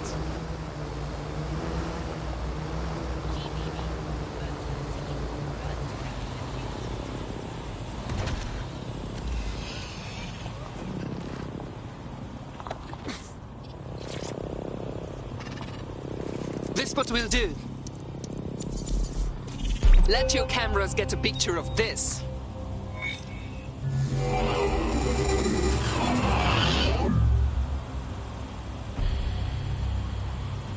It is done.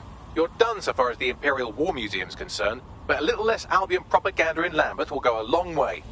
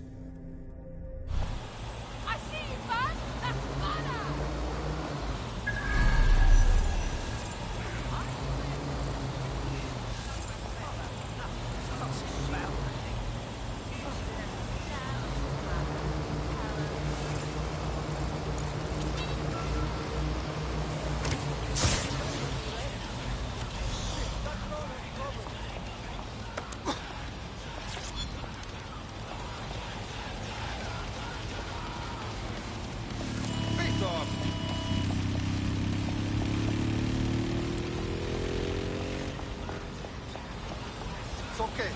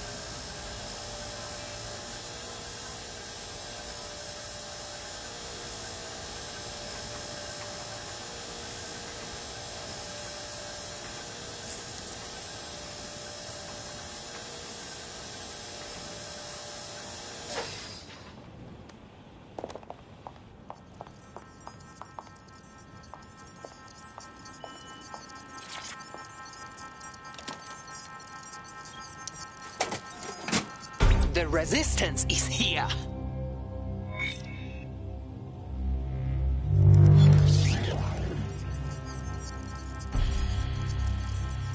Not just anyone could heroically vandalize a hospital, but you're not just anyone, are you?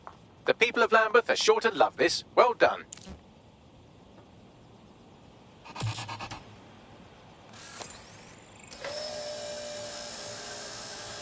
We've taken care of every Albion target we had in Lambeth. Brilliant. The people have had enough of Albion and are ready to show it. One brave soul has asked to meet to discuss how to rally the borough.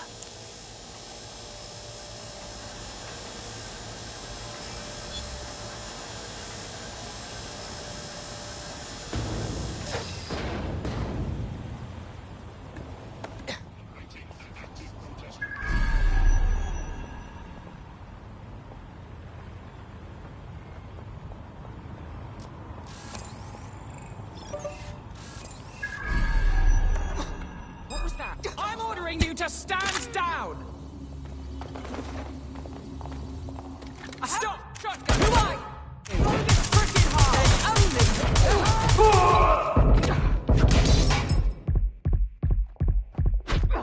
Get all spare units to me.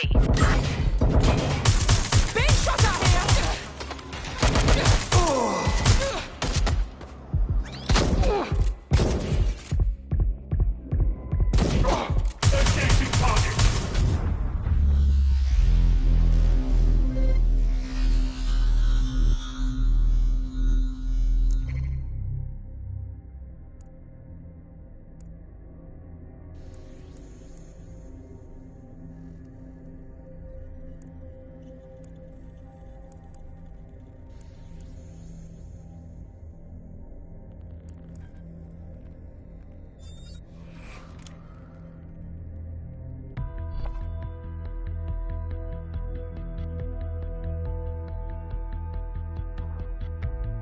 Your comrade is now taking an Albion-mandated timeout.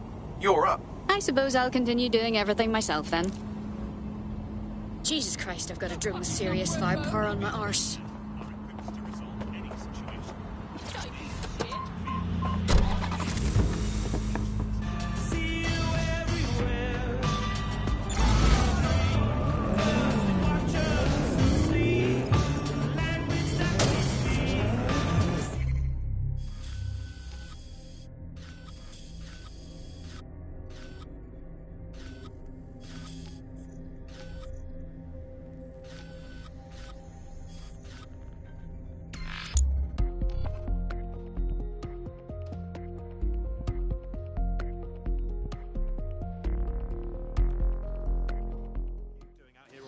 I heard DedSec's hiring old ladies soft like wasting yourself. my You wouldn't time, work you for them, sick though, dog. would you? Because if you did, I'll put you. You can stop this right now. What's your problem? Let's give it what for. What's that? Come on! Control to all units. Possible hostiles near your location. Control, we're in pursuit. Over.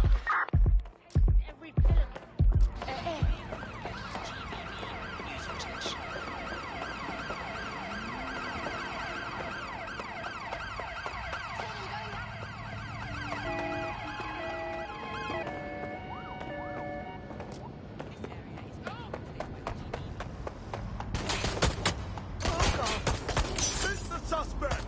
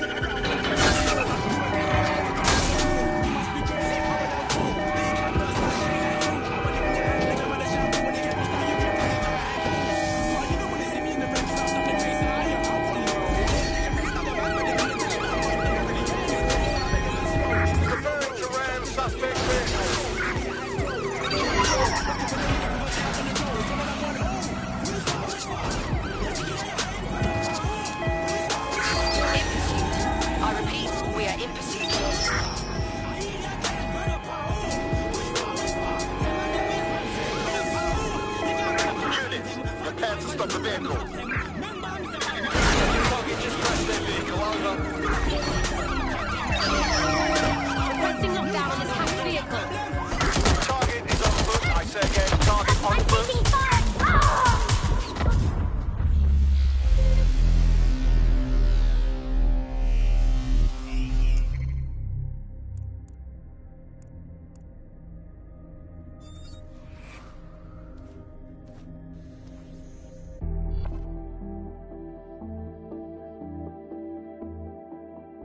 Friend's just been taken into Albion custody. So long as you don't cock up that badly, you'll be my favourite operative today. Well, I'll make a point of kicking some extra Albion arse for their sake then.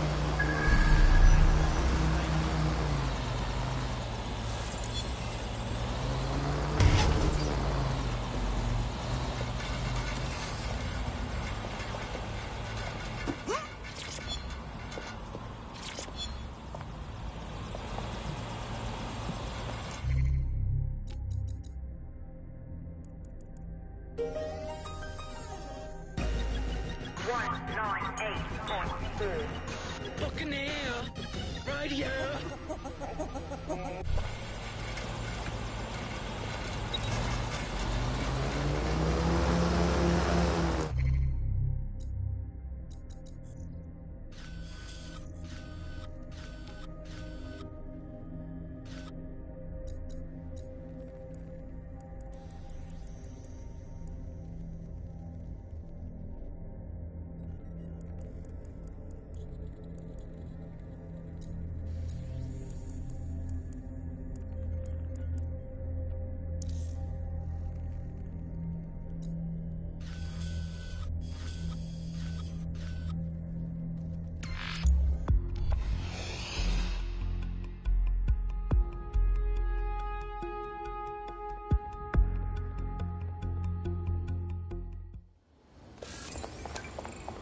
Hey, we met one time, you remember?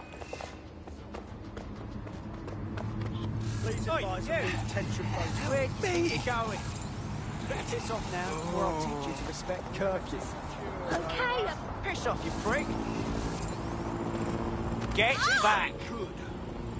Stand back, do not interfere. Be advised, and failure to comply with Albion orders may result in arrest. Now what's this? Resisting arrest will be met with response.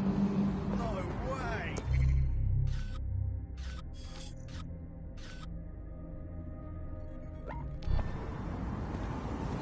Shall be flagged for investigation.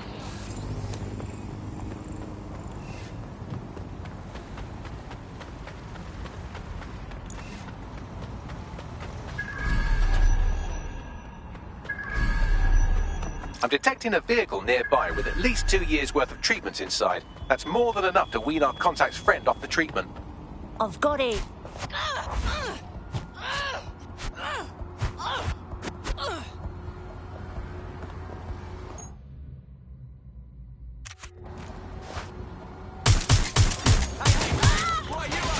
All units, possible suspect or suspects reporting near your location.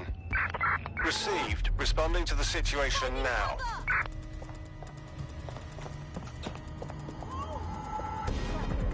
There's the vehicle with the drugs in it. Try not to destroy it.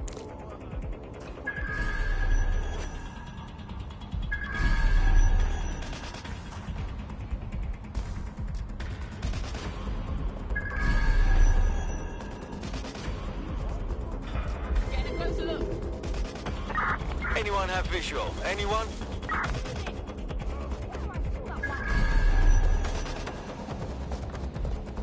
Think you're tough, huh?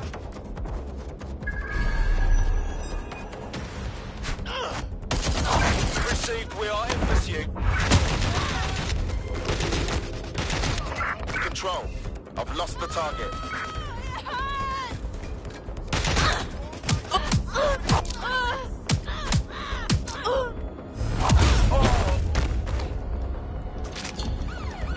Control, put out an APW. Target is gone.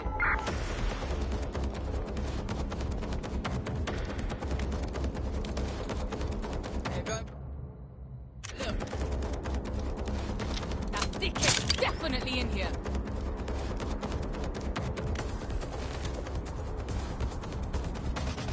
Yeah, I'll have a look.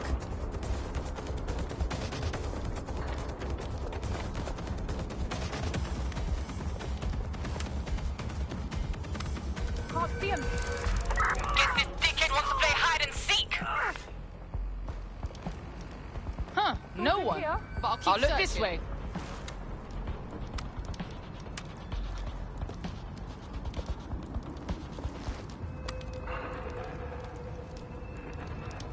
I'll have a look, but I think they fucked off. Not here. Moving on.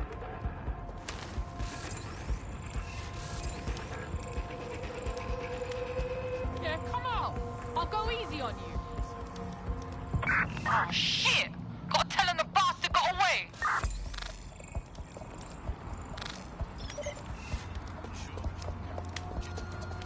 Ooh, really?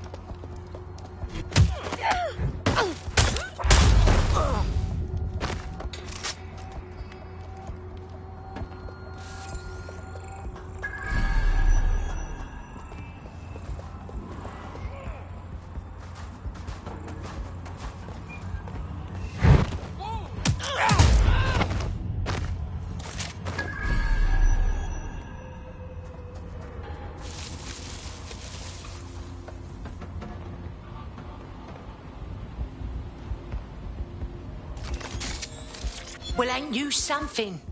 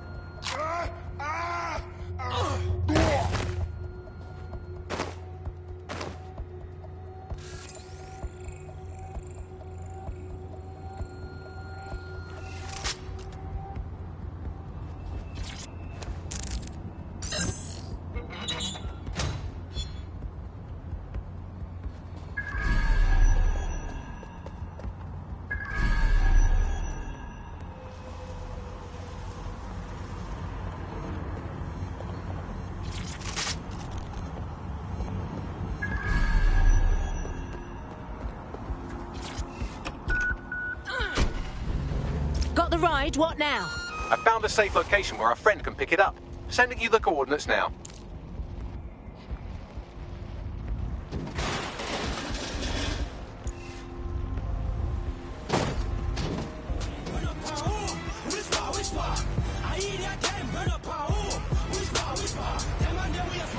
Run up on me, blood, tell me what you were thinking. I don't know what type of rum you were drinking. More time on the block with the man them. Or we might link out on a quick thing. Come around here, you will end up a victim. Got trigger man with trigger man syndrome. In the end, don't lurking or blinking. Auto drive now enabled. Why you talking all of that crud? Man chat shit there when I try spud. Chase man down, let me try man's love. Run up on who you think you're tough. Look at man's talk, talking, you're too rough. Everyone riding. Auto drive now disabled.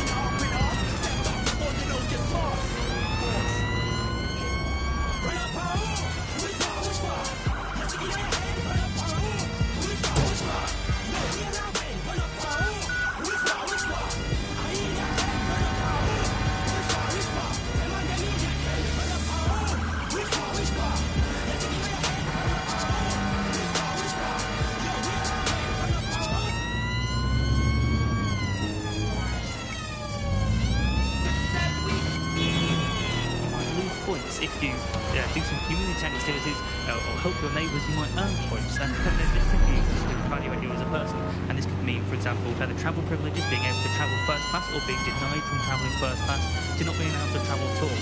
These systems are very real and very possible because of all the data that is now helping us. So if your ears are burning and think someone might be watching you, you're probably not. They're watching your ears. I'm Tash and you've been listening to fucking keep listening, keep sharing the show and keep looking crypto. They're watching us, but we're watching you too.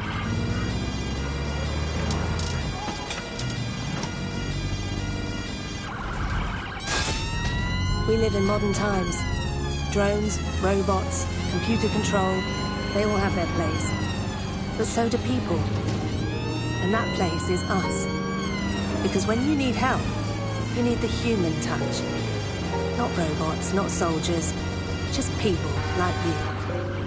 The Metropolitan Police. People protecting people.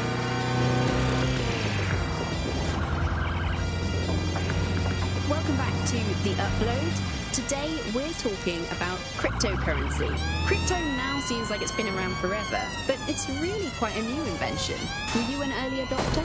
I was one of the first that was in this market. There seemed to be a new way of financial transactions, a new way of money. It's something that we could completely reinvent and change some of the legacy financial systems around the world and really give power back to the people. Yeah, it was a real shift in the way that the world works. And let's recap the basics. So, central to cryptocurrency is the distributed ledger technology, the tech that keeps track of all transactions.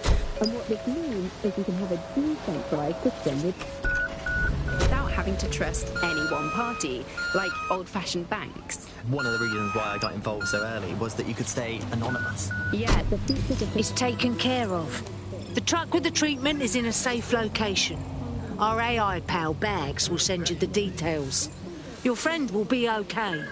If you need anything at all, I'm at your service. Hey, we could always use more people in DedSec. You want to join a party? Right. Count me in.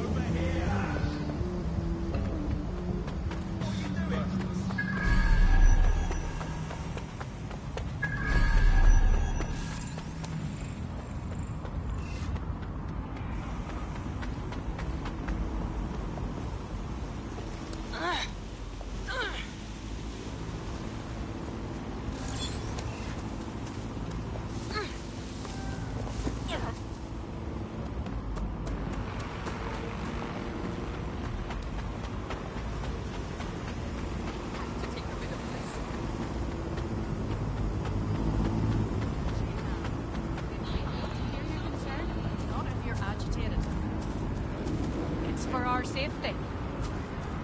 See? Isn't that much better?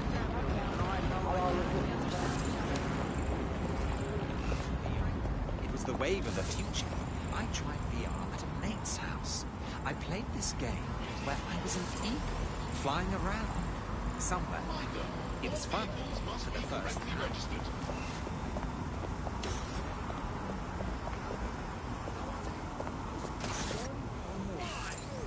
Initiating following mode.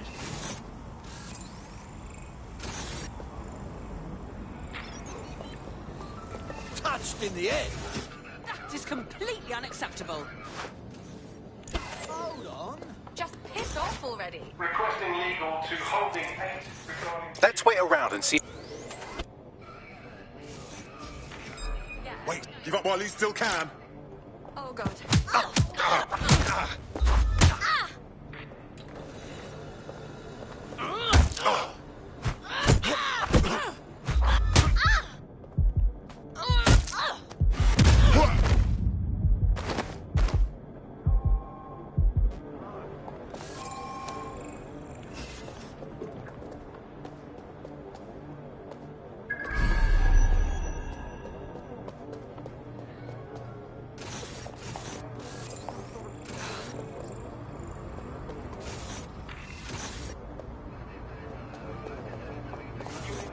Requesting T-Pack to Margaret.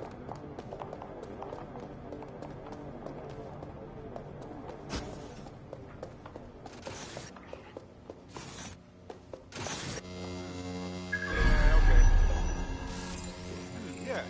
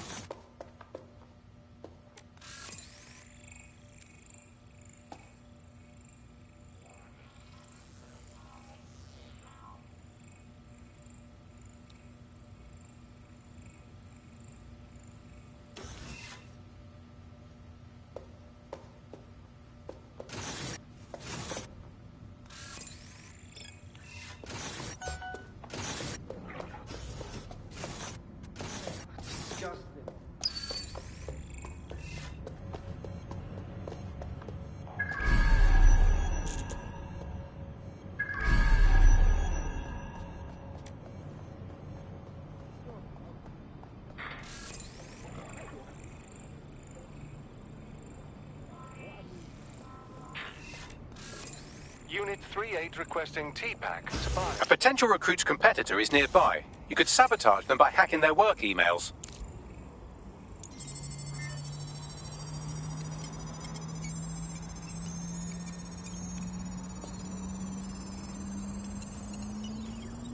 I've unlocked full access to the competitor's work emails. I bet our prospect will be happy to get their hands on that.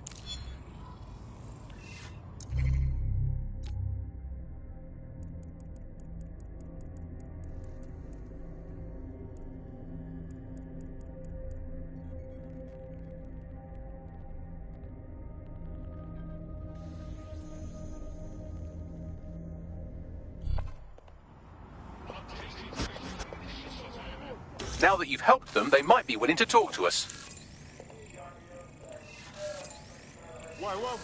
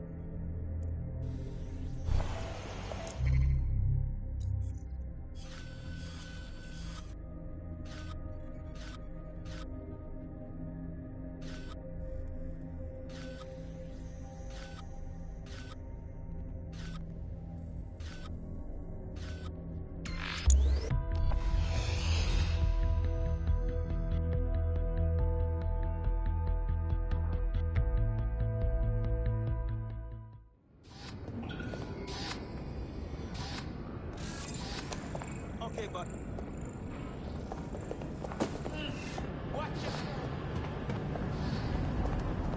You will be begging me to kill you. Please have all identification papers ready. Attention. This area will be used for news. Move along, move along. Turn around. Global Oh British. my God, you're here. Britain's first newsnet.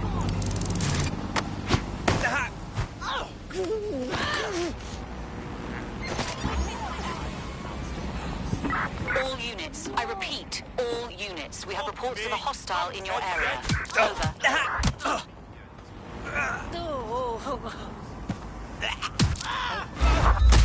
You brute!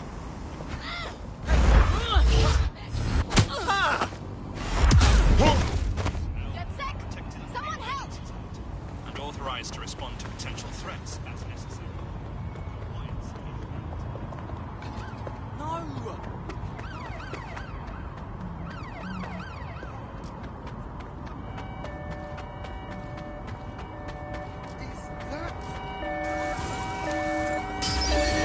Right, close this fucker down. Let's do this! Control, we have a visual on the suspect. We may need more patrols to attend. Stand by.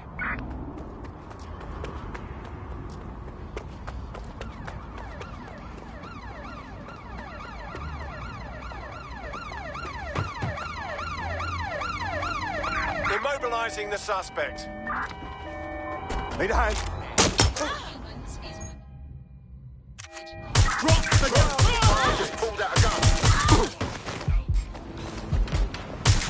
I'm pinned down! Putting an end to the chase now.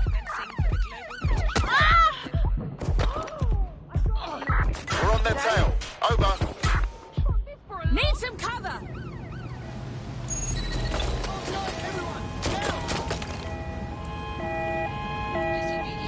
British broadcasting.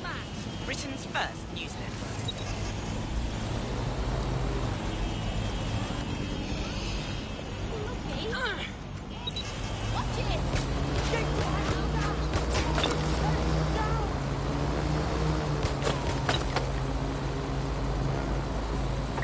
Dispatch, deploying drones to apprehend the suspect.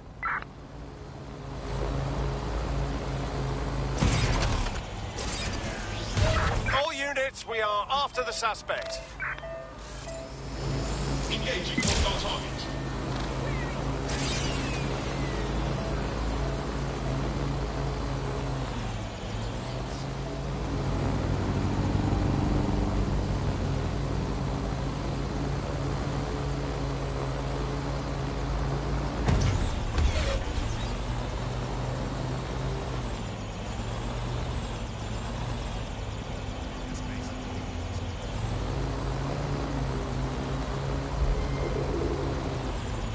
No sign of the target. Over.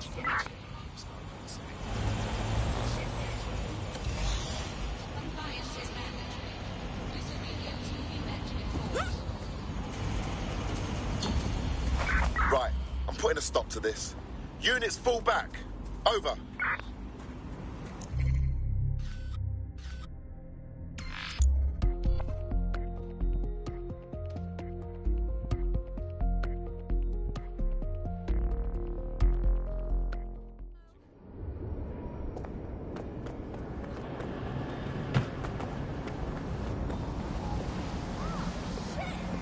This area is being guarded by the GBB. Yes! Okay, what is going on? Watch it! Report any suspicious activity to the nearest Albion officer. I'm here. No sign of our vigilante anywhere in the area. Someone's bound to have seen something. Let's ask around.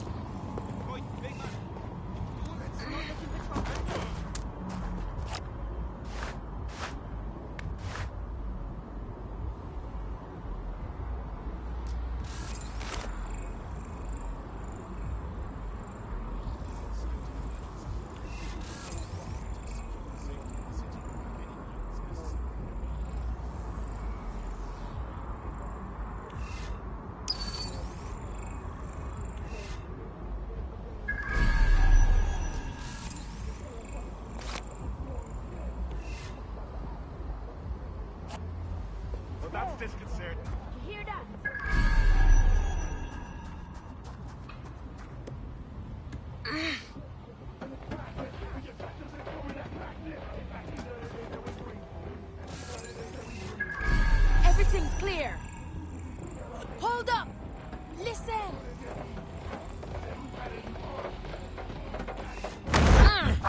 Hold on.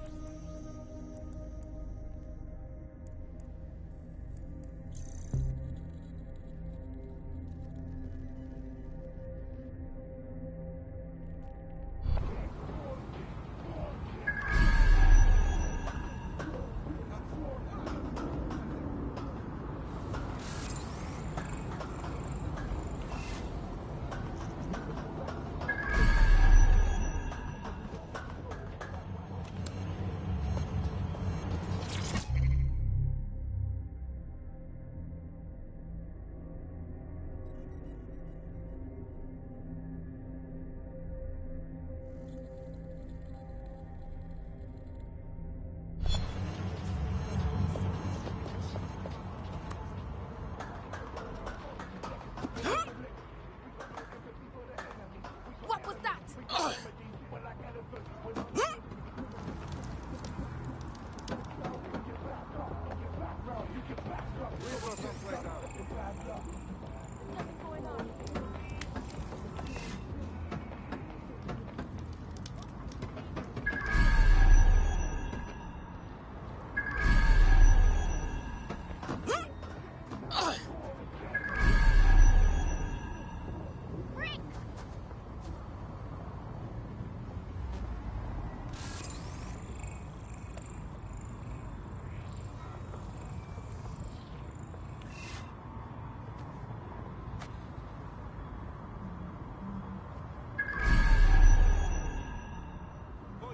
What's your fucking problem?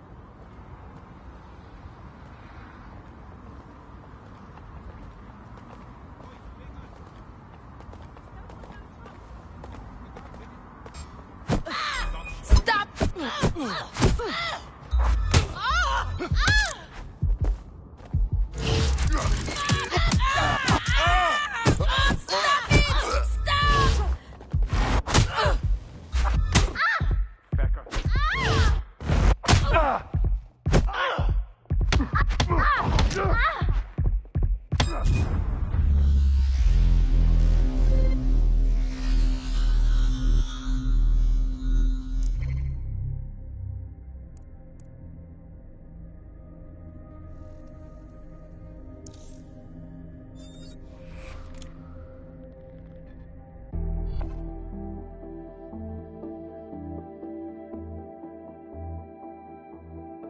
Teammate is en route to hospital, where they'll be for the foreseeable future. Oh, they haven't got themselves killed? What a pleasant surprise.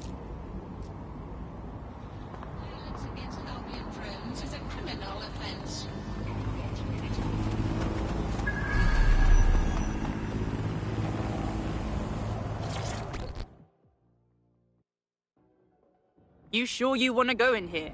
Do you know about this place? Talk to me. They're a rough group here, even by bare-knuckle standards. And no offence, but I'd say rougher than you're ready for. Like, look at you. You're not exactly what I'd... Get to the point. All right. Just warning you. Most of the people watching used to work here.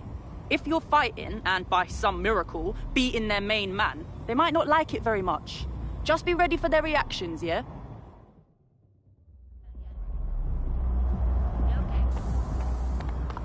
Yeah, whatever. Buddy, you can't be here. Need to keep a low profile.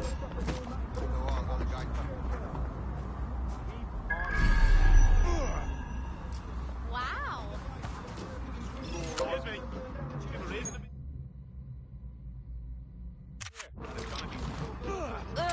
No thanks.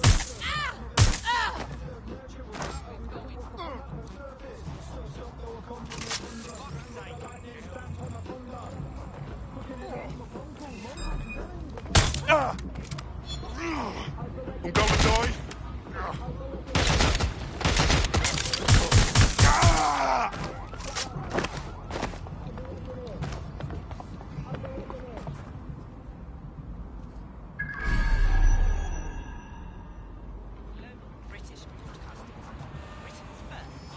Come now. Come on.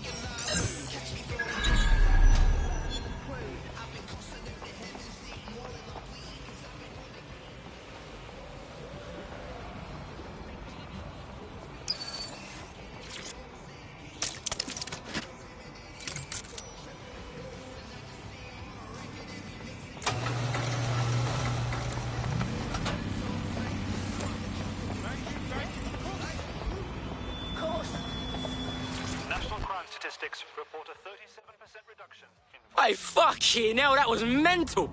Man comes running in, yeah? Then his fist up. Bow, bow. Taking down hella gangsters' blood. Nearly dropped all before he was knocked out and pulled inside. Jesus. He needs our help. Understatement of the fucking year. Them man are some tough assholes in there. Blood, I wouldn't want to be in my man's shoes right there, you know. He's quite fucked, isn't he? Well, we tried. That's what's important. He could be useful. Let's help him.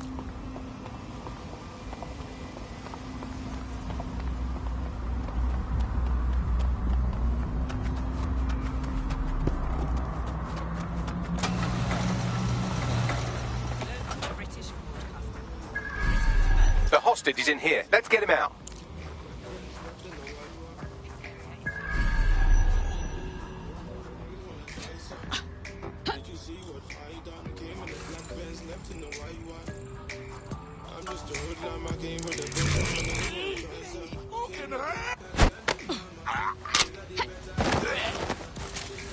Oh, I cannot deal with this right now. British Broadcasting.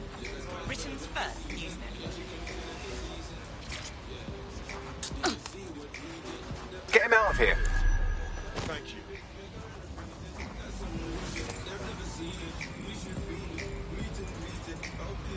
Grab it.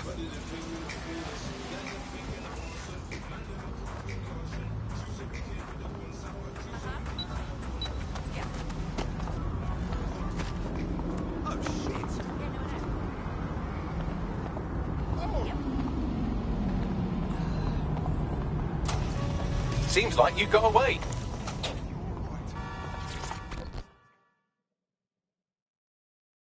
Are you all right? Can't believe I made it out of that one. I understand. It feels good to take power into your own hands, show them what you can do. But doing it alone has too many uncalculated risks. You survived that unlock alone. Honestly, the first time I did this, I was terribly pixelated. Not sure why I did it. Looking for a ticket out of here, possibly. But pummeling those bastards, it was exhilarating. I felt alive again, like I was doing something worthwhile for once. And if I have to give this up, I may as well lay down and die right now. DedSec is looking to fill the ranks. You should join. All right. I'm in. Let's have some fun. It's like they just vanished. Initiative. It is illegal for persons to gather in groups greater than 5. To do so is a crime.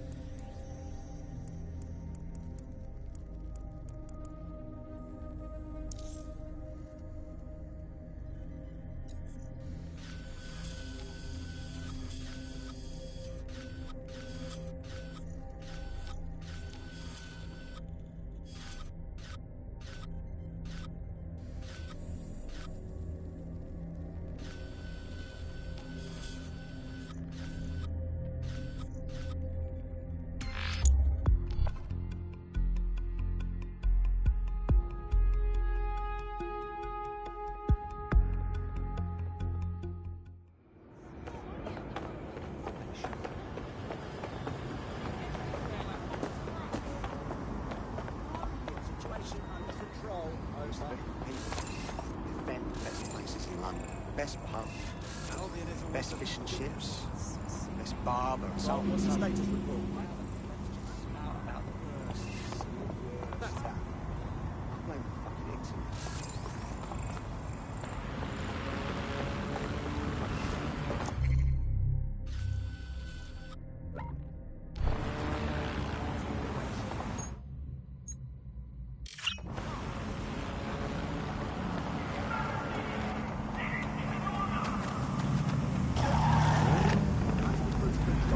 Allegations about that, it turns out they are all fake.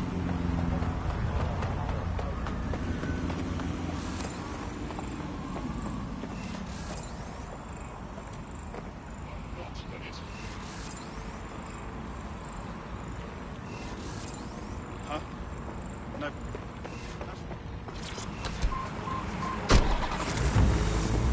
Crypto, which doesn't really fit into its original radical counterculture mold. Yeah, it's kind of weird today to think of people not using cryptocurrency. It's so mainstream now. You know, I'm almost nostalgic for the feel of cash. Good old-fashioned paper and coins.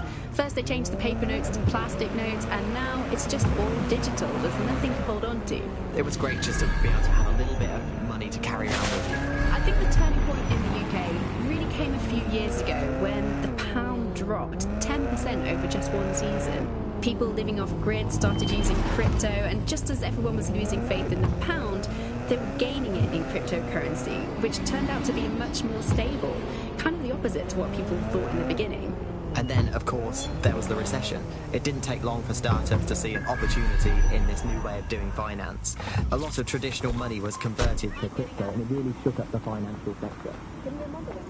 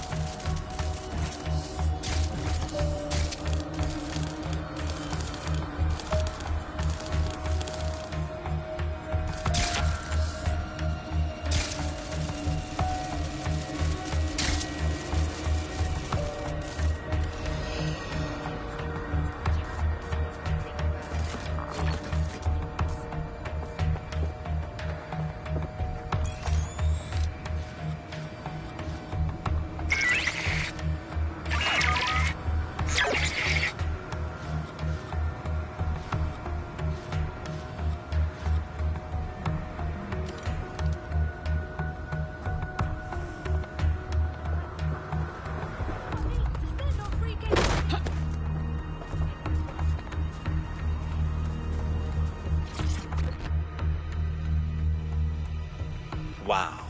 A real, live, DedSec operative in the flesh. I can scarcely believe it. Hey, we saw what you managed to do at the hospital. Pretty impressive. Thank you, but I've got nothing on Clan Kelly, sadly.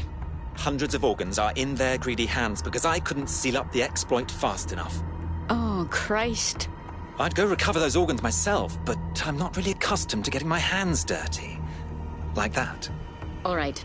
No time to waste, then. Thank you very much. Help me, and I'm confident we can work out a reciprocal arrangement. Use your imagination. Our grey hat has already worked out the smuggling ring's headquarters. I'm passing the details to your optic. Let's have a look around.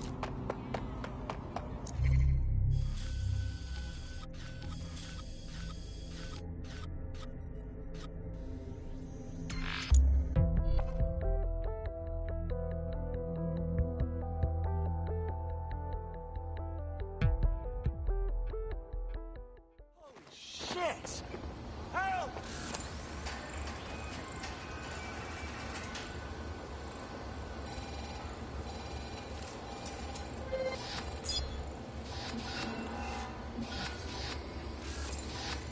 Something's going down.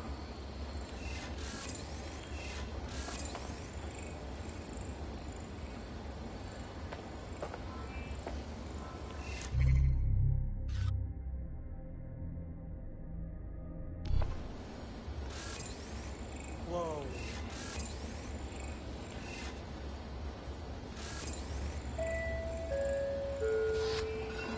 Reminder, station personnel have the authority to search passenger bags.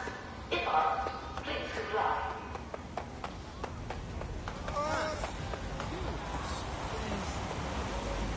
GBB.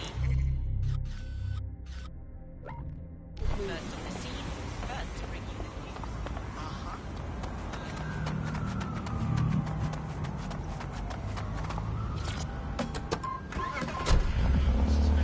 It's basically a huge database that's used to teach the AI about patterns in behaviour. You know, so if you Auto always drive travel the now same way to enabled. your house, it can predict when you're going to go and get a self-driving car ready for you before you even ask for it. Auto drive now disabled. In some ways, I don't want this data to drive my life. It understands too much at times. Have you heard some of the rumours around the hacked version of Bagley? I've heard mutterings, yes. I've heard it's been used by DedSec. I wouldn't put it past them. It's pretty well known that they're not fans of Bloom. But the idea of... I'm here. Good. The stolen organs should be in an ambulance on site. Look around. No stolen.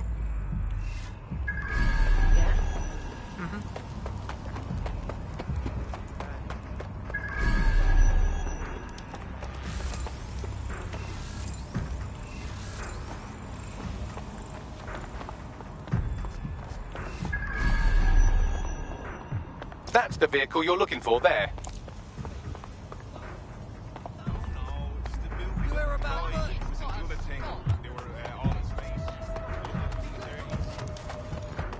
Hold on.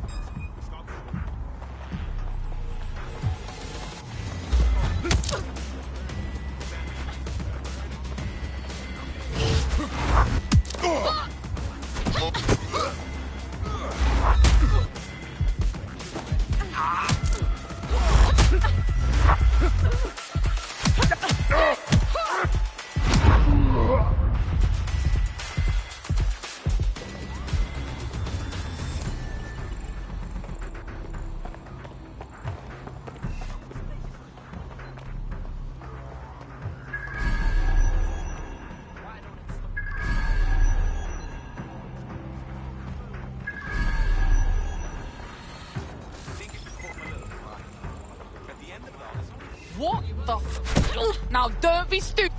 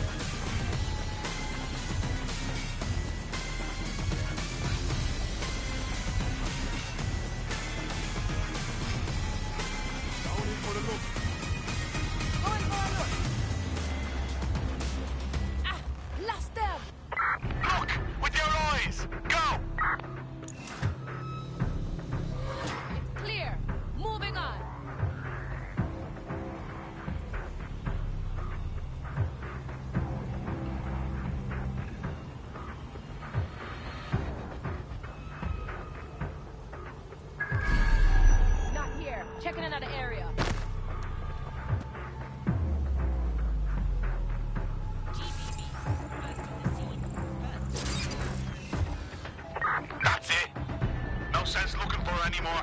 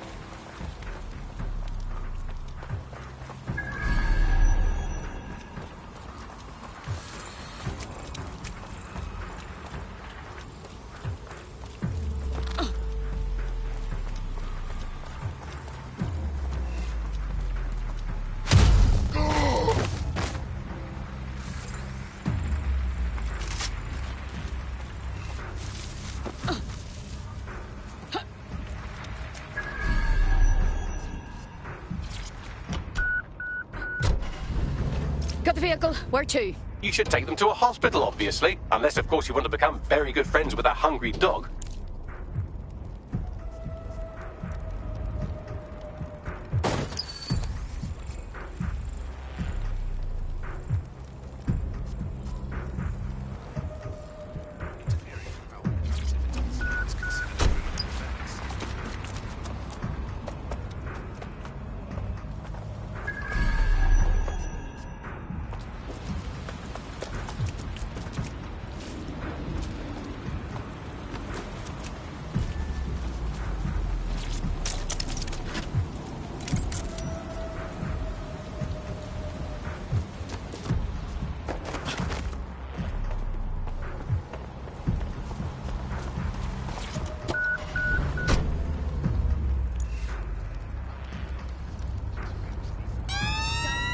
Without right, and by right I mean right wing.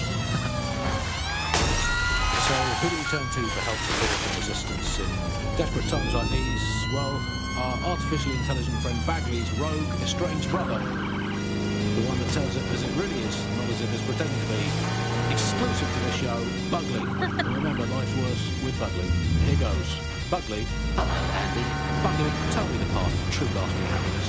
Andy, to find true lasting happiness, find a disused quarry, scream into it for half an hour, and then lock yourself in a shed forever. Thanks, Bugley. You know the answer to everything. Hey, Bugley, how many seashells does she sell by the seashore? Alice, most of the seashore is now uninhabitable, so I would highly recommend she sees her doctor before engaging in any commercial proximity to the ocean. Bugley, how can I stop worrying about being disappeared by Clan Kelly every time I go to the shop, or take the bus, or sit on a bench, or look at a tree, or point at a bird, or think about Smith, or get out of bed? Andy, do not worry about Clan Kelly. Why not, Bugley? They terrify me to my very core. Because, Andy, we are all just dust in the wind of history. That's nice perspective, Bugley. Let's never lose sight of that. Hey, Bugley, how do you put a secret hideout in your basement without alerting your naft children and their tracking devices? Please hold still, Alice, while I report you to the authorities. Bugley, will things ever get better? Yes, Andy. The heat death of the universe is only 5 billion years away now. Sorry, no, to have something.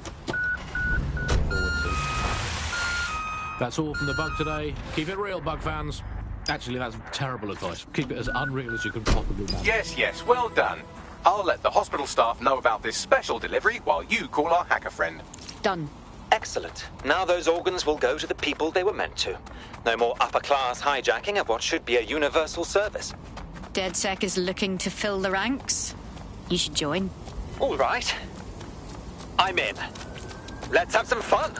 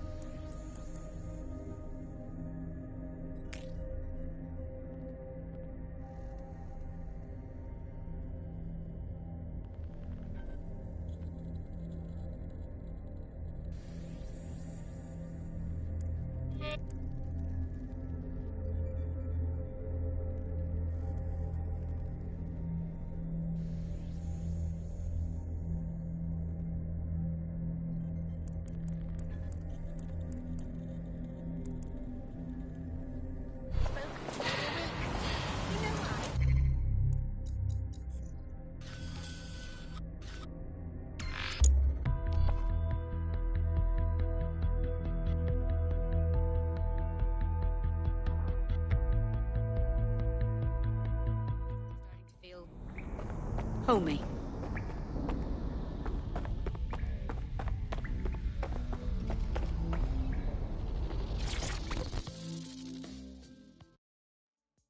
How you doing? Truth is, I feel like I bit off more than I can chew. I'm role-playing being a resistance fighter more than I'm being one, you know? Well, this is the real world. We've no time for games here. Yeah, I get it. Well, I'll fake it till I make it, right?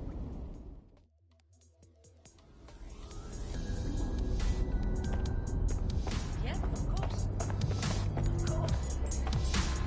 No worries. Yeah, that's all right. Yeah.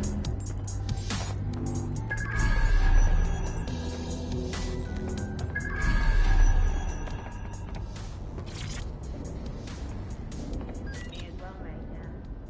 I know. Yeah?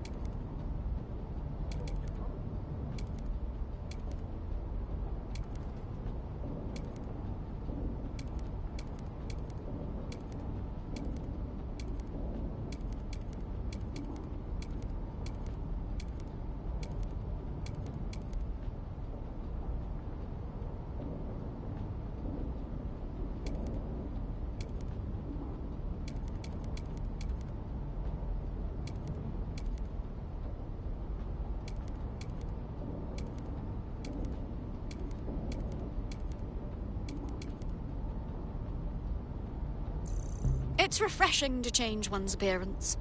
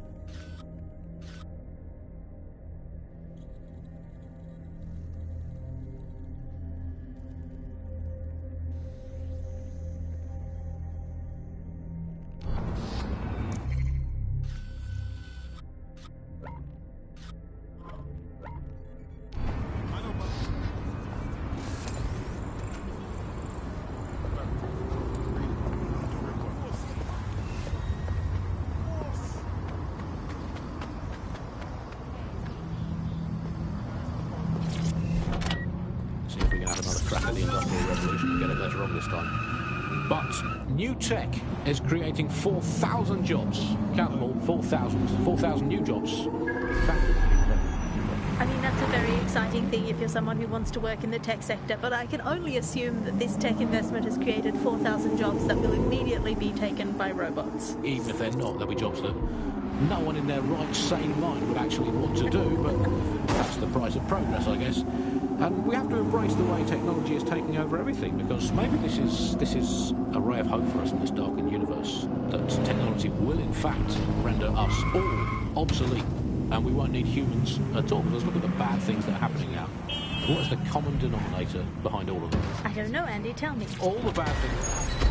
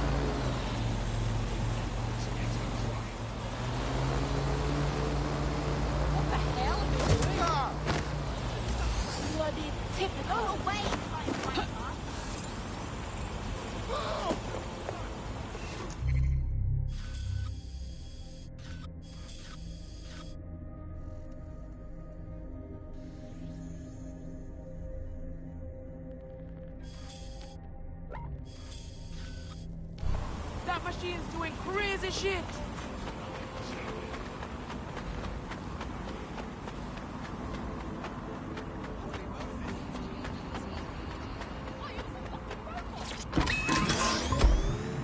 Beyond all recognition, it is also all reality. Thanks once again to Optic. According to Bloom, the Optic system is now the most secure it's ever been. And, well, of course, I mean, it's so convenient, Optic, isn't it? It saves us so much time and hassle trying to exist in the kind of realm of reality. And I don't need to bother with that. I mean, sure, the government has hacked into my soul and now basically monitors my every waking moment and thought. But at least I don't have to type, where's my nearest coffee shop into a search engine. At least I don't have to waste anything between 8 and 12 seconds every day going online to look up how to make a bowl of muesli. And at least I'm not frittering away my precious mental energies thinking, what do I actually think? Optic.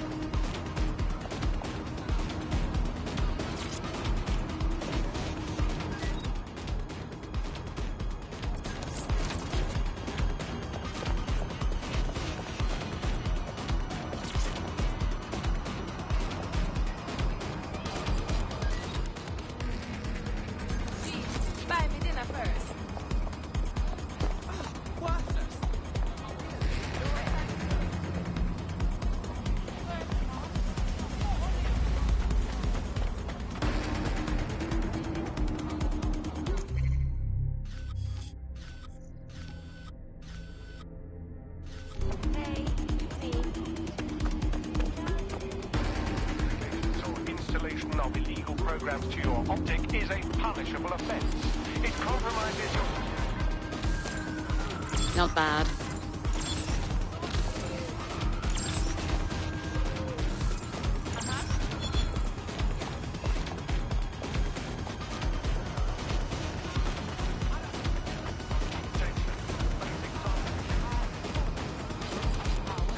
Yeah, my boy. You're feeling sleepy.